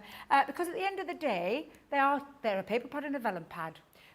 Things that you can do with your vellum as well. You could also like emboss, because I did do a little bit of an embossing just before the show and it looked lovely. So we might even do a little bit of embossing as well. But get your hands on these whilst you can at this wonderful deal that we've got on. And they really are absolutely beautiful. And if you can, multi-buy them, because you will definitely want to keep reusing and reaching out for these time and time again in your crafts. Yeah, absolutely. And if you are watching live, of course, you can see down the bottom of the screen there, it says live. If it's a rerun, it will say rerun. But if you are watching live, ask those questions. I particularly feel that people get stuck with what to do with vellum. So if you've got any questions on the vellum, for example, and you need some help with that, feel free to get those comments coming through. Jan on the socials for this one. Lynn Harvey says, hello again to brilliant Ben. Delightful Debbie and the amazing team, the wonderful social superstar and everyone. I hope everyone is well and having a great day. Oh, the greatest day. We'd like to take that. Today this could be the greatest day of our lives. Gary Barlow. Hello also to Sheila Sloggy. He says, afternoon everyone. Were you doing a bullseye impression then, Johnny Wee? Oh, Gary Barlow. This is my idea of a great day out. I thought you were doing bullseye. Well, Jim, we've had a great day. Thanks very much. We're going to take the money. Kendall Serapian says, hi, everyone. Nice day in Minnesota. And Laurie Barnett's giving me 2 little waves. All right, legend, Laurie. Hello also to Laurie Parra, who says, good morning to Ben, Debbie, community team, Crafty Peeps, and Sheila Sloggy says hello to Ben and Debbie too. And Sparkly Sue says, good afternoon. Carolyn says, good morning to Ben, Debbie, staff, and the Crafting Peeps from Boise, in Idaho. Right, let's give you the details of this showstopper then. $26.39 is your platinum price if you want to jump in and grab this. It is your 2-pack collection of marble pads in the glitter and in the vellum. Oh my goodness me, what is not to love about this glitter pad? It is gorgeous, gorgeous. 12 designs, 3 sheets of each, 230 GSM. It is gorge, gorge, gorge, because you've got all these fantastic glitter designs, and you've got that construction weight cardstock, and you've got beautiful encapsulated glitter, so you've got all of the pizzazz, all of the wow, without any of the fuss, any of the faff. And the marbling in there is absolutely gorgeous. You know, you think about the demos that we did earlier on with Retro Vacay. I think something like that would work so nicely with like your seaside collections, the greens and the blues of the sea. Here again, you've got some really fantastic ombre colours. And if you like doing things like that, you know, mixed media where you're trying to create your own kind of marbled effects. Maybe you've done things before like the shaving foam technique and, you know, trying to create beautiful marble designs with that. This, for me, is allowing you to be able to do that quickly, easily, with all that beautiful marble finish, but with the glitter on top as well. And think about all the different colours that you've got in this pad and all the different collections that you could use this with. I automatically think to the Life is Sweet collection, because I think the papers in there would work beautifully with this pad. I think the papers from the birthday collection that we did last year at birthday would work beautifully with the glitter marble. And of course, with the glitter marble card pad, you are also going to get your marbled vellum. And this is beautiful because, look, you've got stunning vellum, 150 GSM, by the way, and it is no coincidence that those two play together very, very nicely indeed. Look. Oh, hello. Hello. Look, they play together really, really nicely. So you've got so much choice. You've got so much option. And what I would say to you is, if you are kind of scratching your head just a little bit and thinking, well, you know, how am I going to... By the way, look at that. Sorry, that's just caught my eye, those two. Yeah, like, what do you call that? Symmetrical. Oh, do you not never notice that? No, I haven't. I've only just noticed that for the first time. Look, there. Oh, wow. Options, maybe? Yes. Let's just have a look there. Look at that. Ooh. I love that. That is clever. That is. I've never even noticed that. Have I just discovered something? I think I have. You have, because I didn't even look at that pad like that then until you've just done that there. Yeah. And if you wanted to extend or elongate or work with bigger projects, because I know 8x8 is quite a substantial size anyway, but if you wanted to take it into like bigger projects, look at that. Wow, that is so cool. Oh, that looks quite scary. It looks like, and It looks like there's a man in the middle. It looks like a close-up of an ant. And I only say that because I saw one yesterday on Facebook where they did like a yeah, it looks like it's got little eyes poking upwards and yeah. then a little mouth going across the bottom. Oh, yeah. Oh, gosh, yeah. Oh, wow. My goodness me. Get this in your basket. I think I've just found something new about your pad. Absolutely gorgeous. But what I was saying before I discovered that, look at me, discovered, is that you've got so much that you can do with the vellum, so much that you can do with your glitter marble, and they work absolutely perfectly together. But if you're stuck when it comes to the vellum, how to use it, what to do with it, where to use it, how to stick it, ask the questions because we're here. $26.39 is your platinum price if you are in the UK. Hi to Jackie Kosh, who says, howdy to Ben and Debbie. Debbie, I drop my dies all the time, and like you, I have carpet, so they don't go far. I did find that die in the end, in case you didn't wonder. It was right underneath. I would like to see ways to showcase the vellum, says Mary Beth Doyle. I'm starting with vellum. Mary Beth, just for you. Yeah. And Laurie says, I was MIA at the weekend. Grandson and girlfriend were visiting. I went boating, tubing, fishing and riding trails on the side by side. Great time. That sounds absolutely amazing. What a weekend that was. Trudy Bickham, hello. Grammy Karen says, I'm watching whilst letting the puppies play. Yes, and lots of people just commenting now about the side-by-side effect that you've got with those fantastic vellum pads. And Sheila says, I've got my recipe items today. Can't wait for my hand to recover so I can use them. So I know we've got a few injuries in the world of craft currently. We've got a few people with bad hands or bad shoulders or not feeling great. Liam's got a bad back. He's got a hot water bottle shoved down his I did wonder why his trousers. back looked a bit bigger. Yeah. Yeah. It was the trousers. Yeah, because it's down his back, isn't it? It's like a long one, long hot water bottle. Yeah. And you've got bad legs. Well, mine aren't injured. They're just sore. They're just sore. Just Sore sore. legs. Yeah, from running. I think you said from last night then. No, not from last night. No, they're sore Excuse from me? running. I don't know. No. They're sore from running yesterday. Nothing happened last night that would have made my legs sore. Anyway, on that note, let's have a look at some vellum. What was that, sorry?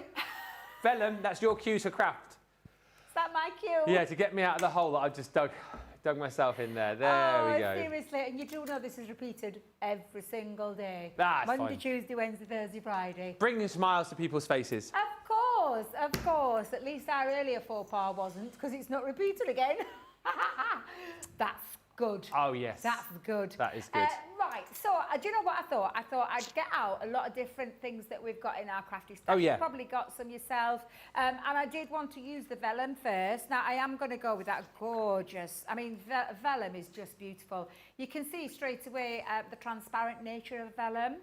What I love about this is that gorgeous marbling that's on there.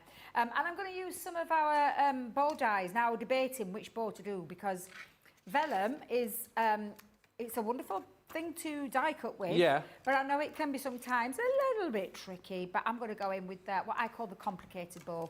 It's not really at all, because it's all been designed to work really beautifully together. Yeah.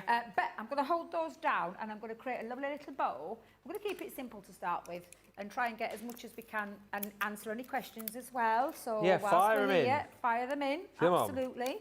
So I'm just going to put a little bit of tape onto there, and make my little bow up of vellum. People always say, well, what do you do with vellum? How do you use it? I know, Well, people get very confused, don't they? you just treat it the same way you treat it as cardstock. Yeah. There's no difference with it. Absolutely no difference whatsoever. Maybe how to apply it though sometimes, and stick it down, and I'll address those comments too if there is any. Yeah. But yeah, because I know it can be a tad tricky, but really lovely to cut. Now, when you cut in vellum, vellum's quite a different. I think, is it 180? 150 this one. Is it 150? So Yeah. 150, it's anywhere between 120 to 180 normally a vellum. I'm going to just try it and cut it without the magnetic shim. And the only reason, again, is that it's quite lightweight, but the dies aren't really overcomplicated in this one. So I'm going to see what it looks like and see if it's cut out without that pressure. You can always add more to it if it hasn't die cut. So let's have a little peek and see if it's die cut.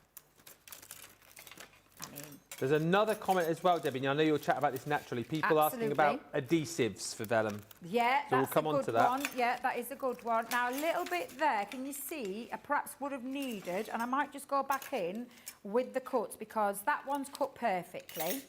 That one just needs to re-cut a little bit. So I'm just going to hold that back down. I think that one die cut out as well, didn't it? Or did it? No, keep that one in. So this is what I'm saying about when you want to add a little bit of pressure. I always prefer to do the lighter, and I can see that it's done pretty okay. It's just that top bit, and I reckon it's because it was right up at the very top. So it's just a case of sandwiching that back in. I'll tell you what I'm going to do.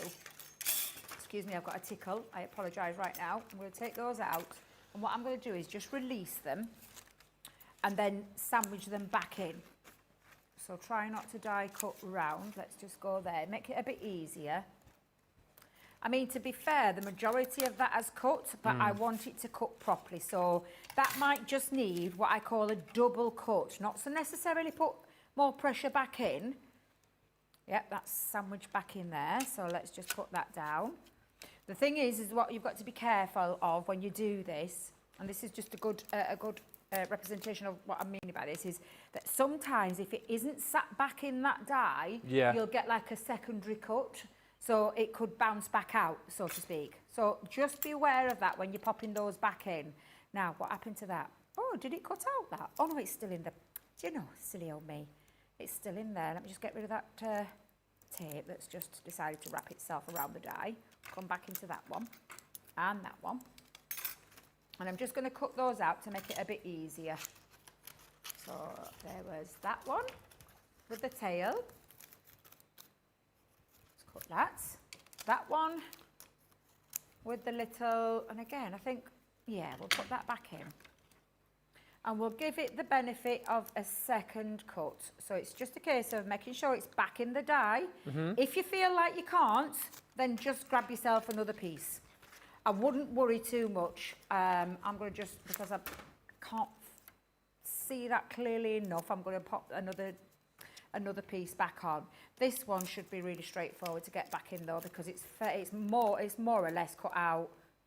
There we go. In fact, practically cut out. I'll just keep that there, and again just stick that down, and then I might just put another little piece there. Best ink to use on vellum as well, we just had come through. Oh, that's a good one. We'll grab Inks and some ink. adhesives, yeah. Shall we grab some ink? Yeah. We'll grab some ink. All right. Can you hear that cutting? Yep. Yeah. I can hear it cutting. However, because I've just realised that little one that I've only put in once, I'm just going to do it again. Okay. There's nothing to stop you from doing 2 or 3 die cuts rather than adding extra pressure in. Because if you were watching summer school last week when I did the Gemini kind of 101, I talked about pressure. You did. And marking. Now this would be marked. So that's why I'd much rather do it in that plate combination and not mark the cardstock than try and add the magnetic shim, which could potentially mark your cardstock or your, in this case, vellum. And vellum is quite delicate and I don't want that to happen, so that's why it was worth doing that. And now you can see it's cut out absolutely fine. So it's sometimes thinking about that pressure, the sandwich, and whether or not it warrants having a double or a treble cut. But that way, there isn't a single mark on there at all. So I'm really happy I decided to go with that and not put the magnetic shim in. Right, let me move all these bits out of the way. And that one. And I just need the bits that we need. Now, did someone mention inks? Shall we grab what an inks can you use on vellum? Yeah. I think, do you know what? I've never really tried ink in vellum. So let's go on and let me have this one, because this is a, oh no, we'll go with pink. We'll go with fuchsia. Okay. Because it's a nice colour, that one, isn't it? And let's see what that looks like with a bit of fuchsia on there. Oh yeah, that's fine. I would say... What ink pad is that? So this one's a water reactive. I would say you could use probably any of the inks. So the Duet ink pads, yeah, I would say you could use any. Okay. Shimmer, definitely, yeah. Shimmer, because we've got those on the show. You probably need to let it dry. You would probably need to let that, the dry a little bit. Colour blue will work lovely, yeah, Johnny, yeah. Yeah, he's mentioning all colours there, but yeah, we'll show you I think those any in a bit. would work. Let's do a little touch round there. So that was a really good question. Who asked that question? Sheila. Sheena? Sheila. Sheila. Okay, Sheila, that's a really good question. And I personally would try any inks. I would have a go at any and That's see the thing, isn't it? If you're not sure, just give it a try, because, I mean, what's just the grab a worst that's little going to piece happen? and try and see what you think. Whilst you're inking as well, what are I know the overriding thing is to say, well, however you use your paper, you can use your vellum, because Kendall's asked again, different ways of using vellum. It is literally just that, isn't it? Same way as you use paper. Right. Die cut into it, use... Emboss it. Emboss it, yeah. Or in fact, I tell you what, I've got an embossing folder. Oh, actually, would our lovely James be able to grab me one of the latest, because we launched them, didn't we? Have we launched them? Wait a minute, have we launched them? What? The embossing Yeah, folders? last week. Of course we did. What did it be? Sarah. I think I you had them them on Friday. Yes, yeah. So if James could grab me those, we'll emboss one now. We'll do one. We'll do a live one on the show. There we go. Just get rid of that ink. It is all about the interactivity. Any more questions and comments? Fire those through. Now I just want to give these a little bit of a curl. Always be careful when you are using vellum. It could prone to tear, and you don't want that to happen. I've got my extra little bits there. I'm wanting to cut though. I want to cut. Now then, I'll tell you what, I'll get these stuck down first. So I'm going to use my tape pen. What have I done with my tape pen? Have I put it away? Oh, I did. Do you know? We're losing all sorts today, aren't we? I know. Dies, tape pens. Jay Pressy, good morning. Hello to Stephanie Theodos, who's joined us. And Diane Lerigo says, good morning from a raining, gloomy Florida. Well, if it's raining and gloomy in Florida, there's no hope for us, is there? I was just going to say, I don't think I've heard those words together normally. No. I'm just going to put that down. I've realised I've put my glue on the wrong side of the vellum. And the only reason is because I've inked that side, and that's the side I want showing. Right. Come in handy though for other things, so I'm not going to worry too much. Hold that down. Come on, you. Let me put a little bit of glue. That would help if I had some glue on it, Debbie. What do you like? I know. I'll just peel that off there. Hold that into place. Oop. Ooh. Oh, it is super strong glue, this stuff, you know. Did you stick your thumb to it? It's really, I stuck my finger to it. Do you see it? My finger on my thumb. Oh, let's go in at that one. I'm getting all glued up here today. Beautiful bow, though. It is a gorgeous one. Do you know, also looks lovely with vellum? Do you know your flower dyes? They look beautiful when you do your flower dyes. That looking beautiful already. Let's give a little wrap around. A little bit just on that side. Those bow dies still available, are they, Johnny? Do you know what? I don't know. They're brilliant. Like even I can make bows of them. They're gorgeous, aren't they? They're super, aren't they? Really, really good.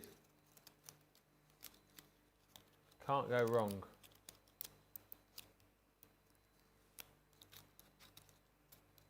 Oh, I might have gone. Did we have them on the steering. other day? All right, I'm just going to pop that onto there.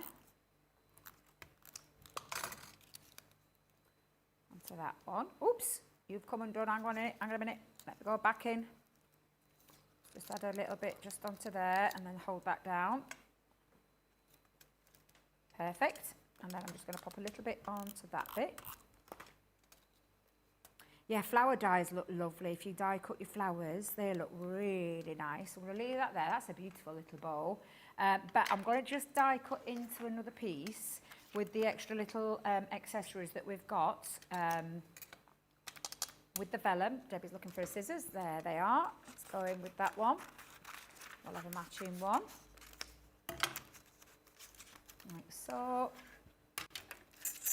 Now, this one has got a little bit more detail. So with this one, I am going to use the magnetic shim because there's a little bit extra in there to cut out. So we'll just pop that foam together and run that through.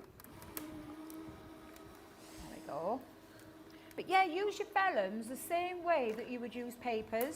Yeah. So do you know, like sometimes with a 6x6 or an 8x8 and we put that onto the back, as a backdrop, you could do that as well. Yeah.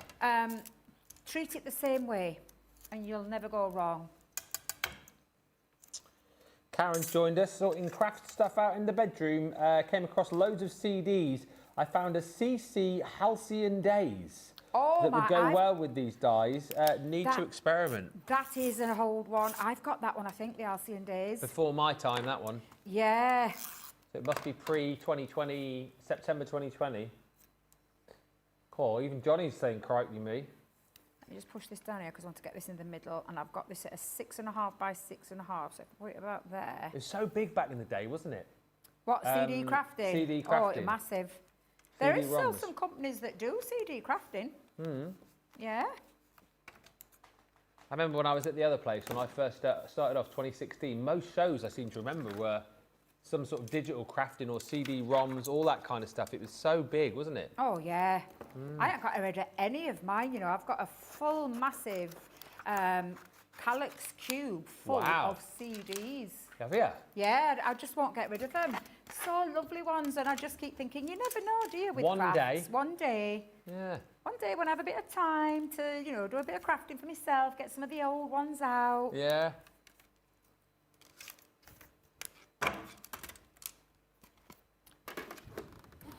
I'm not saying anything, Johnny. I just heard a very loud, I heard a very loud squeaky sound. Sounded squeaky.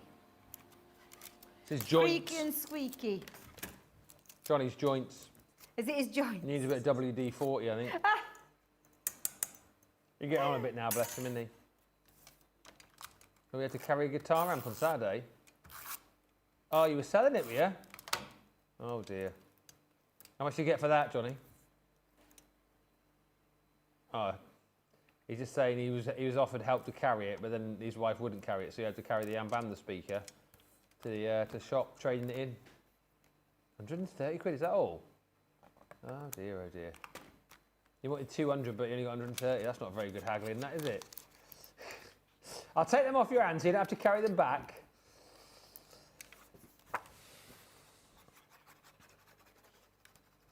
Do you play the guitar, Johnny?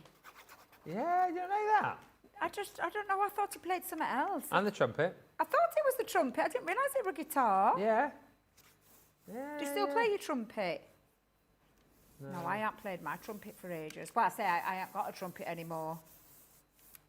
He's like Jimi Hendrix on the guitar, is he? Oh no, so more like Jimmy White. Sorry, I got that wrong. Jimmy White? My Jimmy White from the cricket? Cricket? Cricket? Cricket? Cricket? Debbie, Jimmy White, snooker. What do you like? I've met Jimmy White, he's lovely. Yeah. He was my favourite snooker player. Jimmy! Oh, Jimmy. Yeah, he's still going on the old veterans circuit, isn't he? He is, Masters, yeah. or whatever they call them now, Jimmy White. Never, ever, ever. Is the only snooker player in the world that I think is one of the most fabulous snooker players in the world that's never won. I know. Never won. He got to the final about 6 or 7 times, didn't he? I've When cried Hendry was I think I cried every winning it single all. time as well. Now, I've managed to get some glue on me. You can see where this afternoon's going, can't you? But I'm going to get away with that because I'm going to add a few little bits onto there. So let me just pop down now, and I'm going to use a little bit of a hot glue for that little bit, just to make sure that that goes on. And apart from adding onto there a little sentiment, and I'm going to keep this one open because just see what I mean about how lovely you can use your vellums. I mean, that would look lovely on top of a box. That could be a box design, and that could be on the top of the box and run your ribbons around there. But doesn't it look beautiful in vellum? A little bit softer than what it would do with your glitter, but I just think it's just a beautiful material to be able to work with. I did say I was going to emboss. I'm going to cut a piece of put down, and I'll get one of the embossing folders and come back and we'll show you that how it's embossed. There you go. Beautiful project, and I know it's easy to say, but that is the truth when it comes to vellum. Whatever you can do with your papers, you can do with your vellum, really. So just, I would say, don't get too confused about it all, really, and just have fun experimenting. If you want the showstopper, $39.19 US platinum, $26.39 in the UK, and of course, if you want to go individually on those bits and pieces, you can as well. Going to come back in just a few moments' time, and I want to show you one of the deals that we've got from last week, which has been very, very popular on the new launches. But before all that, at the start of a new week, we have a new weekly deal, and this week, well, it is an absolute cracker. If you want help with your stamping, have a look at this.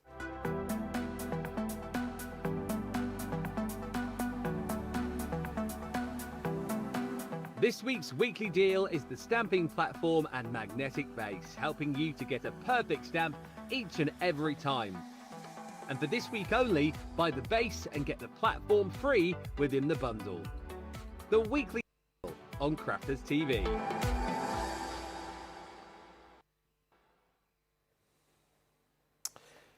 Could you use red liner tape with vellum? So I personally don't use red liner tape. It shows through.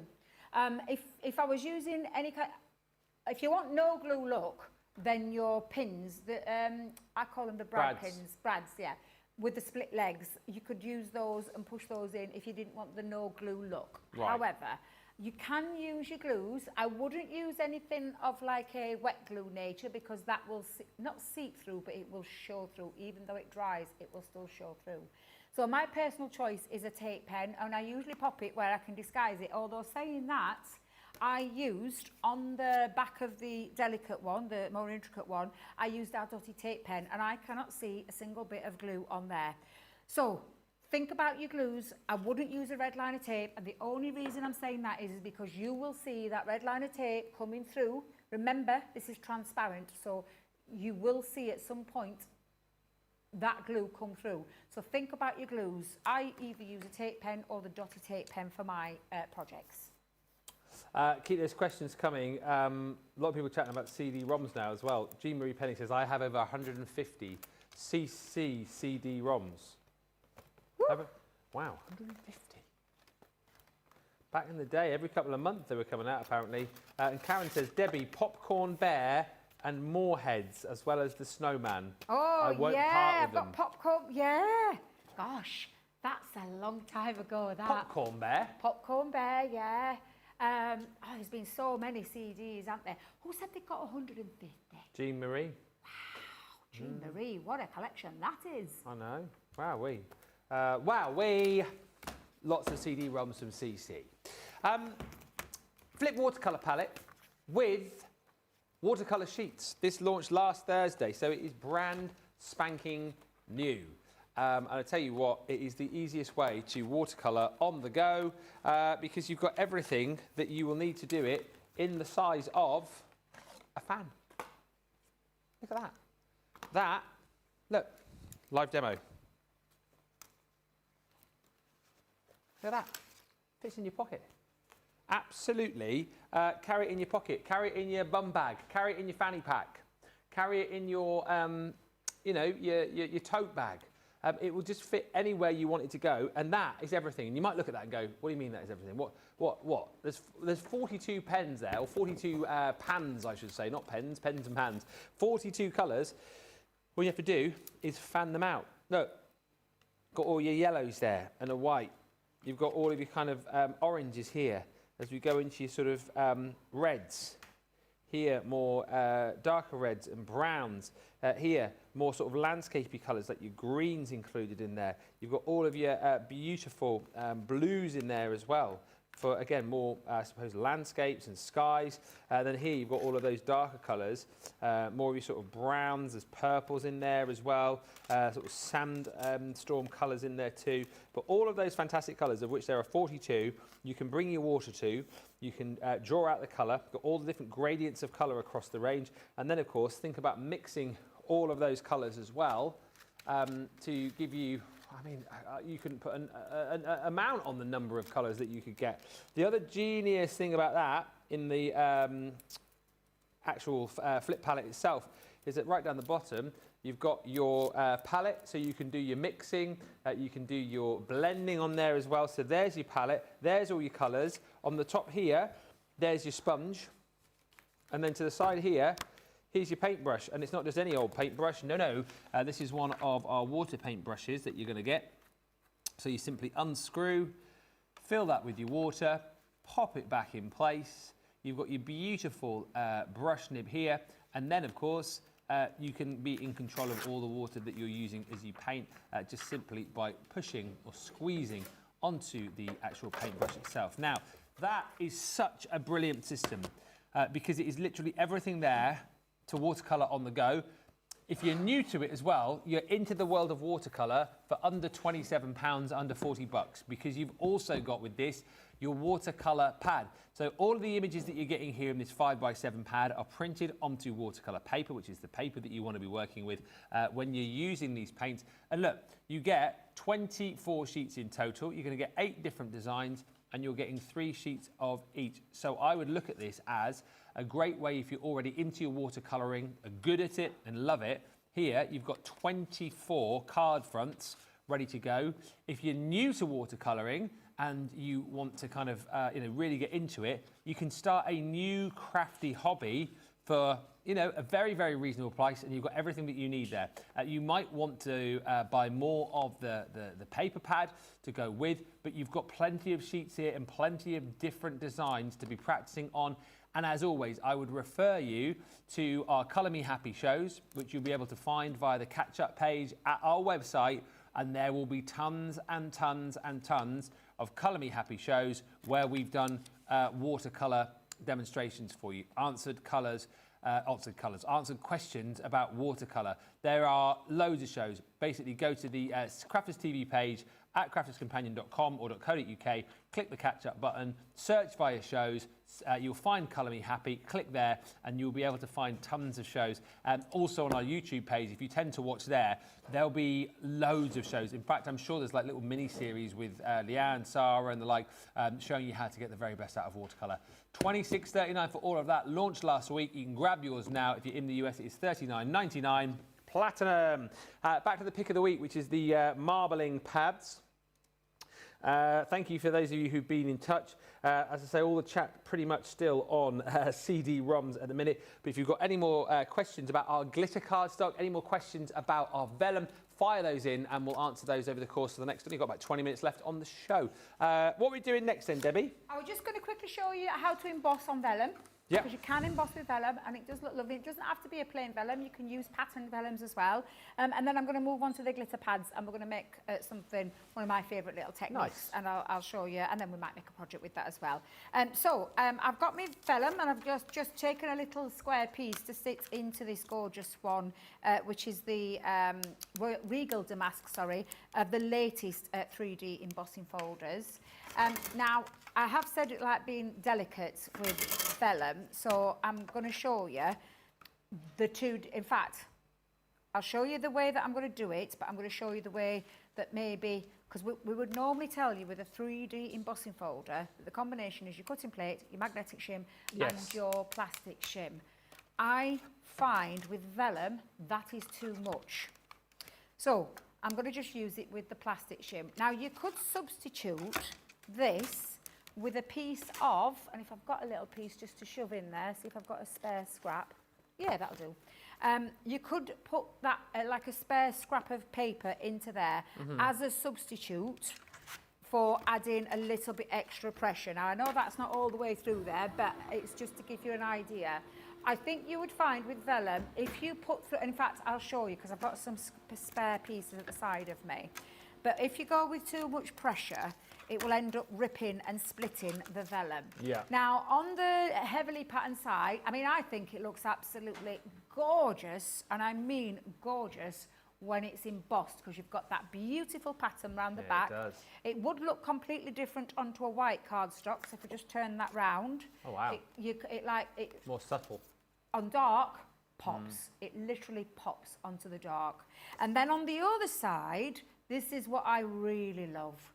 White line. It looks like you have taken a embossing tool and have embossed all that detail. And again, look how gorgeous that looks. If we just hold it up. Wow. Look how beautiful it looks when you put that but again, dependent on the colour of your cardstock, will depend on what you, what look you're going to get. And I genuinely mean it. If you've never tried embossing vellum, give it a go. Now, very quickly, just to show you what I mean by the extra pressure, I'll just chop a little piece of that off. And I'm just going to put a smidgen in there.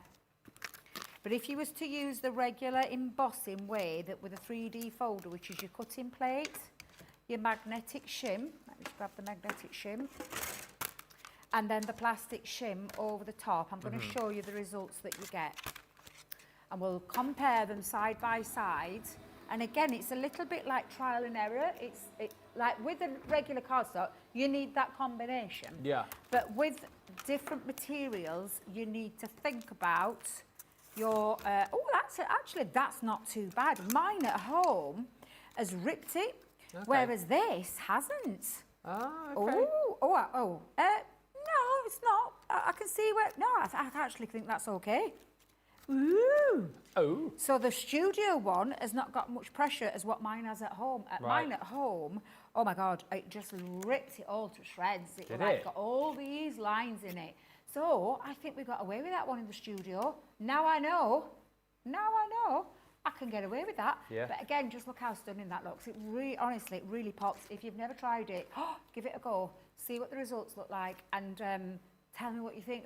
And if you wanted to use that then and just add that to a piece of cardstock, so for instance, I'm just going to run our dotted tape pen over the back. I've got a scrap of, just pop that down onto there.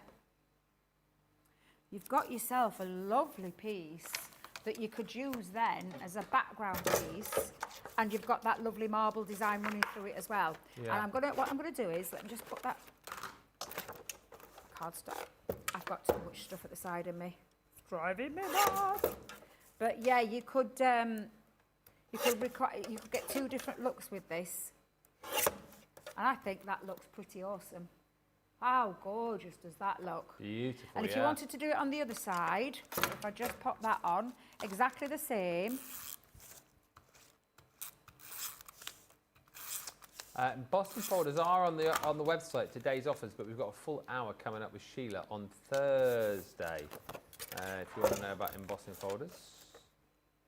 And Sheila got them. I cannot wait to see what Sheila does with these, because I bet they look absolutely phenomenal.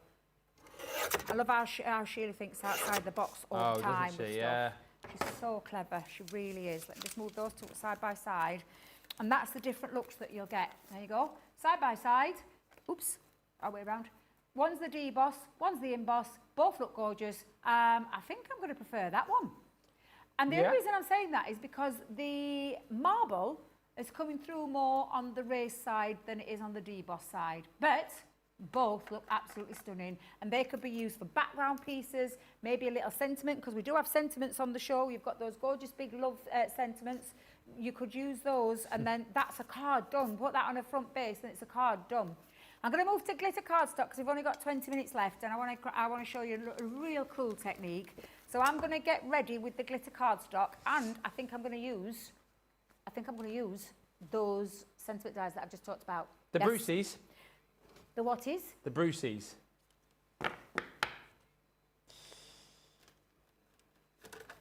I did wonder what you meant by that, Ben. Now I get it. Here they are. Love, laughter, and happy ever after. Cupcake sprinkles and happy wrinkles. Thankful for you all the year through. And you can't do it with this one. Wishing you sparkle and joy. And look what you can do with them. They're brilliant because you get your outer die, which creates the kind of jigsaw piece, if you like. I always think these are like jigsaws. So that's the kind of main piece at the bottom. And then you've got the die with all the details. So the wording in this case that will cut out. Piece that over the top, creates a little jigsaw. And then in this case, you get the little stars there, which will pop out as extras, which you can piece into place. So it really makes it a fun set to work with. This one, of course, has been cut out twice, actually, the base. So it's been done in silver, then drop shadowed in white. And then again, the actual sentiment itself has been drop shadowed on like a sort of like a ready sort of linen card, and then a silver glitter on top of it. So it's been cut 4 times, that one. This one here, again, very, very simplistic, but brilliant in its, final look. The fact that you've got, again, 3 mats and layers, and then just that beautiful sentiment over the top of some stunning linen card. Here, again, the sentiment doing all the work for you. I mean, a beautifully constructed card from Nicole with some stunning embossing on the white here. Looks like a beautiful bit of white work. You've got the pennants dropping down, nice little flower. And then, of course, that one, again, has been cut twice. So you've got like a drop shadow of paper over the cardstock. And then you've got the beautiful sentiment cut out in red. That one's from that cardstock there is from one of the Valentine pads that we did, because it's got that beautiful sort of sparkly finish to it, which is difficult for the cameras to pick up. This one, another Nicole one that she's done. Brilliant use of multiple collections here. Retro vacay, shaped card bases, and then the cupcakes and sprinkles and happy wrinkles sentiment. Again, just using a multitude of different cardstocks and papers there. And I'll show you one more for now. This one actually Sheila did on a craft along right back at the start of June. I mean, that seems like it was a few weeks ago, but that was the start of June she created that. And again, really lovely card for a thank you to the teacher card. Of course, when the kids were still at school, because they're pretty much 2 or 3 weeks already into the school holidays, can you believe? Keep the comments coming. Last chance saloon to get any more of those in on this show. If you want to ask any questions, if you want to see any demos, we're going to have a look at what to do with the glitter card, though, first with Debbie. Well, you can do it again. You can do absolutely anything. But one of my favourite techniques is where you cut little strips, and this comes in really handy for those odds and sods that you might have left over. Do you know when you are cutting to an 8x8 and you're only using maybe like a 6x6 or a 5, whatever it is, and you've got odds and sods left? It's great when you've got like little strips, and I've got a few left over from one that I did earlier. So, and when I say just random, I mean random like sizes from maybe 1.5 inches to, let's get rid of that bit, off you go. Maybe 1 inch, so cut down to 1 inch. Let's go into there. Let's cut 1 inch strip. We need to tighten this arm, Jamie, again. We need to get Liam onto the case because the this arm's arm, wonky, the arm is a little bit. A little bit wonky. Can you see where it comes down? It's not meant to do that. It's meant to stay up. Can you see how it drops? And it makes it difficult for me to cut with. So we definitely need to get someone to fix that for us before we end up having. Let's remember, this is a blade. So we need to be uber careful. Easy to fix though, isn't it? For the fact Very that easy to fix. The bolt is It's there. there. You tighten that up, and that's it. And you just get your oh, what do they call it? Is it a pliers? Is it pliers? Oh, a spanner. Spanner, yeah. Just tighten pliers, that, spanner. and that will stop that. Don't think you've got to get rid of your guillotine once that's happening, because it's just wear and tear. That's all it is. And if you think how many times we use it in here. All the time, every day. All the time, every day, while we're live, even in between shows, because we're always doing little bits and bobs in between shows. So yeah, please, please, please, don't throw it away. Just tighten it up. All right, I'm going to stop there because I'm going to keep that one to one side. I might need to use that for something else in a second. Bet, grab a piece of cardstock, grab a bit of glue or tape pen. I'm going to use my tape pen. And literally, all we're going to do is have a little play with strips. Now, you might have seen me do this before. Apologies if you have, but I love this technique and I absolutely think it looks super, super cool. And it literally is just taking your strips, popping your glue or your tape onto the back, and then just randomly placing them at the side of each other, but going in different directions. So I'm going to go down that one with that way. And I'm using a big piece, and I'll show you why in a second, because it is just a random play with your strips, with your, like I said, all the little bits and bobs that you might have got in your little boxes, and it's just playing with the strips. So I'm going to come in, let's add a thicker one. Yeah, we'll go thicker that one. And whilst you're sticking, Carol's asked, what plates do you use to die cut a template? What plates do I use to die cut a template? I think you might mean emboss a template. I was going to say, you can't die cut a template. It would be emboss a template. So embossing, I'll quickly run, while I've got you on this camera, I'll show you. Yeah. Cutting plate, template down, Yeah. cardstock over the top, Yeah. rubber embossing mat, Yeah. plastic shim, cutting plate. That's how you emboss a template. Nice. So I hope that helped. Thank you. Give it a go. If that doesn't work, get back in touch and we'll try and help you again with that. Yeah. Love it when questions come in. I know. And we've often said it, we are live and interactive. It doesn't have to necessarily be about what we're doing. No. Any questions you want to ask? Might be in the middle of making something and you get a bit of a brain fog or you get stuck. If we're on air, ask us whilst we're here and hopefully we can help you out then. Absolutely. Absolutely. I love doing things like that. That's... You have to let us know if you're crafting right now, what you're making, who you're crafting for. Yeah, who are you crafting for? What are you what's on your crafty desk right now? What are you making? Christmas cards, I think a lot of people. True, could be Christmas cards. Not long now. What? Till Christmas. Oh my God, don't say that. I was just about to work that out in my head. Is it 144, is it? 144 if you're watching days. live. What? Now, all you'll carry on doing, and because I've just heard Jamie say how many minutes left we've got on the show, what? Is you're just going to carry on with your little pieces and just randomly pop them around until you're happy with where, you know, where, let me just move that because I think that's stuck to another piece, there we go. Just keep popping things down until you end up with, and all you'll do is, once you've got them all on, is you just take your scissors, Yeah. and you just trim off the edges like so, or a guillotine, or a paper trimmer, and then reuse those bits. All right, so all those bits you can reuse. Just push those to one side. So, oh, there you go. And then what you'll end up with, which is what I ended up with yesterday, is a piece that looks like that. So I like to do it on a bigger piece because then I can chop down into it. That's Looks brilliant. so cool. First thing Jamie said when he saw this, when he took it out, wow, yes, that's cool. But it's just be able to create little backgrounds. Yeah. And although I used some that were literally strips that I had left over, I did go into a sheet and I used a full sheet, and then all the rest were all my little odds. Look, I've got different colours here. There's nothing to stop you from doing that Mix on and there match. and adding different colours, which is what I've got in. You can see in places that I've used different colours, and it looks so cool. It looks absolutely phenomenal. Now, shall we make something really quick with it? Yeah, sorry, getting carried away with myself. Shall we have, which one shall we have? Thankful for you. And everything you do. Oh, I knew that were coming. That's not it though, is it? Thankful for you all year through, isn't it? Yeah. Is that what it is? Yeah. Lovely sentiment. We're thankful for you, Debbie. Oh. Thankful for Debbie, even though she's a bit nebby. It's true. It is true. What does that mean again? Nosy. Nosy. Nosy, Nebby, yeah. Nebby Debbie. Yeah, I am nosy. No. I am. You're not. Look, I'll own up to it. I am. Oh yeah. I'm a right nosy little devil. I I love. thought you were only Nebby Debbie when you were at school.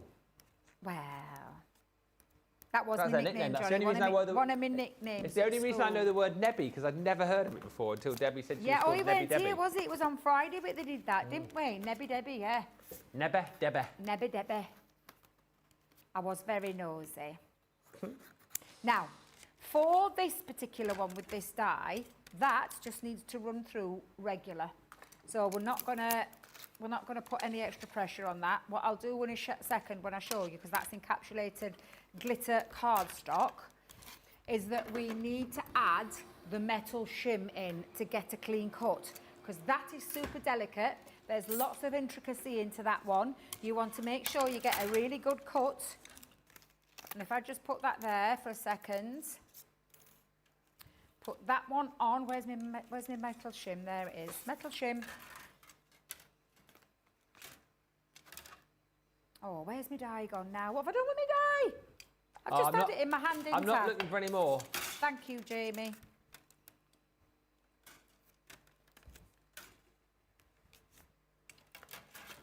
And then add that over the top and run that through. That's the glitter that Debbie's been using there, Kendall. But we have used the vellum paper as well in the show. The backgrounds look stunning, says Lynn. And Karen says, I'm playing with the sweet cupcake and fancy butterfly. Just colouring them. That's the edgeables, the vertical edge dyes. We're doing edgeables at 4. Summer school edgeables. I forgot what we got on at summer school then. What we got on? Edgeables. Everything you ever wanted to know about edgeables and more. Ooh. I love edgeables, I'm not going to lie. I'm just taking those pieces out. Can you see these little pieces? Because these are the pieces that have to go back in. Yeah. So if I put that in the order, because I am terrible for remembering which order they go in. So I'm going to put them around. Hope my fan don't blow them anywhere. So that when I come back to adding that on, is there another one? Oh yeah, there's 2 more. Let's just push that one through there, that one through there. Oh, the time goes too quickly, Jamie. I'm not happy. Not happy. There we go. Let's put those back there. Any more? Any more? Oh, one more, just a little star. Oh, yeah. Oops, I've done this back to front, so I'm Do going you to have put to... all of those in once they come out? Do you put Yes. them all on the finished project, do you? Yeah, yeah, it looks lovely. Yeah. It's part of the design. Can you see, though, by adding that metal shim, how quick that released out of there?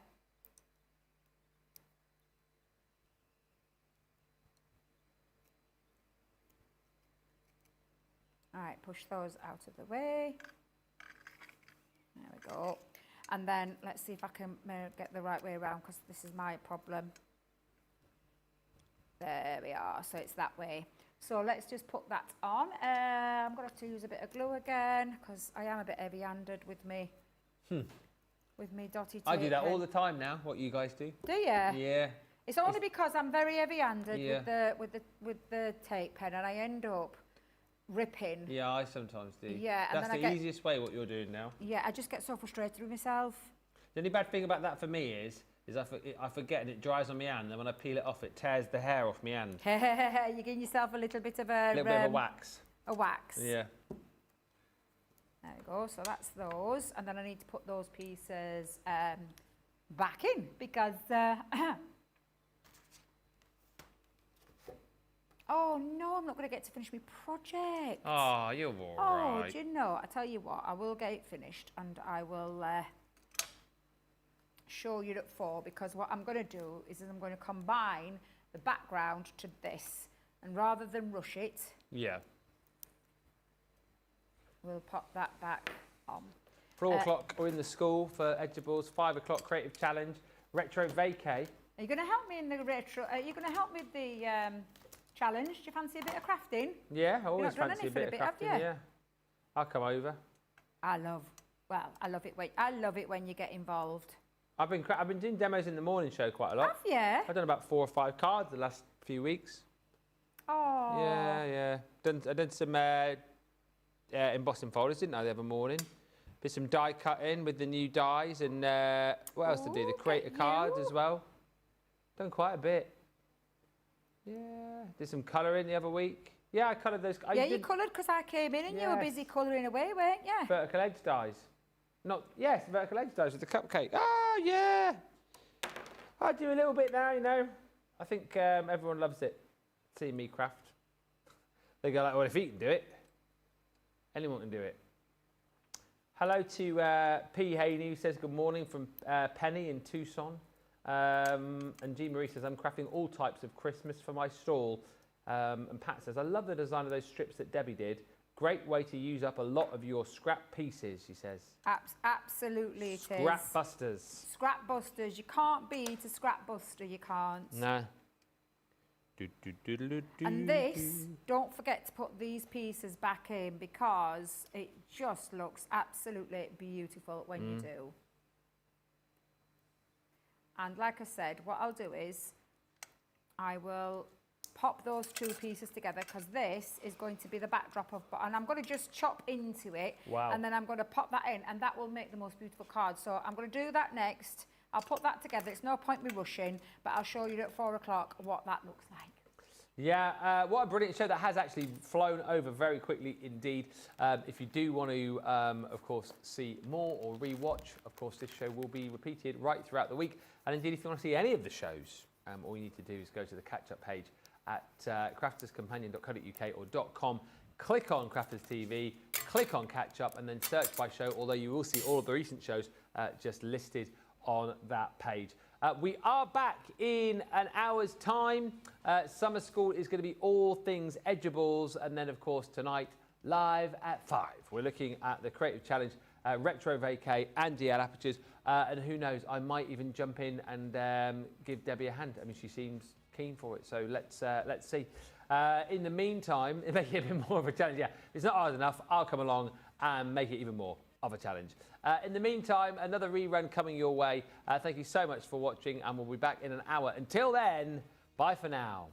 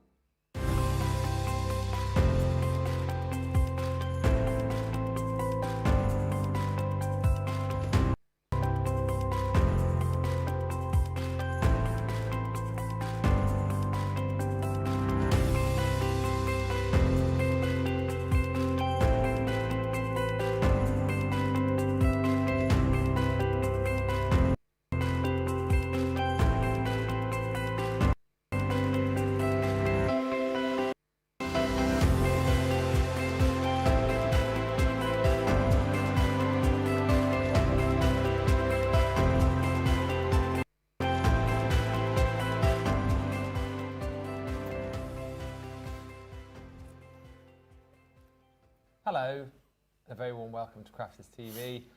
My name is Ben Mosby. Thanks for being here. That's the last lesson, isn't it? It is, yeah. Sheila, by the way, in case you didn't know. Hello. Sheila Halliwell. Wigan Womble. What you feeling about the last lesson? Sad, happy, indifferent? No, I don't mind actually, because I've done quite a few of these. I think I was on the first week and then I was on the third week. I've done 15. You've done 15. You're a very good boy. I think you need a distinction certificate for top attendance. Yeah, top attendance. Top attendance, 100% Yeah, record. no detentions. No? No. Never no, had a detention? No. In real life, never had a detention? I think I did only once, but that was for not getting my homework in on time. But that was maths, and I was absolutely diabolical at maths, so I think I just couldn't do it. So that he made me stay behind a bit just to kind of finish it off, and then let me go. I hate that getting detention. I've told you before, I got you to not detentions, lines for bad work. Yeah. But it wasn't bad because I wasn't trying. I didn't help with it. Yeah, I just got exactly. lines because I didn't understand. Yeah. That was the 80s and 90s for you. Yeah, exactly. Tough times. What's tough times? Tough times at school. Not now, though, in our No. summer school. It's all about, education, inspiration, and demonstration. Yeah. So we've got an hour, well, actually not an hour, about 50 minutes now of this. And then Friday Night Live tonight, live at 5. Where there's going to be 3 of us on the show, isn't there, apparently? There's going to be 3 of us, yeah. Brian's in, our newest presenter. Yeah, they were going to get him some lights of his own and his own camera and stuff, but he's new, so it was a bit too much. So he's got his own camera, but yeah. And you brought him in, haven't you? Like, he's been a recommendation from you. Yes. Yeah. Yes. So yeah. you know him better than most. I know him very well. I've known him since he was born. Actually, I've known him since he was born. Yeah. So you know he's a bit of a character, isn't he? He's what? He's a bit of a character, and he's forgotten his glasses, so he's had to borrow yours. Yeah. Oh my goodness! I just hope everybody likes him because he's nice, but he's funny. He's a character. I'm sure you'll like We've him. agreed he can do the jokes at the start of Friday Night Live, and then see what you think of him. Yeah. If you like him, he might come back in the show. If not, we'll have to help say thanks out very him. much, Yeah. Brian. We might have to. Yeah. He might have to be let go. No pressure, Brian. He's in my set, ready to He go. is. He's waiting. So, we're doing a summer school all about gift boxes. So feel free to ask any questions. Feel free to, proffer any suggestions. But we're going to be using the Ultimate, aren't we? And also the template library. The template library, yes, because there was a bit of a choice. Obviously, we've always got lots and lots of things on the show, and the brief is to try and make gift boxes for every kind of present. Well, we can't do that really, can we? Even with our best intentions, because for every kind of present, I mean, how would I make a box for, say, somebody bought you a little Mercedes? I couldn't do that. It would have to be a curtain over that or something, a big cloth. And obviously then tiny boxes we couldn't do for like a little jewel or something because they'd be too small for us to see. So we can only do what we can do. So we're going to use the template library. And I'm going to go with the blue one and make a box. It's kind of a box, it's in there, but it could be a gift box, it could be used as a storage box, or for many other things. So we're going to do that. I've not made that one before, so I thought that'd be good for me as well. We've got a few already in. Jan's on the socials for this one. Hillary is in, and Holly Collie. Hello, and... Hello. Woof. Woof. Hello. Also, thank you, Hillary, by the way, for the little video you sent me. We often exchange little collie videos on Instagram. Oh. How cute. Are you following Fetch King on Instagram, Hillary? The collie. I'm going to go up there one day to Staves and see if I can... down there. Is it down, is it? Where is it? Oh, East Coast. Okay. So it is up at this end of the country. Yeah. Yeah. With that past Right, Saltburn. It's Saltburn by the sea as well. Saltburn by the sea, yeah. Yes, yes. Yeah. That's where they play cricket. Did you read all about that? No. Oh, the clicking. Oh, I'll have to fill you in on that another time. Okay. Last day of school, says Jean Marie, always inspires excitement. And I'm here, says Diana Green. I missed the earlier shows as I've been on a bike ride and I had a dip in the sea. Oh. Where do you live again, Danny? You'll have to let us know. Was it warm? She says, I'll sit at the back of the class and try to stay awake. Yeah, no falling asleep in class. No, if you feel it's getting too much for you, put your hand up and we'll just have a quiet word with you by the door, and if you need to go, we'll let you go. Yeah, we'll open a window, let some fresh air in, you'll be fine. Thank heavens, it's Friday, says Sheila. I know. Yes. I'm looking forward to seeing Brian, says Hilary. There you go, Brian, you've got one fan. Hey! Reporting for school in Broken Arrow, says Susan. Hello, Susan. And Stephanie Theodore says, hi to Ben, Sheila, social superstar and friends from Farmingdale, New Jersey, reporting for the last summer school class. It's not officially the last one. You still can get tickets for Leanne's summer school, although you have to be very quick now because those have almost gone. When do they happen? Is that next week? A week on Tuesday. Oh, a week on Tuesday, and a week on Thursday. Nice. 18th and 20th. So that'll be good. And is that like evening time? 6 p.m. UK, 1 a.m. Eastern, 10 a.m. Pacific. Right, okay. Yeah. Right, so okay. We've got the full spread across the across the universe. Exciting. Stephen Ferguson is in as well, saying, how is your Friday, Sheila? It's been fine. We've had a lot of laughs this afternoon. My day started off, I didn't feel great this morning. No. But then, obviously, as the day's gone on, and you get with this team here who can pull you out of any, lowness that you might be feeling, they just pull you out and you get through the day. And we've had lots of laughs in the end, haven't we? We've had a few laughs, haven't we? We love our team very much. We've got the best team ever. Stephanie says, are we having a party after class? Well, we're having a Friday Night Live party. Yes. We've got Brian telling the jokes, and we've got an 80s game as well tonight. So if you love your 80s, then I feel like that's going to be a lot of up a lot of people's streets, isn't it? And also, by the way, when we finish tonight, do check out Bucks Radio. Tonight, live from 7, Let's Go Retro, the 80s. 3 hours of the very best music and memories. No, it's not my show. Very best music and memories. From the 80s for 3 hours, 7 p.m. tonight, bucks.radio. Listen online and around the world. That would tie in, wouldn't it, with Friday Night Live? If that's got some 80s, I could listen to that driving home. Not in the car. Not where you wouldn't get it on DAB up here, but you could just put it on your phone and plug it into your. Oh, I could do. Yeah, I could listen to it on my phone. Yeah, that might be. I might be able to do that. By the way, I just want to tell you as well. On the last Friday Night Live when I was here. And we played, I was opposite Brent because you weren't here. I won. I won by a point. It was 10, it was 10-9, wasn't it? 10-9. Oh, that's when I was playing Farquhar. Yes. I won. Well, that's brilliant. But fast food. That's your first ever win? Yeah, I think so. Oh, that's amazing. It's just taken like 13 months to win. Apparently Brent was overthinking it when he should have just written down the simple answer. Yes, yeah. Hello Mary Smith and Mary Shaw, and hello Carolyn, who says I'm ready for school. Shall we talk about the template library? Yes. And let me just tell you, there's only a handful of, is that right? There's 5 template libraries left. You get the full collection in the US for the price of the first one. So we're essentially giving you the 5 bolt-ons for absolutely nothing. It's $63.99 for the whole lot. And the stand. And the stand. And the dividers. You get the dies in there as well, don't you? You do get the dies. I think I've got all these minus the first one. So I haven't got the first one. So I didn't get the first one with the extra things and the dies and stuff. So I think I've got these 5. Yeah. But not the first one. Yeah, well, you're getting it all. 150 projects, all template-based. And the great thing about this, Sheila, and then for anyone who's new, who's wanting to get into craft and they don't want a huge expense of buying machines and stuff, that's the genius about this, isn't it? There's no machines involved. Yeah, definitely. And I think this works for you if you're a youngster, if you're an older person, if you're very, in your later years and you're retired and you've never, you've come into craft later and you've not got the machine, like Ben says. This is something that everybody can do, isn't it? Because this is where you start off in school when you're a child, isn't it? Like learning how to draw and then hold a pencil and then drawing through a template, drawing around things. And this is very much built on that.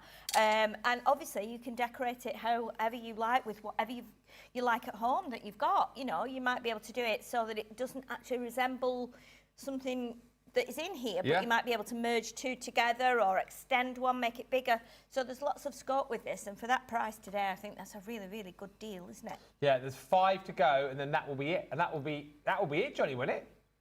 That will be that. That is it. That is that gone. There's a few individuals, but not for the full set. So we will get into it. Good morning to Jane, who's joined us in Las Vegas. Diane says, I can't wait for Friday Night Live and to meet the newest presenter, Brian. for the first time. Hi to Diana Green, who says, I live in Christchurch in Dorset. Cycle to the coast at Southbourne, a few miles east of Bournemouth. I'm sure that Ben and Magical Sheila combo will keep me awake. We will. And Bournemouth is lovely. Bournemouth, and it's Boscombe, isn't it? Boscombe Downs down that way. I love it. And hello to Lynn Harvey, lovely Lynn, who says, hello again to brilliant Ben and Giggly Sheila, the amazing team, Jan and everyone. I'm all present for the class today. Looking forward to meeting Brian today. I hope he won't be too shy. I don't think there's any chance of that. I don't think He might be taking over. He might be a bit too loud, Might be a bit actually, too you know. loud. He's a northern lad, isn't he? He is a northern lad. Not I think this he's- north, but no. kind of southern. I think he's sort of... Bordering between, isn't he? yeah, is he sort of Barnsley... It's either Yorkshire or Lancashire. Lancashire.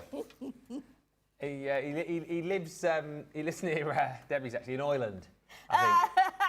Oyland. I know. I don't know how she'll feel about doing shows with him, but anyway. Well, he might not appear again after tonight. Well, he might not, no. Neither of us might either. No, exactly right. Where does he live? Oh, Shafton, that's where he lives. So Debbie met him at that village fair where she got ripped off, didn't she? She did, at yeah. Shafton Village Fair. Shafton Village Fair. Yeah. I think he was the compere. Yeah. Sheila obviously knew him anyway. That's how it's all happened. So Sheila knew Brian. He was the compere. Debbie was like, oh, what am I like? Come on, Brian from Shafton, in you come. And now he's on that's tonight. it. So It's just Debbie Fisher to meet him now, and I'm not sure what she will think. But anyway, we'll see. yeah. We'll Who's find Brian, out. says Susan. He's the newest member of the team. You'll meet him on Friday Night Live in about 45 minutes' time. It might be the first and only time, but we'll see. First and last. First and last. I don't think I've ever met Brian, says Stephanie. No, you haven't. No one's met him. You've never met him. No, You've no never one's seen met him. him. Brand new presenter. Even the majority of the staff that work in this building No. have never met him. No. We've just got, there's about 7 of us, isn't there? Yeah. Our team, our close team here that we have all met him, and they've been in stitches with his jokes. He's very funny. I mean, he is literally in stitches. As well. And Sheila knows him better than most. You'll meet him in a bit. Welcome, I know Brian, him upside says down, Carol. inside out. Yeah. Wait till you meet him. Yeah. Anyway, let's crack on, because otherwise we'll just end up talking about Brian for the next 45 minutes. Not all about Brian, it's about boxes. It is about and boxes, Brian loves yeah. a box. He does, yeah. Yeah. We could actually see if he wanted it, couldn't we? And then he could put his stuff in that he needs for shows, etc. in the green room, yeah. Yeah, we'll see. Right. Let's get cracking. And we are going to use the firework paper, and there could be fireworks after this. There could be fireworks. Okay, so I went through the my template library at home, and I was looking for like boxes, and there's obviously boxes, and there's like, you know, cards. There's all sorts of little things, a difference in every one of the expansion files. So today I am going to go right to almost to the back of the book, actually, and I'll just change my spectacles, and then I can see what I'm doing. So I thought we'd do this because it's quite nice and it's a bit unusual, and I was thinking this would be great for a gift, because it could be something that you did in Christmas paper and then fill it with like Christmas chocolates and things like that, hot chocolate. You could give it in spring, you could put like little mini gardening tools and maybe little seeds and stuff. You could do like little nail things in there for anyone who loves doing the nails and the makeup. You know, anything that, if people have got hobbies, you could adapt this. So what I wanted to do, obviously, I saw it's from the blue pack, Fancy Card Storage Box number 15. So if we go to the big wallet here and we go to number 15, which is going to be probably a little bit further back. Oh, yeah. Yeah, it's going to be the last one. And again, with this one, we can just take it out. So you can just take it out like that. Good, that, isn't it? It's brilliant, that. Yeah, it's really good. So it tells us on here, if you've not used the template library before, it will tell you, if I bring this in here, it might show it up a little bit more for you. So you'll be able to see the template maybe a bit clearer there, where you've got all these lines. It'll tell you, first of all, what this will fit. If you were wanting to fill this with cards and envelopes as a gift, or again as something you might make and sell and wrap in cellophane with ribbon as a gift, it will fit 4 by 6 inch cards. The box base itself so this itself will require one 12 by 12 sheet. So I would recommend you do that in like a card. And then your mats and layers, you will need one sheet of 8.5 by 11 inches. And then embellishments, if you so desire to put those on, then again, another sheet that measures 8.5 by 11 inches, which is roughly A4 or like letter size. But all we need to do then is you need a pencil and you need some scissors. So what I did, I went through all the paper packs and things that we've got here at Crafter's Companion, and I looked at all the numbers, and it took me ages to decide on colours, but I thought, let's do, like, we can either do cream with red or red with cream, and then we'll use these papers as well. So this will be for some of the mats and layers as well. Now, if you want to do, what it will suggest is that you, I'll show you the picture again, you can do the mats and layers for the outside. You can also do mats and layers for inside. Now on this one, it's been, I think it's got, it's on a glitter card as well. Yeah. So what we're going to do is we draw everything that we need onto the template, and then we cut them out, and then we assemble them. So and obviously, you think, well, how do I know what to do? When you turn your page over here, it will show you how to draw around them. It will tell you, draw through all the templates, draw through the outer edge first, that gives you the outer edge of the box, and then cut that out, use your scoreboard, which will bring in to do that, or Ben might help and do the scoring, and then fold and burnish, and then make the box by gluing it together. And then you will do the same on your chosen papers for your mats and layers, but then you will do the inner lines. So as we go onto the template, you'll be able to see what I mean. So we can pop the paper to one side because we don't need that for a moment. And the reason I went with the red and the like lemon colour is so that we can, I think they'll make it pop a little bit more, won't they? And because of the colours we've got in here, we've got lots of lovely reds and we've got this kind of lemony yellow. So we've gone with the 12 by 12 Arden cardstock, so it's nice and bright, and I know we've got that on the show, haven't we? Yeah, that is our gold star deal, the Arden cardstock. It is 20, what was it? 72 sheets in total. Wow. For $29.99, which is bonkers really today for that. That's amazing, isn't it? Cardstock. That's amazing.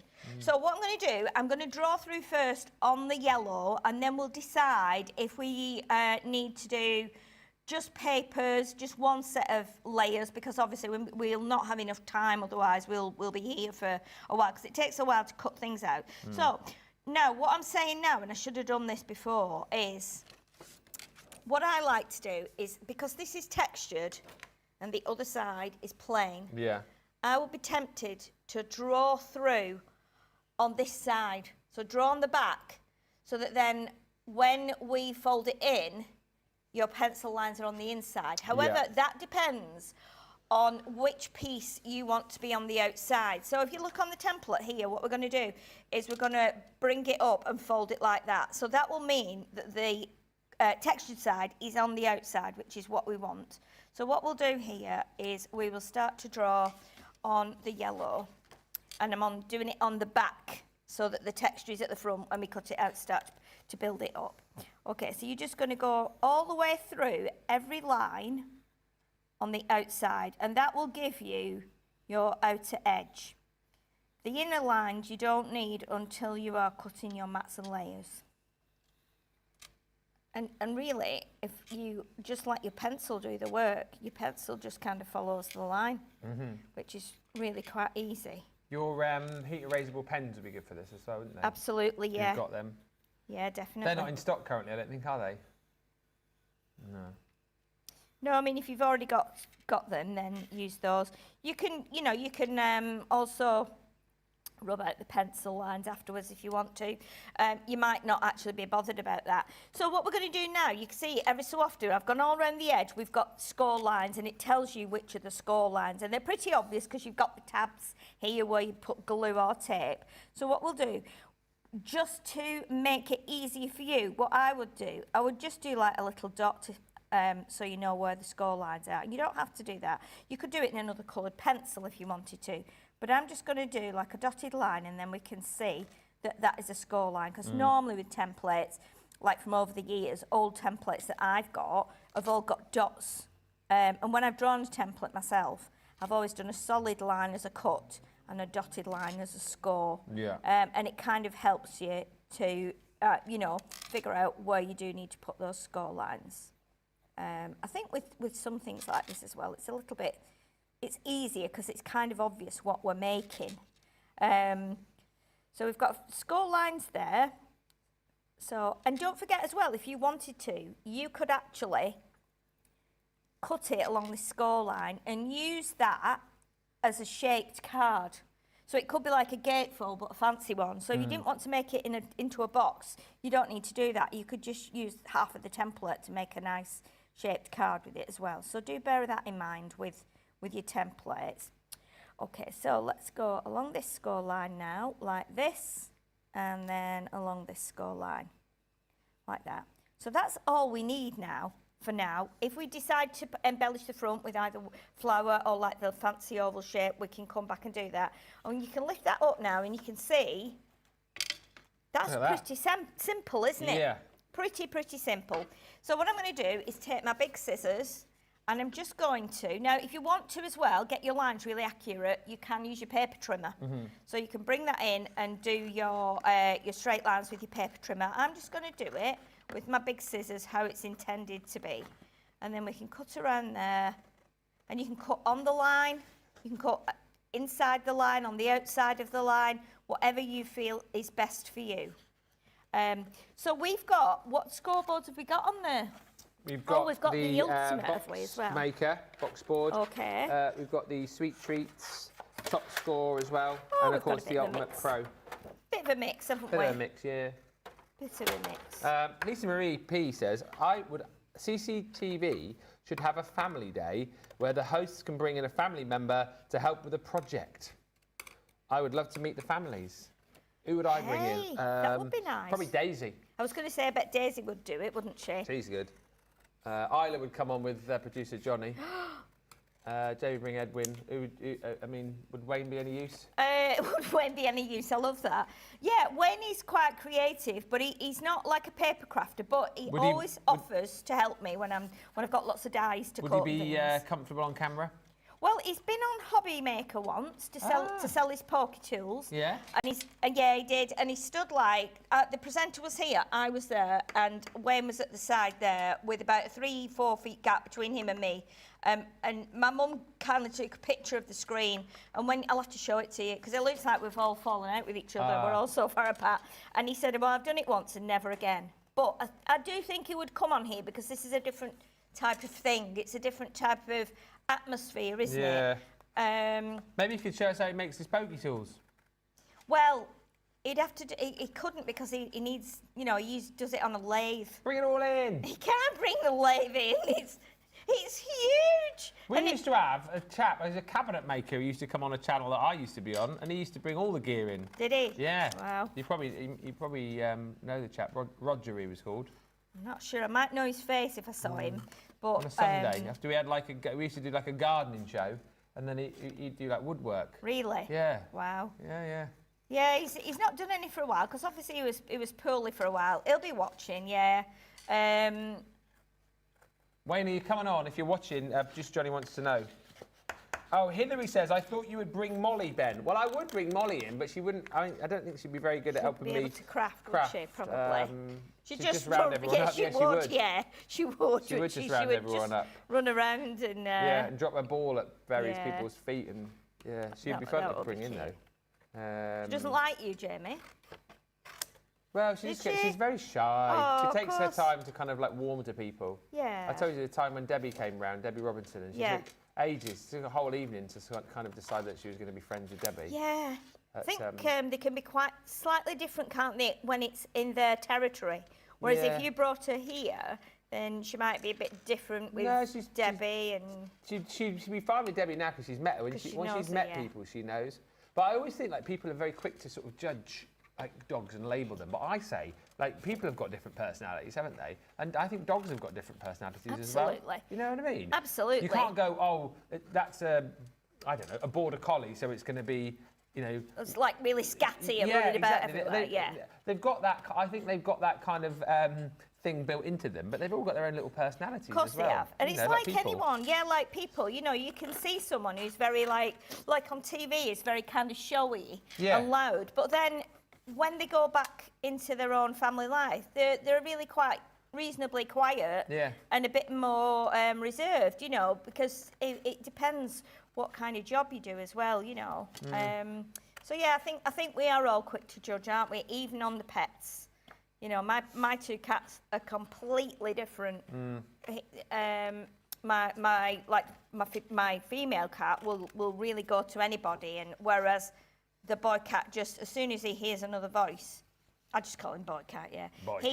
He actually just likes it. He goes, he just runs, and we don't know where he goes, and we don't see him. Which is my boy cat and my girl cat, yeah. Right, so we've cut that out now, so you can see when we lift that up now, when we score it and we lift it up, then that starts to make our box. So Ben, do you want to score, or do you want to just pass me the scoreboard? Now we'll score. Well, I'll pass it over to because I'll be off camera. Oh yes, of course you will. Which board do you want? The box. Any, as long as there's a tool with it, that's fine. Bingo. All right? Bingo. Beautiful. Have we got this one? The box board available in the US. Okay. So, and with this, obviously, we're not measuring, we're just going straight down the score line. This is quite nice, this board, because the gaps in it are quite wide. And all scoreboards are different. So you can see it does us a nice, just ignore this is where I drew before, that's going to be on the bottom anyway. But that gives us a really nice score line, which works fine. And again, I think with this one, you could probably use any thickness of tool in here, because it's the grooves are quite deep and quite wide. Hey Ben and Sheila, what do you call an owl that does magic tricks, says Shane? Don't know. Houdini. No. Hello, Sparkly Sue. And Hilary says, I think Holly would be a bit much for Molly, as she is properly crazy. Yeah, Molly likes dogs that kind of mind their own business, if that makes sense. She doesn't like dogs that get up in her grill. So yeah, maybe they. I think they could be friends eventually. Molly will probably just round up Holly. And Susan says it would be nice to meet family members. Maybe that's a new feature for the show. Yeah. Crafters companions.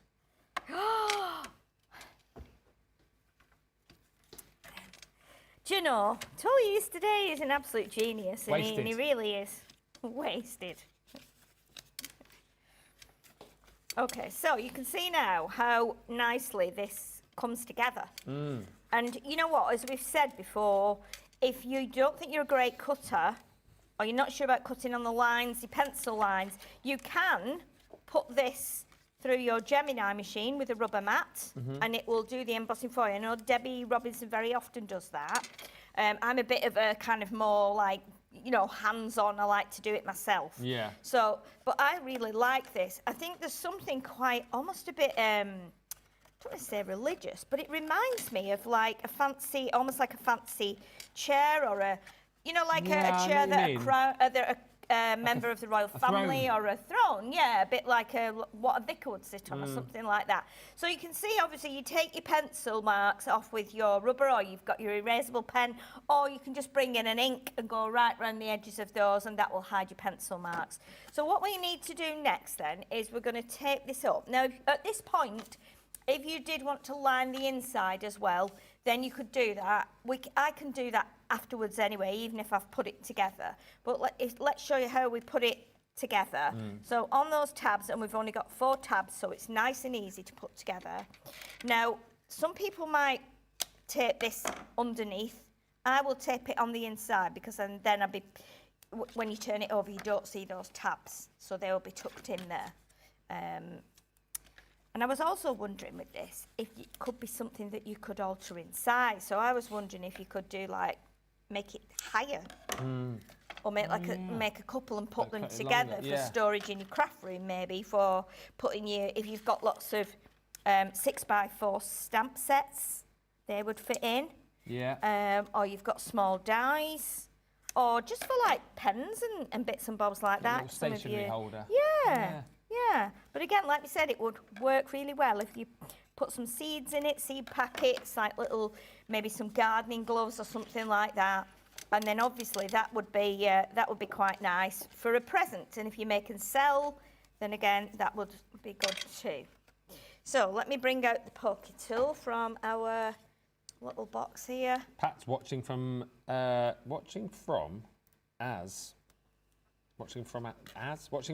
travelling to space camp in Alabama. What is space camp? Let us know about that. Do you know what my Daisy was talking to me about the other day? And I was like, do you know what, you should go for it. She's on about when she finishes school, she wants to go to Camp America. All right, okay. I remember that from back in the day. Yeah. Where you basically go out there for the summer, don't you? And you like you coach the kids or whatever. Yes. Same with her horse riding. I reckon she'd have a good chance of getting out there. Ah, probably, yeah. I mean, she's got all the skills already, probably. Yeah. Our friends, that both, probably about 2 or 3 of them out the same family. One was, 2 of them were in the band when I first joined. They were slightly older than me. And then their brother came and did all the sound system for band concerts and gigs and stuff. And they all went to Eurocamp. Oh, yeah. Which was France, I think, wasn't it? Yeah. Now, one of they're all them over, I came think. back, yeah, but the other one stayed out there, and he ended up like becoming a chef. And he's just now, recently, he ended up living in Holland. He got married, had children out there and stuff. He's just come back to live in Wigan now, because I'm not sure if he's retired now. He's a little bit older than me, and he's had a few traumas. So he's come back to be with like his parents who are here and the rest of his family. So yeah, it's but he went over there and he just never looked back. You know, it just changed who he was, and that's what he did for his job, which was quite amazing, really. Okay, so we've got nice score lines on there now. You can see how that fits together nicely. But I would be happy to do like 2 or 3 of those in a row, and then even do them back to back. And if you're doing them in really strong card as well, like 300 GSM, and then you put paper on, I think they'll be quite sturdy. So let's do that now. Let's bring in the firework paper. I know what you mean, Carol. Says, what plates do you use to cut a template? So you wouldn't cut it, you could emboss it into your card, couldn't you? Yes, so you'd emboss it, and what would happen is it would bring out, like when we emboss a stencil, so basically it's the same stuff as a stencil, like the mylar that it's made from. So what it does is it pushes the the card through the stencil lines, through the gaps, and then when you take it out, it's just giving you the embossed lines, if you like, and you can then cut around that. I'm not very good at that. I'm not very good at cutting on the embossed line and making it look neat. So I like to do it this way, and then I can cut straight on the line that I've drawn. But you know, everybody has their own way of doing it. So again, it's personal choice, really. So this now is going to be, I'm drawing on the inside. This is going to give us one of the the mats that we would put on there. So you don't need to, if you don't want to, you can save your card here or your paper. So obviously for this bit here, I'm going to draw through there. So this is slightly smaller, a bit like when we do mats and layers on a card, or we use nesting dies. That's how we do this. Because of the way these are positioned, I'm just going to do them as they are now. So we'll go around there and round there like that, and then round there like that. Now obviously we don't need a mat for the bottom, so what we can then do is we can bring in the template here, and we can see if we can fit. Oh no, can I fit that? I'm trying to be a bit frugal here now. Squeeze. Save on some paper. Let me turn it over as well, because I would like to get some of the yellow one and some of the red, which I think I'm going to do anyway. But let's turn that way. I think we can squeeze that in. I think I can just get that in. I can see the line here.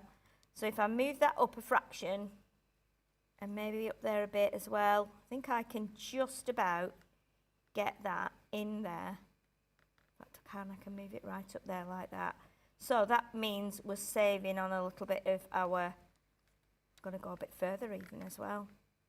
I'm going to save as much as I can, because obviously we all love this paper, don't we, so much. It's one of my favourite paper pads of all time. It's incredible. It's incredible. And I'm so glad it's gone in the best of 25, hasn't it? Yeah, yeah. As well, so there's some of the papers in there. So if you're thinking, well, where have we got that from? There we go. So now we've saved quite a lot of paper here, because even though we've got 12 by 12 sheet, we could, in effect, get another set of those templates out of there. Now, again, this is probably a good one to use your trimmer with, or your guillotine, because you can just go right along that line there. Now, again, with this, you could add some ink around the edges. You might want to even put it through an embossing folder and, you know, and make it like textured. Yeah. So you could do that as well, you know, like the one we had on today, the Berry Bliss one, with that lovely like basket weave. So you could do that. So let's put this down here. Hi to Sheila, says you could put in your berry notebooks in it. You could put your berry notebooks in there. Oh, yes. And I think this would be ideal, says Hilary, for my felt gnomes for Christmas to give as presents. Yes. Dan says, I used to have 3 Shetland sheepdogs at one time. They did not care for the coffee grinder, and the 3 of them would spin around in circles whilst the coffee was grinding. Really? It was quite funny to watch.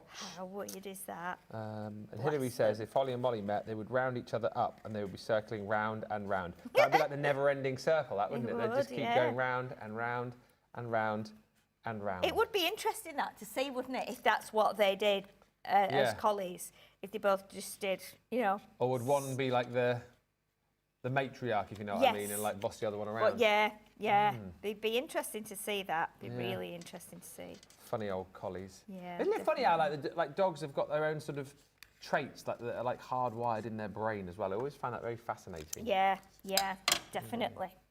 Oh, look at that. We've got a nice pop on there. Now, if you decided that you wanted another colour on there because you didn't want too much yellow, you could then bring in your red and you could draw your own template. So you could use this but go around the edge probably by about 3mm. So again, you're giving yourself another layer. So that's always something you could do.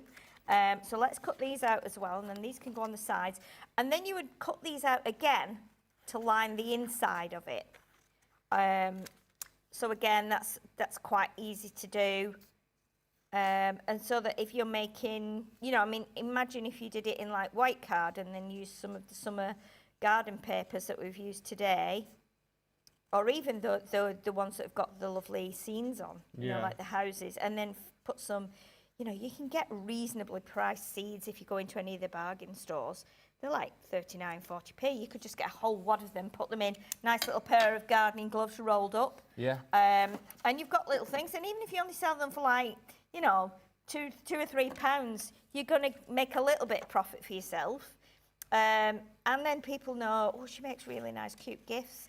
You know, gifts for teachers at the end of term. That's idea. You know, little fundraising gifts. And I think with the template library, like with me, I've got the template library, but because I do a lot of my own construction anyway, it's not something that I go to a lot. But when I bet a lot of you have probably got this and maybe not have used it yet, or maybe have not realised that this box is in there. So you'll flick through and then you'll be thinking, oh, I saw that other card there, I like that, I'm going to do that. And then you'll go off and do your own stuff, and then you'll come back into your craft room and you'll then go and pick up something else, and you'll forget about the template library. I know you'll do that because I do it all the time with all my stuff.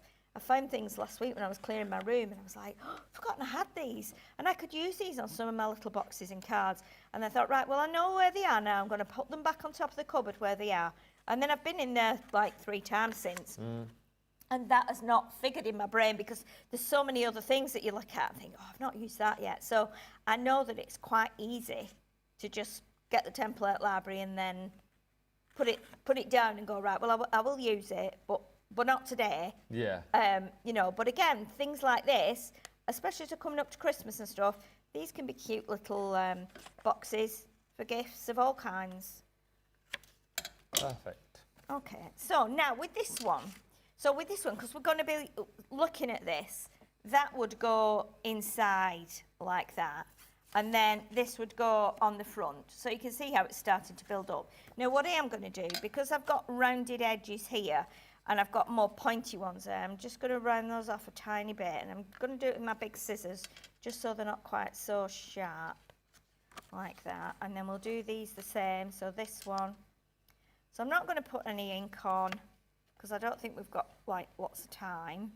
We haven't got about 15 minutes, I think, haven't we? Yeah. So let's just take these little points off here. It does look nice with the firework paper though. It does. Doesn't it? And then my other one is... That pad's still available, by the way, if you want it. Well, the box, I should say. My Special Papers, what was it called? Best of 2025? Yeah, I think it was, wasn't it? Oh, wait till Monday to grab it, though. Oh, really? Oh, Sarah is in. How many shows is she in for? All of them? 12, 2, 4, 5 she's in for. Oh, is she? Yeah. Are you in that day as well? I'm in Ben? every day. Oh, I know, you are. Silly question. Yeah, you live here, don't you? Just camp in the car outside. I mean, I've thought about that, actually. Yeah. Thought about potentially just moving in. There is a bed out There's here. literally, a bed just outside there. Piled up on a load of boxes. It looks like Princess and the Pea bed, doesn't it? Yeah. Like I'd have to get ladders to get in that, but if I was tired, I would get the ladders for definite. It was used for, was it when Sarah did HSN or QVC? We've got a bed out there. Yeah. Sheila's just given me an idea for a birthday gift, says Sheila, for my neighbour with seeds and gloves. She's never easy to buy for, so thank you. Oh, that'd be nice. Yeah, I like that. And again, you can really fancy these up. I'm just doing it basic here, just to show you. I feel like it's a really nice kind of box. And do you remember when all those pop-up box cards came out, where you had you put the sleeve, almost a sleeve inside, and then you had things hanging out of them, popping out. Yeah. You could do that with this. It wouldn't really be a folded down one, but it could be something. It could be like a variation on that. So if you really like doing those, but then you've got to the point where you've done so many, you think, oh, I'm sick of just doing that box in that shape. Then with something like this, you could still do it with this, but it would just be a little bit different because you've got that shape. And if you ink around the edge, add some of your glitter glue as well around the edges, add some pearl drops, bring in all your things that you want to use. You know, if you've got a crafting friend who's just beginning, you could fill it with you could put some of these in. Little pokey so tools. You could put a couple of those in. You could put a little thing of pearl drops. Yeah. You could put a roll of tape. Yeah, little spritzes in there. Yeah, you could just put little things in there, and it could be gifts for your craft club or your craft classes that you do at Christmas. You could be saying, okay, well, I'm going to give them all a little gift, and I'll just make some of these. It'll use up some of my card and my paper for when I, buy some more, and then I'll be able to buy some more if I use up all that paper. Oh, that's it. Yeah. But again, emboss them, make them all different, make them so that they fit in with the colours in the house. Yeah. If it's going to be a little gift, you could put little makeup things in. And it's just really easy to do. Really simple. And we're not using any electricity with dies. No machines plugged in this show. You're just sitting doing this. Simplicity without electricity. That's the one, yeah. Yeah. Yeah. Absolutely. I mean, you could emboss. If you've got big embossing folders, you could, because I know we've all got all kinds of stuff. I've got giant embossing folders that I've had over the years. I don't use them. They're all stacked in a box somewhere. But I've still got them. So for something like this, if you've got an A4 embossing folder, then why not, put it through the embossing folder? Or the other thing is, because I know Crafters Companion did some A4 stamps, didn't they? Because I'd got some at home. Oh, yeah, we did. They were massive. Yeah, so imagine before my time, I think. Yeah. But imagine stamping all over them with a big stamp, and then heat embossing it. You could be doing things like that to decorate it. So then what you can do as well, if we bring in the actual pattern here that shows. And by the way, you get instructions with all of the makes. There's 150 videos you get with these as well. Absolutely, yeah. So you can see with this one, what we can do, we can put another couple of layers inside. We could do that because I think we've got time, haven't we? Yeah. And then we could do a panel that goes on the front. Again, you've got the templates for those. Diane, I would definitely say that this box is big enough to put in some small notelets. Yeah, I would think so. You could cut the notelets out of the template, couldn't you, and have them the same shape? Yes, absolutely, yeah. Yeah, definitely. I mean, it will hold 4x6 cards, so anything that's of that size, it would work, Right, so I'm going to do this upside down now, just because I am saving some paper here. And again, I'm drawing it on the back so that I can see, because it's a little bit paler on the back, I can see where I need it to be. And I'm just doing the inside pieces here. So let's do that. You could fill it with cards, envelopes and tags for gifts or craft sales. You could make up little bags of tags and envelopes and cards. Absolutely. Absolutely. So many different things you could do. Yeah. So let's cut this out. I'll put a couple of panels on the inside. So it looks nice and neat when we look at it, because obviously we've not got any card blanks or anything to put in there as yet. Right, so let's just again trim around there, and I'm going to just round this little pointy bit here. That's just because I want to do that.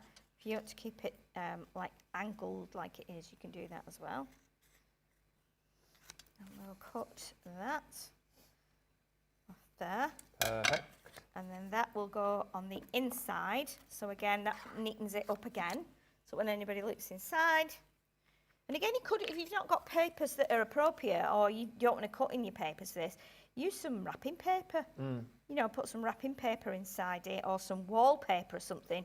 Anybody can do this. If you're a beginner crafter, you've got the template lab, you've got a pencil and some scissors, and a bit of tape, some double-sided tape or some glue. You can do this. And then, you know, you might go, well, I've got a roll of like glittery wallpaper left over that we did our bedroom with, so let's do that. The other thing, of course, you could do as well is you could, if you've got some napkins, like, you know, nice patterned napkins. Oh, yeah. You could do that. You can emboss napkins, stick them on a piece of card and emboss them, use them as panels. So there's lots of ways of doing stuff. And then, of course, this could be a napkin holder. So you could have put napkins out on the table. Oh, and your condiments could go in there. They could, yeah. Little salt and pepper pots and things. Yeah. Yeah, so there's lots of ideas. And if you wanted it to be stronger at the bottom, you could just cut. You could draw around the bottom bit here. You could draw around here. And you could put that onto mount board. Yeah. Cover your mount board with a piece of this and put that in the bottom. That would give you a bit more sturdiness within the bottom, which again would be fabulous, and it would make it more like a little, like a bit stronger. Yeah. Loads of great ideas. Yeah. But you wouldn't have them until you started making it. You know what I mean? It's while you're cutting and drawing and putting the glue on, you're thinking, what else could I use this for? Yeah. I don't think you do that when you're die cutting, because you're too busy operating a machine, you know. So yeah, I feel like it's something you do when you're doing something with a template, or you're doing any fussy cutting and stuff. You think, oh, I know what I could do with this. Yeah. I could do that. So it is nice to be able to just use the templates, and it gives your mind time to think about how you can use this. So you can see now how that looks much better now. It's got the pieces inside, and you could always cut a piece for the bottom as well, and you can do a piece of the back if you want to. And then you've got these little things here where if you want to do one of these on the front, you can. So you can just, again, you can draw around this. Now this doesn't have like a mat and layer with it, but you could probably do one. You might want to do this with one of your dies. You might want to do like a tag on it. You might want to just do it however. You get a die fairly similar to that actually in this box. I think you do, don't you, in the die set? Yeah. So if you've got the whole thing, then you'll have the dies. And if you've got a die cutting machine, I think most of those dies will fit in through the Mini, I think. Yeah. If I'm not mistaken. I can't believe if we've still got 5 left of these, that these haven't gone to, if I'm being honest with you. You know, even if you've got one, it's worth probably having another. I mean, do what you will with it, if you know what I mean. But for $63.99, this normally, isn't it normally like $200? Oh, there's one left. Oh, really? Yeah, there's one left. Oh, wow. Yeah. Yeah, I would, you know, I mean, how many projects have we got in it in total? 150. Yeah. So that is... no, 120. Sorry, right, okay. 120. That's a lot of projects, still a lot of isn't projects, it? It is, so yeah. you could just be, you know, if you've got a craft club. You know, I used to do my craft club, and I used to try and do 1 or 2 kits every week. But if I was bombed out with work and I had to go like to Hobby Maker or, you know, one of the channels, whichever one it was, I would have to, like, you know, I was so busy, I'd be like, I couldn't have time, I wouldn't have time to do a kit. So what I would do is I would say to them, I would take the template library, take it down, put them all out on the table, loads of 12 by 12 card and paper, and go, there you go. Choose your own template and take the pages out and use what you want and make what you want. And as long as they go back in the right collection after, then, you know, you could do that as well. So bear that in mind as well if you're doing classes or thinking of starting classes. Even if you know machines, you can do this you know. There's one left, so and that's it. One left in the whole world. In the whole world. Who's going to get the last one ever in the world? The last full collection. That's it. We've got one left. Are we not getting these back again now? Are these after they've gone? No, that's it. That's it. It'll just be the individuals, whatever we've got left, Oh, man. So last chance in the world ever to get this now, $63.99. Normally, what, 200 and odd, isn't it? $278, so you're saving $215 here. Really? One more to go. Who's going to grab it? The best $64 you'll spend today, this. It is, yeah. And do you know what's a great gift as well? If you're thinking, if you know a craft doing it coming up for Christmas, goodness me, what a gift. then, you know, it'd be a nice gift. Now, look, I've just cut a teeny tiny tag there. Yeah. So, again, you could be making a little tag on it. And we've all got tag dies. We've all got tag, you know, bits and bobs. We've got punches that you can make tags with. And, again, I'm just doing freehand cutting here. I'm not doing anything fancy. But we could just make a little tag with this. So let me just trim a tiny bit off the top there. And that bit of paper is just giving a real like whoosh, isn't it? So let's put that on. Don't scream and shout, but the template library has now sold out. Just individuals available now, but you can't get the third one. So the blue one, I think the one that we're using now. Oh, is it? Wow. Very busy for the Ireland cardstock as well, which is our gold star deal. So that is works really nice with this. 72 sheets for $29.99 or $39.99. Yeah. And you know what you could do? You could really kind of, I don't want to say tart it up, but that's an old expression, isn't it? You just said it. Oh, well, I said it. Why not get your pearl drops and go all the way around the edges, or get your little fine marker and do some stitch lines, or do your gems or your pearls and make it really nice on the front, bit of ink on the edges, and then maybe a bit of, even go around with your, put some glue on your mat or on wherever in a little pot, and then dip each of the edges in the glue. And then actually put, dip it in glitter. Yeah. So that hides any untidy edges. The other thing, go around with your pigment ink, throw some on the edges, dip the edges into your embossing powder, heat that up. That will just give you that nice, unusual edge. But again, you can make it really simple. Let's just stick that on with a piece of foam tape. And that could just go, you could put that on a string if you wanted to. I've not got hole punch over here, so we can't punch a hole. But let's just pop that on if we can. Grab the poker tool. So, oh, there we go, we've got it now. So Friday Night Live on the way in about 6 or 7 minutes' time. Just fun and games tonight, really, isn't it, I think? Yeah. Yeah, lots of games, lots of fun. We've got the deal of the day and some price drops as well. There we go. So we've got a real simple box. We've just stuck the tag on there as well. So that's really simple. But it does look nice with the firework paper, doesn't it? It's a bit wild. And with that creamy yellow lemon like pastel paper from the Arden cardstock, it looks really fun. And again, fill it with whatever you want to. Nice bit of cellophane, tie it up with a ribbon, lovely bow, tag on the ribbon, and there you go. Nice little gift or a nice little something to sell on your craft stall. There you go. And that is just one of 120 projects that you can make in your template library. Yes. And it's gone now, which is marvellous. Yeah. Right, so we're just about done. That was summer school. It was. Absolutely last one. Brilliant, yeah. End of term now. Yeah. End of term, summer break. Get yourselves away. I mean, don't get yourselves away. Stay with us because we're going to be back with Friday Night Live very shortly indeed. So yeah, we'll see you there for some fun and games. Seeing as you've worked so hard in summer school, we'll have some fun and games with Friday Night Live in about 5 minutes' time. We'll see you then.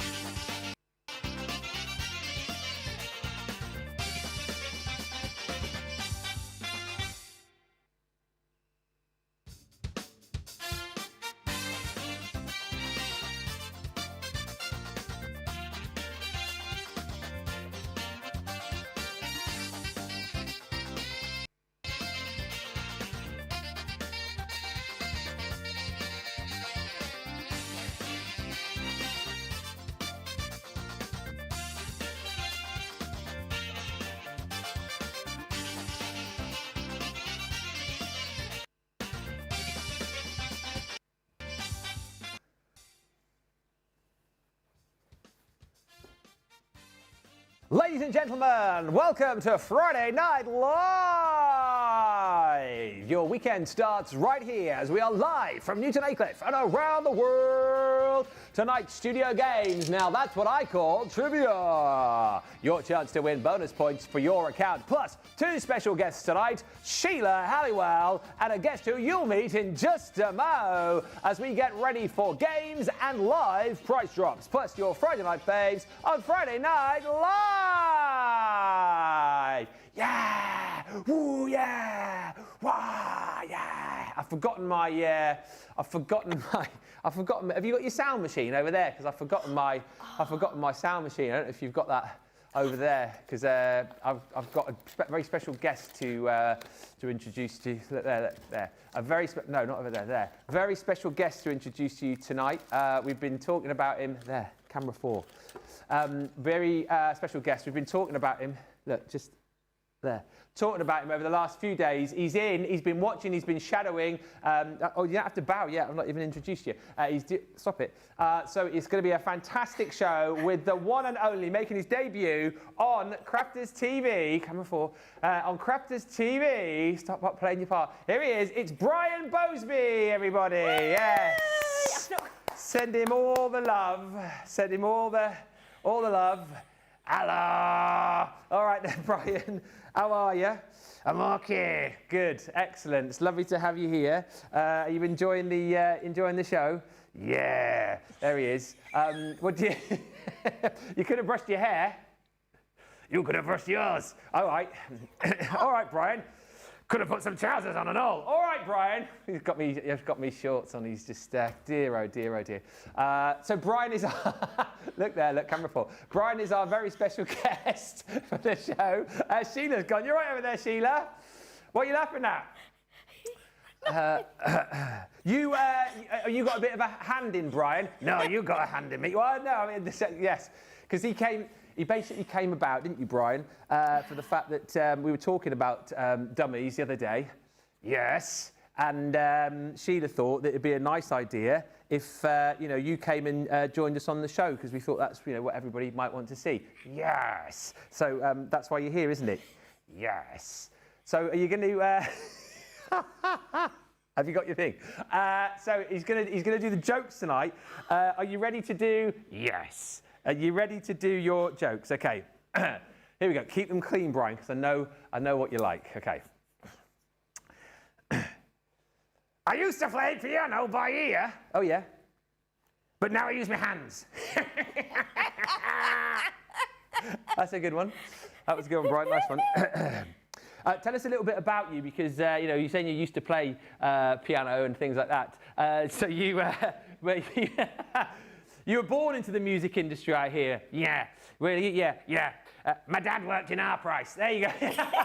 Born into the music industry. Tell us a little bit about your early life as well. As a kid, yeah. Mm-hmm. I was made to walk the plank. Oh, he was made to walk the plank, everybody. No. Oh, that's really bad. We couldn't afford a dog. Oh, hey, Brian. Your jokes are getting better than mine. You better watch out. All right, Sheila. There he is. You enjoying the jokes? Have you got more? Yeah. Okay, you've got more. What's red and bad for your teeth? I don't know, Brian. What is red and bad for your teeth? A brick. Brian, that's a bit aggressive. That's a family show. We shouldn't really be telling. Do you like that one, Sheila? I think stop looking over there. You've got to keep looking at camera 4 to do your jokes. Have you got another one? Yeah. Okay, we'll do another. Okay, do another joke. Keep your arms there. You keep moving them. Yeah. Right. I'll stop putting that one over there. No, that. There you go. Just relax. There you go. I told my wife she was drawing her eyebrows too high. She looked surprised. Do you like that one, Sheila? It doesn't matter what Sheila thinks. So look at you're married? Used to be. Yeah, I'm not surprised. You're a bit of a handful, aren't you, really? Should have sorted your hair out before you came on. Let's just make sure your hair's... There you go. Brush that down just a little bit. There you go, Brian. Alex says, Alex, yeah, Alex. Who's Alex? Alex is one of our viewers. Viewers? Yeah, viewers, because if you look down that camera there, we're on TV. What, that one there? Yeah, that one, number 4. There, you see? You can wave at all of our viewers. I can't. Well, I'll do it for you. Look, there you go. There you go. Apparently, Alex is saying that you look like... Who was it? Your ex-husband. Same colour hair and called Brian. Must have been very, very handsome, Alex. You look like me. Have you ever been to Birmingham? No. Where are you from, by the way? Shafton. Oh, Shafton. That's where Debbie's from, isn't it? No, Debbie's from Ireland. Debbie Robinson? Yeah. Are you friends with Debbie? Yeah. Do you like her? Yeah. Not as much as I like Sheila. Oh, come back over here, you. Seriously, Brian, come on, mate, come on. Dear, oh dear. You got any more jokes? Yeah.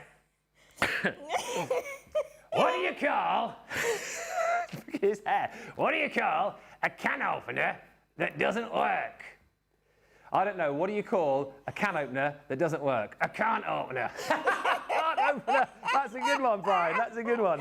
Dear, oh dear. I just took part. You just took part, yeah, in the in the tanning Olympics. You took part in the tanning Olympics, yeah. What happened? I got a bronze. Oh dear. Are you nearly done? Nearly. He says he's nearly. Okay, just 2 more.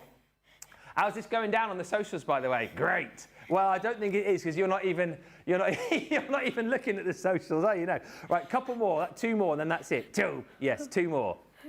Just 2. Yes, just 2. What would Michael Jackson be called? Oh no. What would Michael Jackson be called if he was in the X-Men? Sheila, do you know? Sheila? No. No? No. Shall I tell you? Yes. Michael Jackson will be called Wolverine.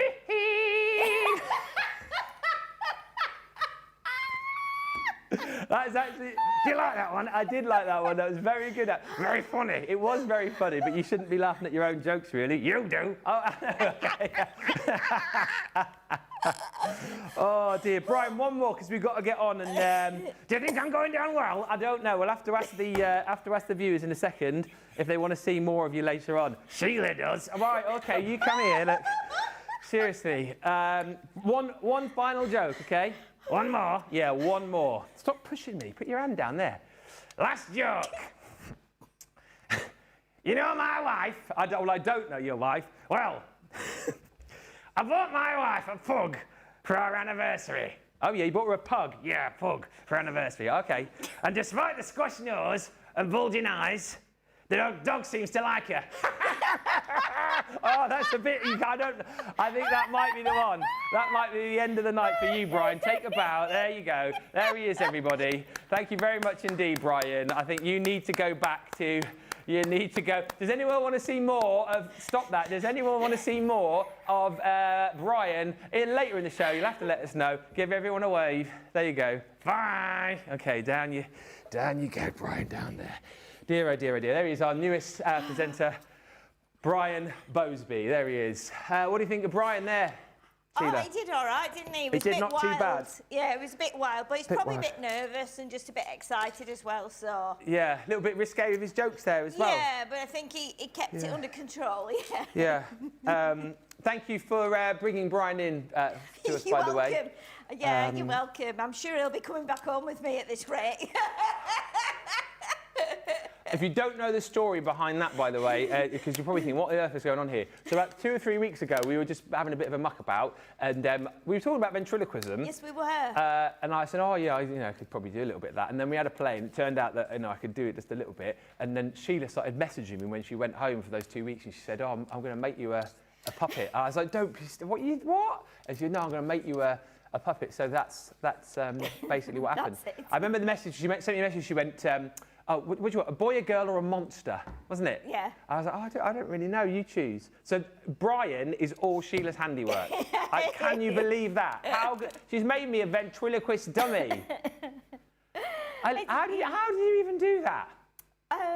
Well, I don't know really. I mean, I don't know. I'm going to give you a round of applause now because I found it. Here we go. I don't know why I did it now. Oh, you got it. Yeah, it was just, the most difficult bit was doing the head, because you need to be able to make it shaped with room for your hand to go in there. So I managed to find a downloadable template for the head, and then the rest of it I just did. It was basically just a head on a almost like a sleeve, and then I made the shirt. Oh yeah, the like shirt. in a few bits. I just kept cutting bits of fabric and putting it round him, and then obviously a waistcoat and jeans, and then some shoes. I'm quite proud of his shoes. Look at his shoes. Yeah, you've got to see his shoes. Because I know you always wear your brown boots, Ben, do. and I know you showed those recently. So we've made him some boots, and he's. Look at those. Those are just stuffed, and we've put like eyelets in as well. So yeah, so it was just a bit of fun. Really, I love the fact as well. Hello! I love the fact I'm a plane. Come back here. I love the fact you've given him googly eyes as well. Yes, well, I got some googly eyes in a pack, and I had these enormous googly eyes, and you know what? I know how much Ben loves googly eyes. They do move, so I think it's... So they do move. But when I brought him in, he didn't have a moustache on Wednesday. When I brought him in, that's grown. It has grown. 2 or 3 days. As you can see, he's a very hairy person. So that's grown quite quick. And the hair is absolutely brilliant. The luscious locks. Oh my goodness, we had trouble with the hair, because I kept saying to Wayne, what colour? Because we had black, we had grey, we had brown, we had white, we had grey and black, we had mixed colours, and then we put the ginger on there. Hey, Sheila, Yes. Sheila, do you know, actually, this hair, Yeah, what? Yes. this hair is a wig. It's a wig. Yeah. It's a wig. Yeah. Okay. I bought it for £1. You bought your wig for £1? Yeah. It's a small price to pay. That is a cracker. Small price to pay. Oh dear. Right. Come on, you're taking over the show now. Say bye-bye. Bye-bye. Right, there you go. You can go back down there. Oh dear, Brian, 15 minutes. That's longer than Leanne's stint, I think, that she did, wasn't it? Goodness me. Oh dear, oh dear. Oh my.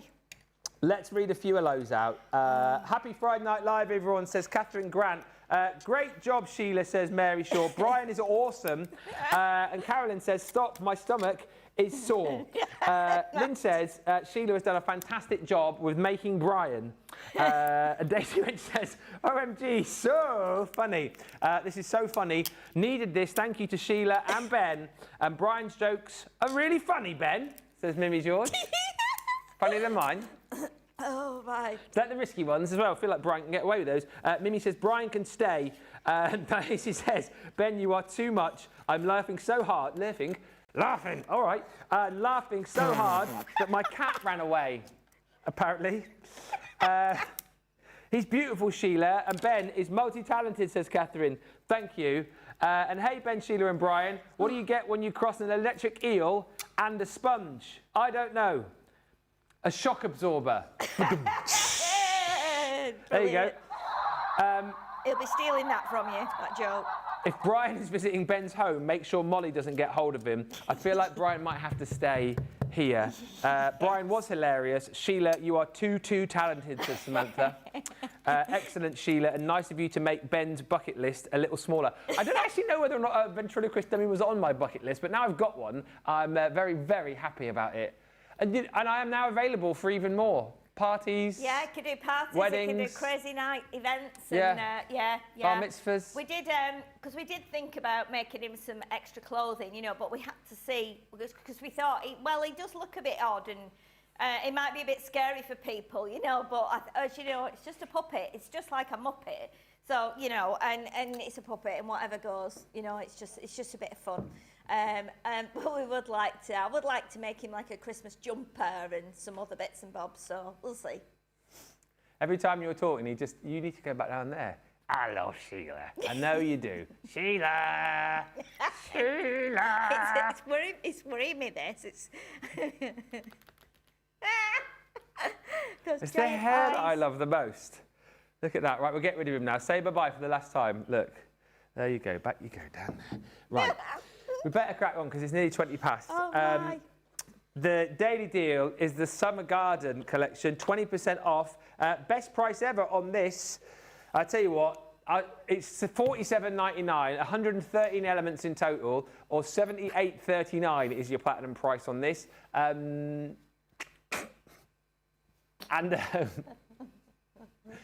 We're going to do a demo first, then I'll show you the kit. And then we're going to get into our game tonight, which is an 80s themed trivia game. So choose your side. Now, that's what I call trivia. Facebook versus YouTube. I think it'll be a close one tonight because I love my 80s, so does Sheila. So pick your side carefully. Before all that, here is a demo with the Summer Garden. What are you going to use, Sheila? Okay, so I'm going to use the dies and the craft card. I did say, I did show a couple of weeks ago actually, a way of maybe making the little fence die into a trellis. So I think that combined with the little like crate die, I'm going to see if I can actually do just a little trellis with a front that will stand up. So I need to cut 1 or 2 more of these elements out. So obviously we just need one of the fence. Like that. So, and obviously because this stays in there, you're going to need to cut this out because it's like an opening gate on the front of a card. But what we need to do is we need to take that out of there, and then what we're going to do is we're just going to chop all these little points off like that. So all the points will go. Then we might have to trim this a bit shorter as well, but we'll look at that in a second. Mm-hmm. So we've already got now one of these. So we need to do like a couple more, probably another 2 of those. And we also need to do another couple of the crates. Okay. So if I turn that way, I might be able to get 2 crates out of that piece. And I do like these here, because these remind me of, you know, like chimneys. Oh, yeah. On old houses. So if you kept that bit on there, you could do them as like Coronation Street card. Victorian Street. Oh, yeah, Coronation Street. Yeah, they are a bit like the old chimneys. So let's chop all that off, and then we don't need that to go through the machine. So we'll keep that one. All these little bits can stay here. Okay, so let's just make sure that stays on there like that. Lots of the viewers want Brian to come to the next Craftaganza. Oh, man. Can you imagine? Imagine that? Imagine being sat next to that for 10 and a half hours. Oh, gosh, yeah. I heard that. Put him next to Debbie Robinson on this yes. one. Yes. I can deal with Debbie on the flight. Is he related to Professor Kraft, says Michael? They look similar. It must be the hair. Well, yes, maybe. Yes. We'll ask the professor next time we see him. Yes, of course. So let's just get a couple more of these strips cut. And then... Oh, gosh, it is exhausting, yeah, laughing like that. It's definitely works your tummy muscles, doesn't it? Good for you, innit? Laughter, the best medicine, they say. Well, yeah, definitely. Yeah. Definitely. Releases those endorphins. Yeah, it does. Right, so we need another one of those, and then we need another of these strips. So let's just do another of those on a piece of craft. So we'll just do that, and like that, so we can get that cut through as well. That way, and then hopefully we'll have enough little bits there just to put this together. I will need to cut a little base piece for the bottom, but that's fine.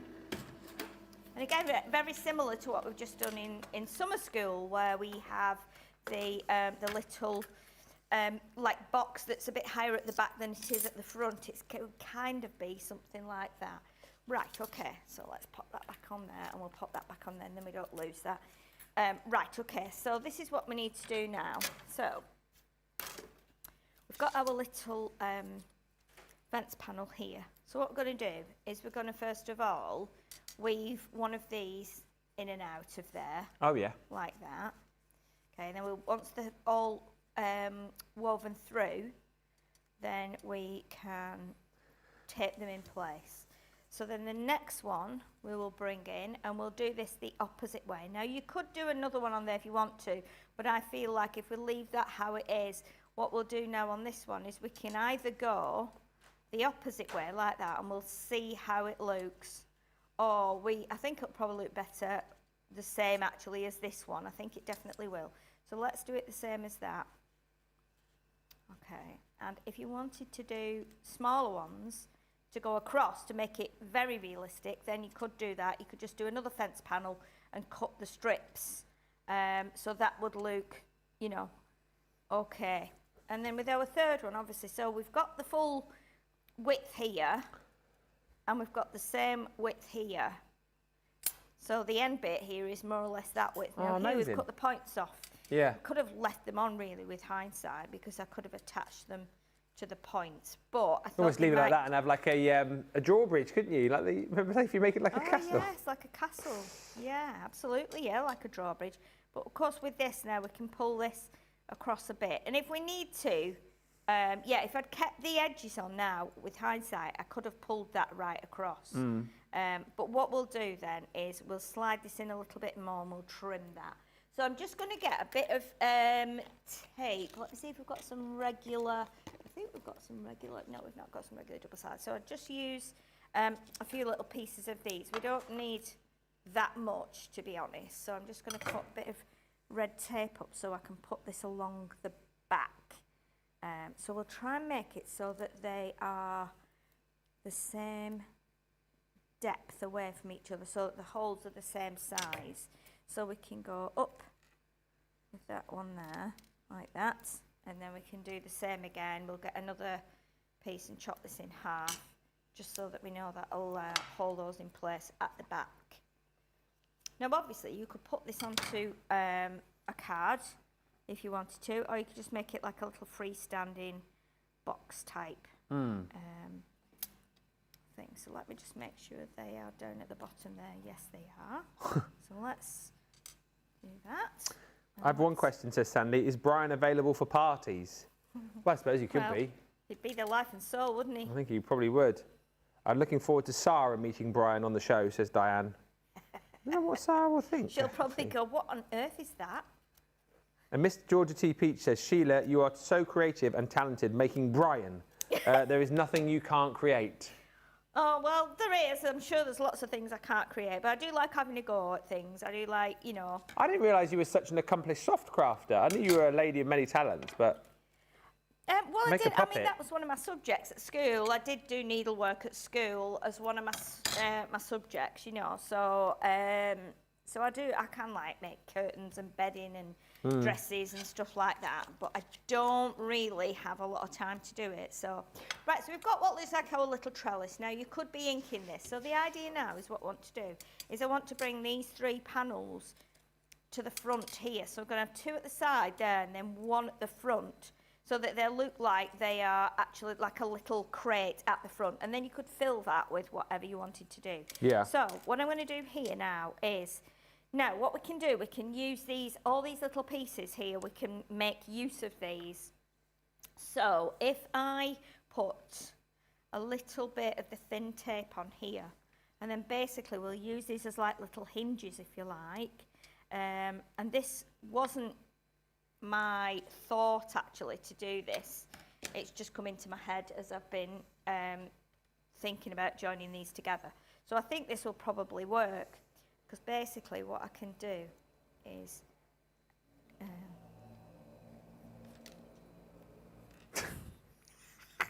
that's true. Have you heard what your Wayne said? I've just heard that. Yeah. That is so funny. I'm not happy with Brian. He wasn't that funny when he was here, and I think he's pinched my shoelaces. He has, yeah. He has pinched his shoelaces out of his new shoes that he bought a few weeks ago. Oh, dear, so oh, dear. He needed some shoelaces, and, you know, what do you do at 7 o'clock at night? You go, well, just take some out of my shoes, you know, and then he can use those. And like, but these are new shoes. It's all right, I can get some new laces. But, yeah, he's definitely stolen Wayne's laces. Dear, oh, dear, oh, dear. I'm a bit behind in the video, says Daisy. Amazing, Sheila. I've just heard that you made Brian such a talent and so sweet. Oh, well, thank you. It's very kind of you to say. I just like doing things like that. I like making fun things. I always have done. So, yeah, it was just... It did take a few hours. I kept doing a bit here and there. Yeah. I'd get me prep done and then for the day, and then I'd do a bit at night. In the living room, while Wayne was trying to watch the telly, I was chugging away on the machine, sewing machine, making him a shirt. And then I kept saying, oh, I've got to finish this, I've got to finish this. It's like, you know, it's taken over my brain. I've just got to finish it. It's a mission I'm on now. So anyway, we managed to do it, so that's okay. Right, so let's just do these 3 little pieces here, and these will hold this together, and then hopefully you could put a base in here as well. So the base would actually hold everything up. So basically what it would be is just a square with some tabs on the end, like we just had with the box we did in summer school. So it would just need some tiny little square with tabs on that would make a base for this to sit on. Okay, so let's get this done very quickly. Surprising how quick time goes. I know, when you've it's got an hour. 5:30 already. Particularly if you've got a game to do as well, because obviously we have to finish it at the right time. So, okay, so let's do this last little bit here. So, okay. Let's do this. Okay, so that would, I mean, you could even do those on the outside. I think they would look okay on the outside. So what I'm going to do, because I didn't fold them, if I fold them now like that and hold them down in place, then they should just sit nicely like that. Okay, so you can see how we almost made like a fence for a sheep. You know, for a collie dog and some sheep.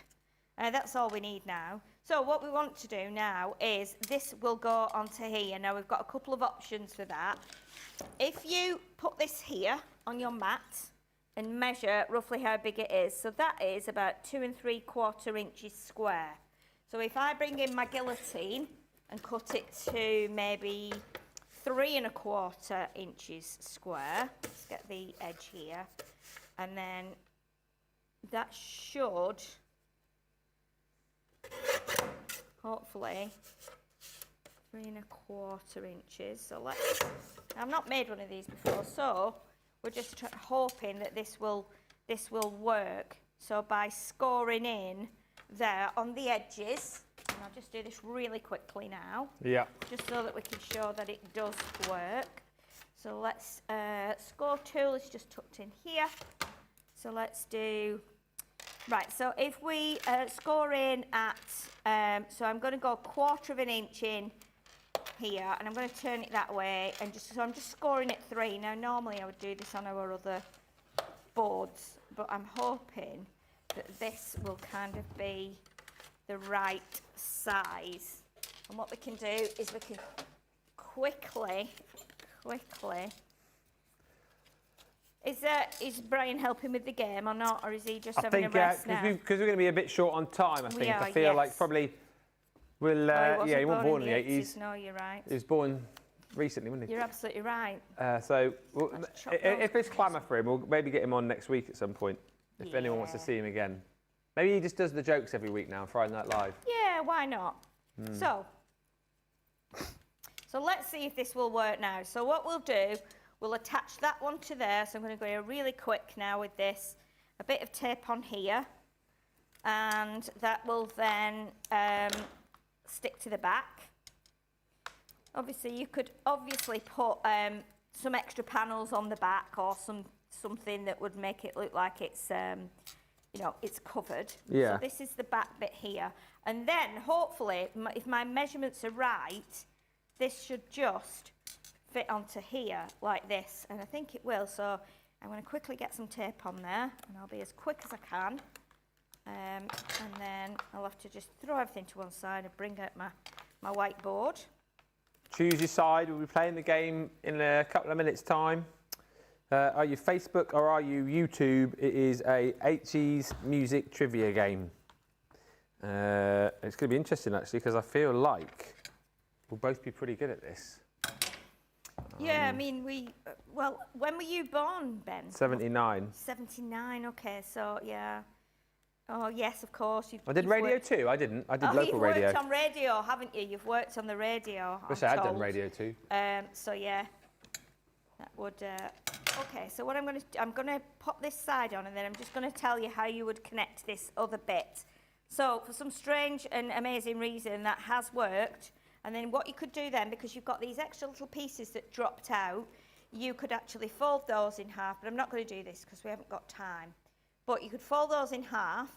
They would connect either inside, or you could connect them on the outside like that, and that would then make that stand up. So if I show you that on the close, so then you've got your little like trellis with your planter at the front, and then you can fill that with little flowers or whatever you want to do. But again, it's just another way of using that die from the summer garden. Absolutely brilliant. Really fun. Little collection and a really fun project as well. $47.99 for that full collection, or $78.39 if you are shopping in the US and you're a platinum member. Watch out, Ben, says Jean Marie. Brian just had a taste of fame and may not let you present without him. He's down there now. No, you're not coming back on. Is he asleep? I think he has nodded off. Good. Overtired. And I take it Sheila doesn't require much sleep, given all the crafting that she does. Yeah. Believe me, I do need sleep. I sleep as soon as I get in on the chair. Yeah. Yeah, I do. That was hilarious, says Marilyn. Well done to Ben. Sheila is so talented. Would love to you both. That is Marilyn, the Flapjack Lady from Craftaganza, UK. Right. It is time for this evening's game. Hopefully you picked your side, your chance to win some points for your Club Inspire account as we get ready to play an 80s trivia game called Now That's What I Call Trivia.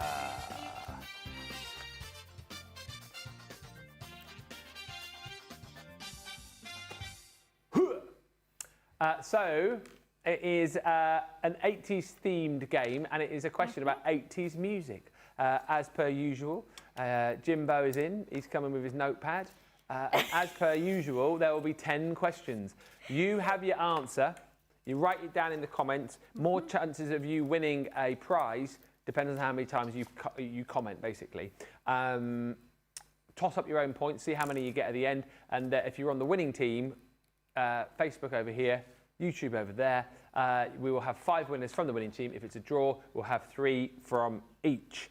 I'm feeling all right about this. 80s music, I feel like it should be okay. Yeah. And you're feeling okay as well? Reasonably confident, yeah. Okay. James? James thinks he'll do fine. Johnny got 10 out of 10. Did he? Yeah, so they must be easy. This is where I get 4. Right, ready? I'll put that away because then everyone says, oh, you're looking at the answers. Ready? Question 1. Which Michael Jackson album became the best-selling album of all time? Oh, there's no, oh my goodness. The best-selling album of all time. Oh. Shush. Brian. It could be one of 2.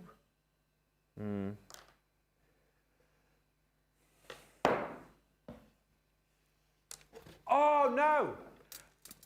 No. I've had a bit of a change of heart there. And I feel like now... Yeah, I think I'll have to go for the... It's one of 2. Oh, no, in fact, it's 1. I've got it now. I wouldn't have got it. What do you reckon, Sheila? Have you got an answer? Yeah, I know there is another one, but I'm going to go with this one. Yeah, I initially wrote down Bad, but I think it must be Thriller. Yeah. Because Bad was 90s, I think, I want to say, early 90s. Well, I was thinking Off the Wall. Oh, yeah, So that's which a is great 80s. LP, and I know that sold really well. I nearly put Off the Wall, but yeah. 1-1. Excellent. Which charity supergroup recorded Do They Know It's Christmas? Oh, Bad was 87. I had that on cassette. Off the Wall. What was the other one after that? It's like History, wasn't it? He did. That was a good one. And what was the one that Earth Song was on? Was that on? That was on History, I think, wasn't it?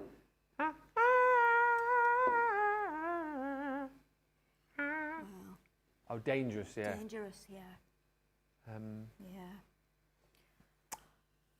There'll never be another star like him. No, there won't. Loads of correct answers coming through on this one, we think. Oh, Invincible, yeah. One of my favourite ones that he did was when he was with the Jackson 5, which just gives me shivers every time, which is Looking Through the Window. Oh, I don't know that one. Oh, Looking Through the Window is just amazing. And that was probably before you were born, for definite. What you got? I've got Band-Aid. Band-Aid. Hey! Whee! Live Aid was the event, was yes. the event, yeah. Band-Aid was the band. Right, number 3. Which music television channel launched on August 1st, 1981? This isn't one to catch us out, is it? Oh. Does this apply to UK and US? Oh, that's a great shout. Well, it wouldn't apply to the UK, would it? I don't think, because we didn't have like cable and that back in those days, did we? Well, no, but there were things on TV at that point, music programmes. America. Okay.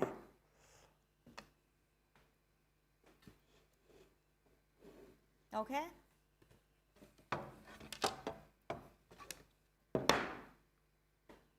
Whatever. VH1 I used to love as well. I was thinking of the Tube. Ah, the Tube. That was 80s, I think. Yeah. Might have been a. Is that Jules Holland? That was. 4. No, that was the bloke from Manchester, wasn't it? So, Terry yeah. Christian.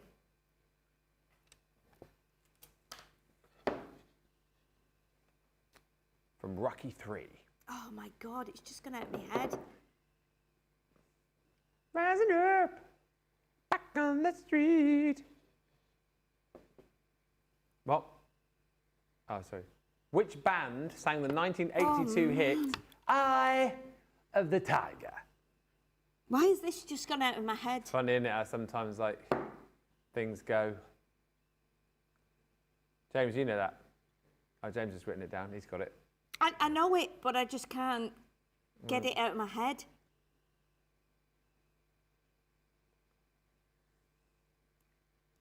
I was thinking of Africa. Oh, that was no. But that's the song, isn't it? Yeah. Well, there was a band called Africa, wasn't there? Africa did.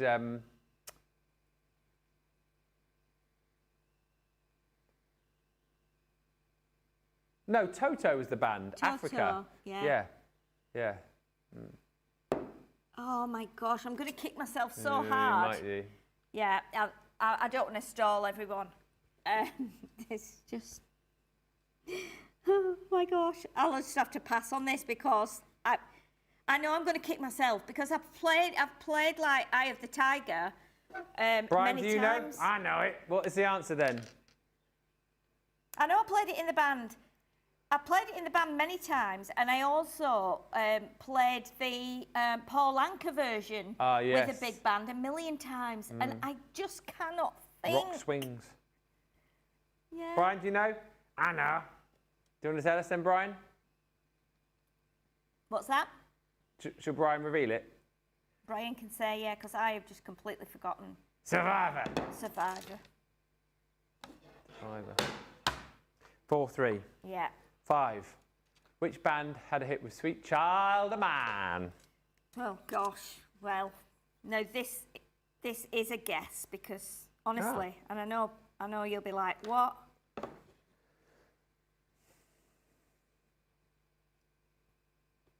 There was a brass Oh, band brass version. band, of this, was there? really? What, Grimethorpe Colliery Band? Oh, you've got a big band version of it. Yeah, that would be brass band, yeah. Whoa, sweet child mine. Oh, James is struggling. Huh? Oh, he's stuck between 2, he says. Have you got an answer? I've got an Sheila? answer, yeah. I don't know if it's right because I don't really. Some Yeah, I'm rockers not a and all I'm rocker. like. What you Yeah, got? I got Guns N' Roses. Thank God for that. Guns N' Roses. What you got, James? Bon Jovi. Oh, Bon Jovi. No. Oh Yeah. dear. Dear, oh dear. Question 6. The very first music video played on MTV was a song by the Boggles. Do you know what song? Yes, I do. Yeah, this was out the year I left school.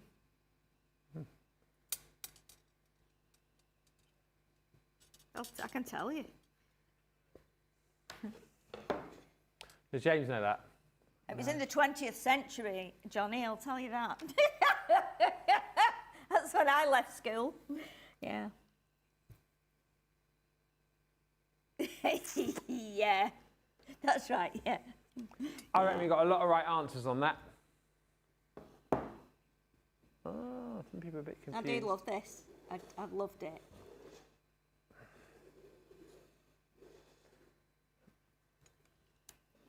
What have you got? Video killed the radio star. Video killed the radio star. Video killed the radio star. 6-5. Question 7. Which artist sang Take On Me?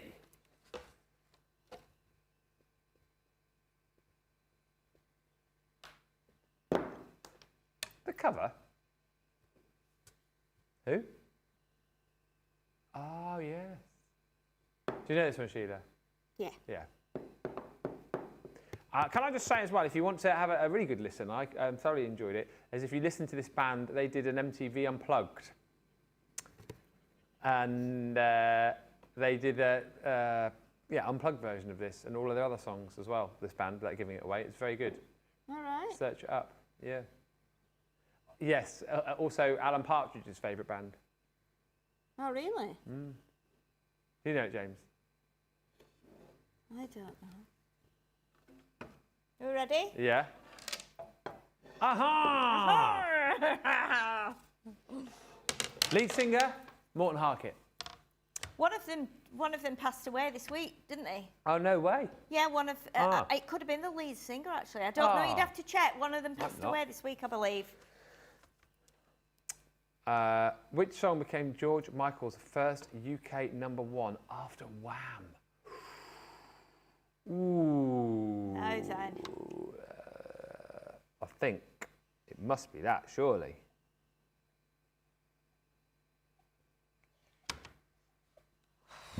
I don't know. Really don't know. Guessed. But, I'm guessing. What is this, question 8? 8 of number 76. It's got to be surely.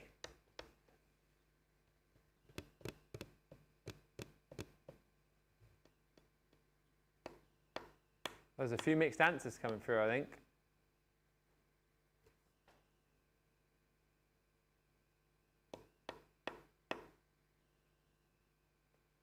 Is it about a chocolate bar? Careless Whisper? Oh, Hey! it's either that or Faith. Yeah, Johnny was singing Faith. Great song. Careless Whisper. 8-7. Which artist sang If I Could Turn Back Time? There's no way that song is 80s, is it? If I Could Turn Back Time. Oh. Yeah, Johnny. Johnny's just giving you the answer. Look, lucky we've already written it down. We'd already written it down anyway, yeah. Oh, you need to put a mask on him and then we can't hear him. He does, doesn't he? 89. Was it really? Yeah, if I could turn back time. Are we revealing? Yeah. Share. And the last question, 9-8. Which Bruce Springsteen album featured Born in the USA? I don't think I could name a Springsteen album. I can't, no. I mean... Not my bag. No. So... No. I'm going to just put that.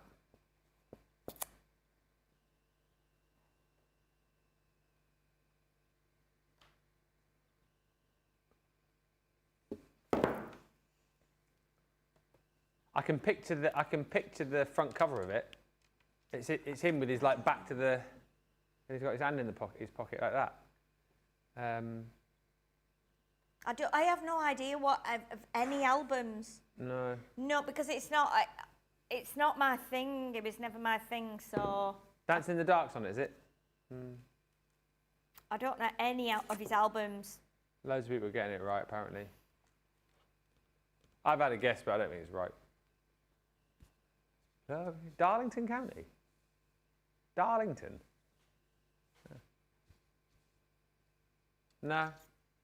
No, I don't know any of his albums. I only know one of his songs, so. I'll just guess, is it the same name as this single?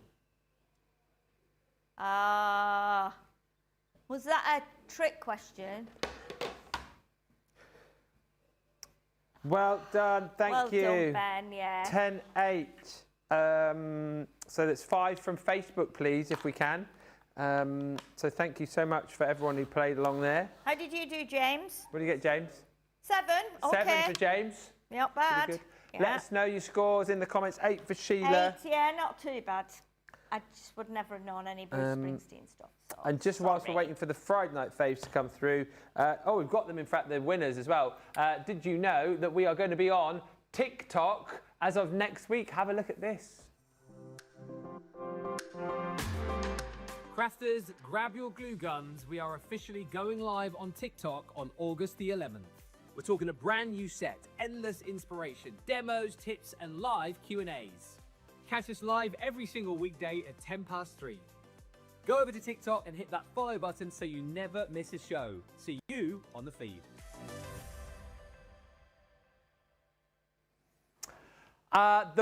It's puts in shot. The winners tonight, if I say your name, congratulations, you've won some bonus points for your account. Congratulations to Stephanie, Theodore, Susan Ware, Faye Smith, Karen Bernhardt and Mal Tomlinson. CTV prizes at crafterscompanion.co.uk. And here are some of the fantastic makes that you've been sending in. Same email address if you see your make mentioned. That's with the Craft Club, isn't it, that one? Craft Club 23. Oh, it is, yes. That's very nice, isn't it? It's a lovely little card, that. I love it. Thank you to Denise. 50 bonus points coming your way on that one. Linda Armstead. This is gorgeous as well. Look at that today. Oh, that little girl must love that card. Where's She's that already little got fairy it. from It's again? very I'm trying to sweet. remember. Oh, it's from the Little Tiny Treasures, isn't it? Look at that. It looks like it's got fairy dust on as well. Yeah. So cute. Sheila Sloggy, amazing. Oh, here it look comes. at this. That's so super cute. Look at that. Is that like a pleated heart on the back of the card? Yeah, on the card. Very clever. That's with our our pleated collection, isn't it? Very clever. Yeah. Yeah, very nice. Love that, Sheila. And Karen Fisher, wow, look at this. Lovely Christmas project there. Oh, that's nice. Peace and joy. That's lovely, isn't it? Nice and simple, but very classy. Yeah. Done with the gold and the little bells hanging down. Is that real chain as well? It's that real chain that they're hanging on, doesn't it? It's very nice. And this is one of the Craftaganza at Home classes, this one. Ash Cambo. Oh, it is. Beautiful. Nice. Yeah. Oh, that's lovely, isn't it? Oh, that's really, really nice. Love that. Absolutely. Love that foliage as well. It's really quite realistic. Very nice. Absolutely incredible. Thanks, everybody. Thank you. Did you enjoy the show? Yeah. All right, Sheila. Yes, thanks, Brian. Can I come on with you, Sheila? I don't know if that's I don't know. You might be needed here on Monday, Brian, because you can meet Sarah then. Who? Sarah. You know, Sarah. Sarah, you know, from Dragon's Den and Strictly and all the other things. I don't watch that. Don't you? No.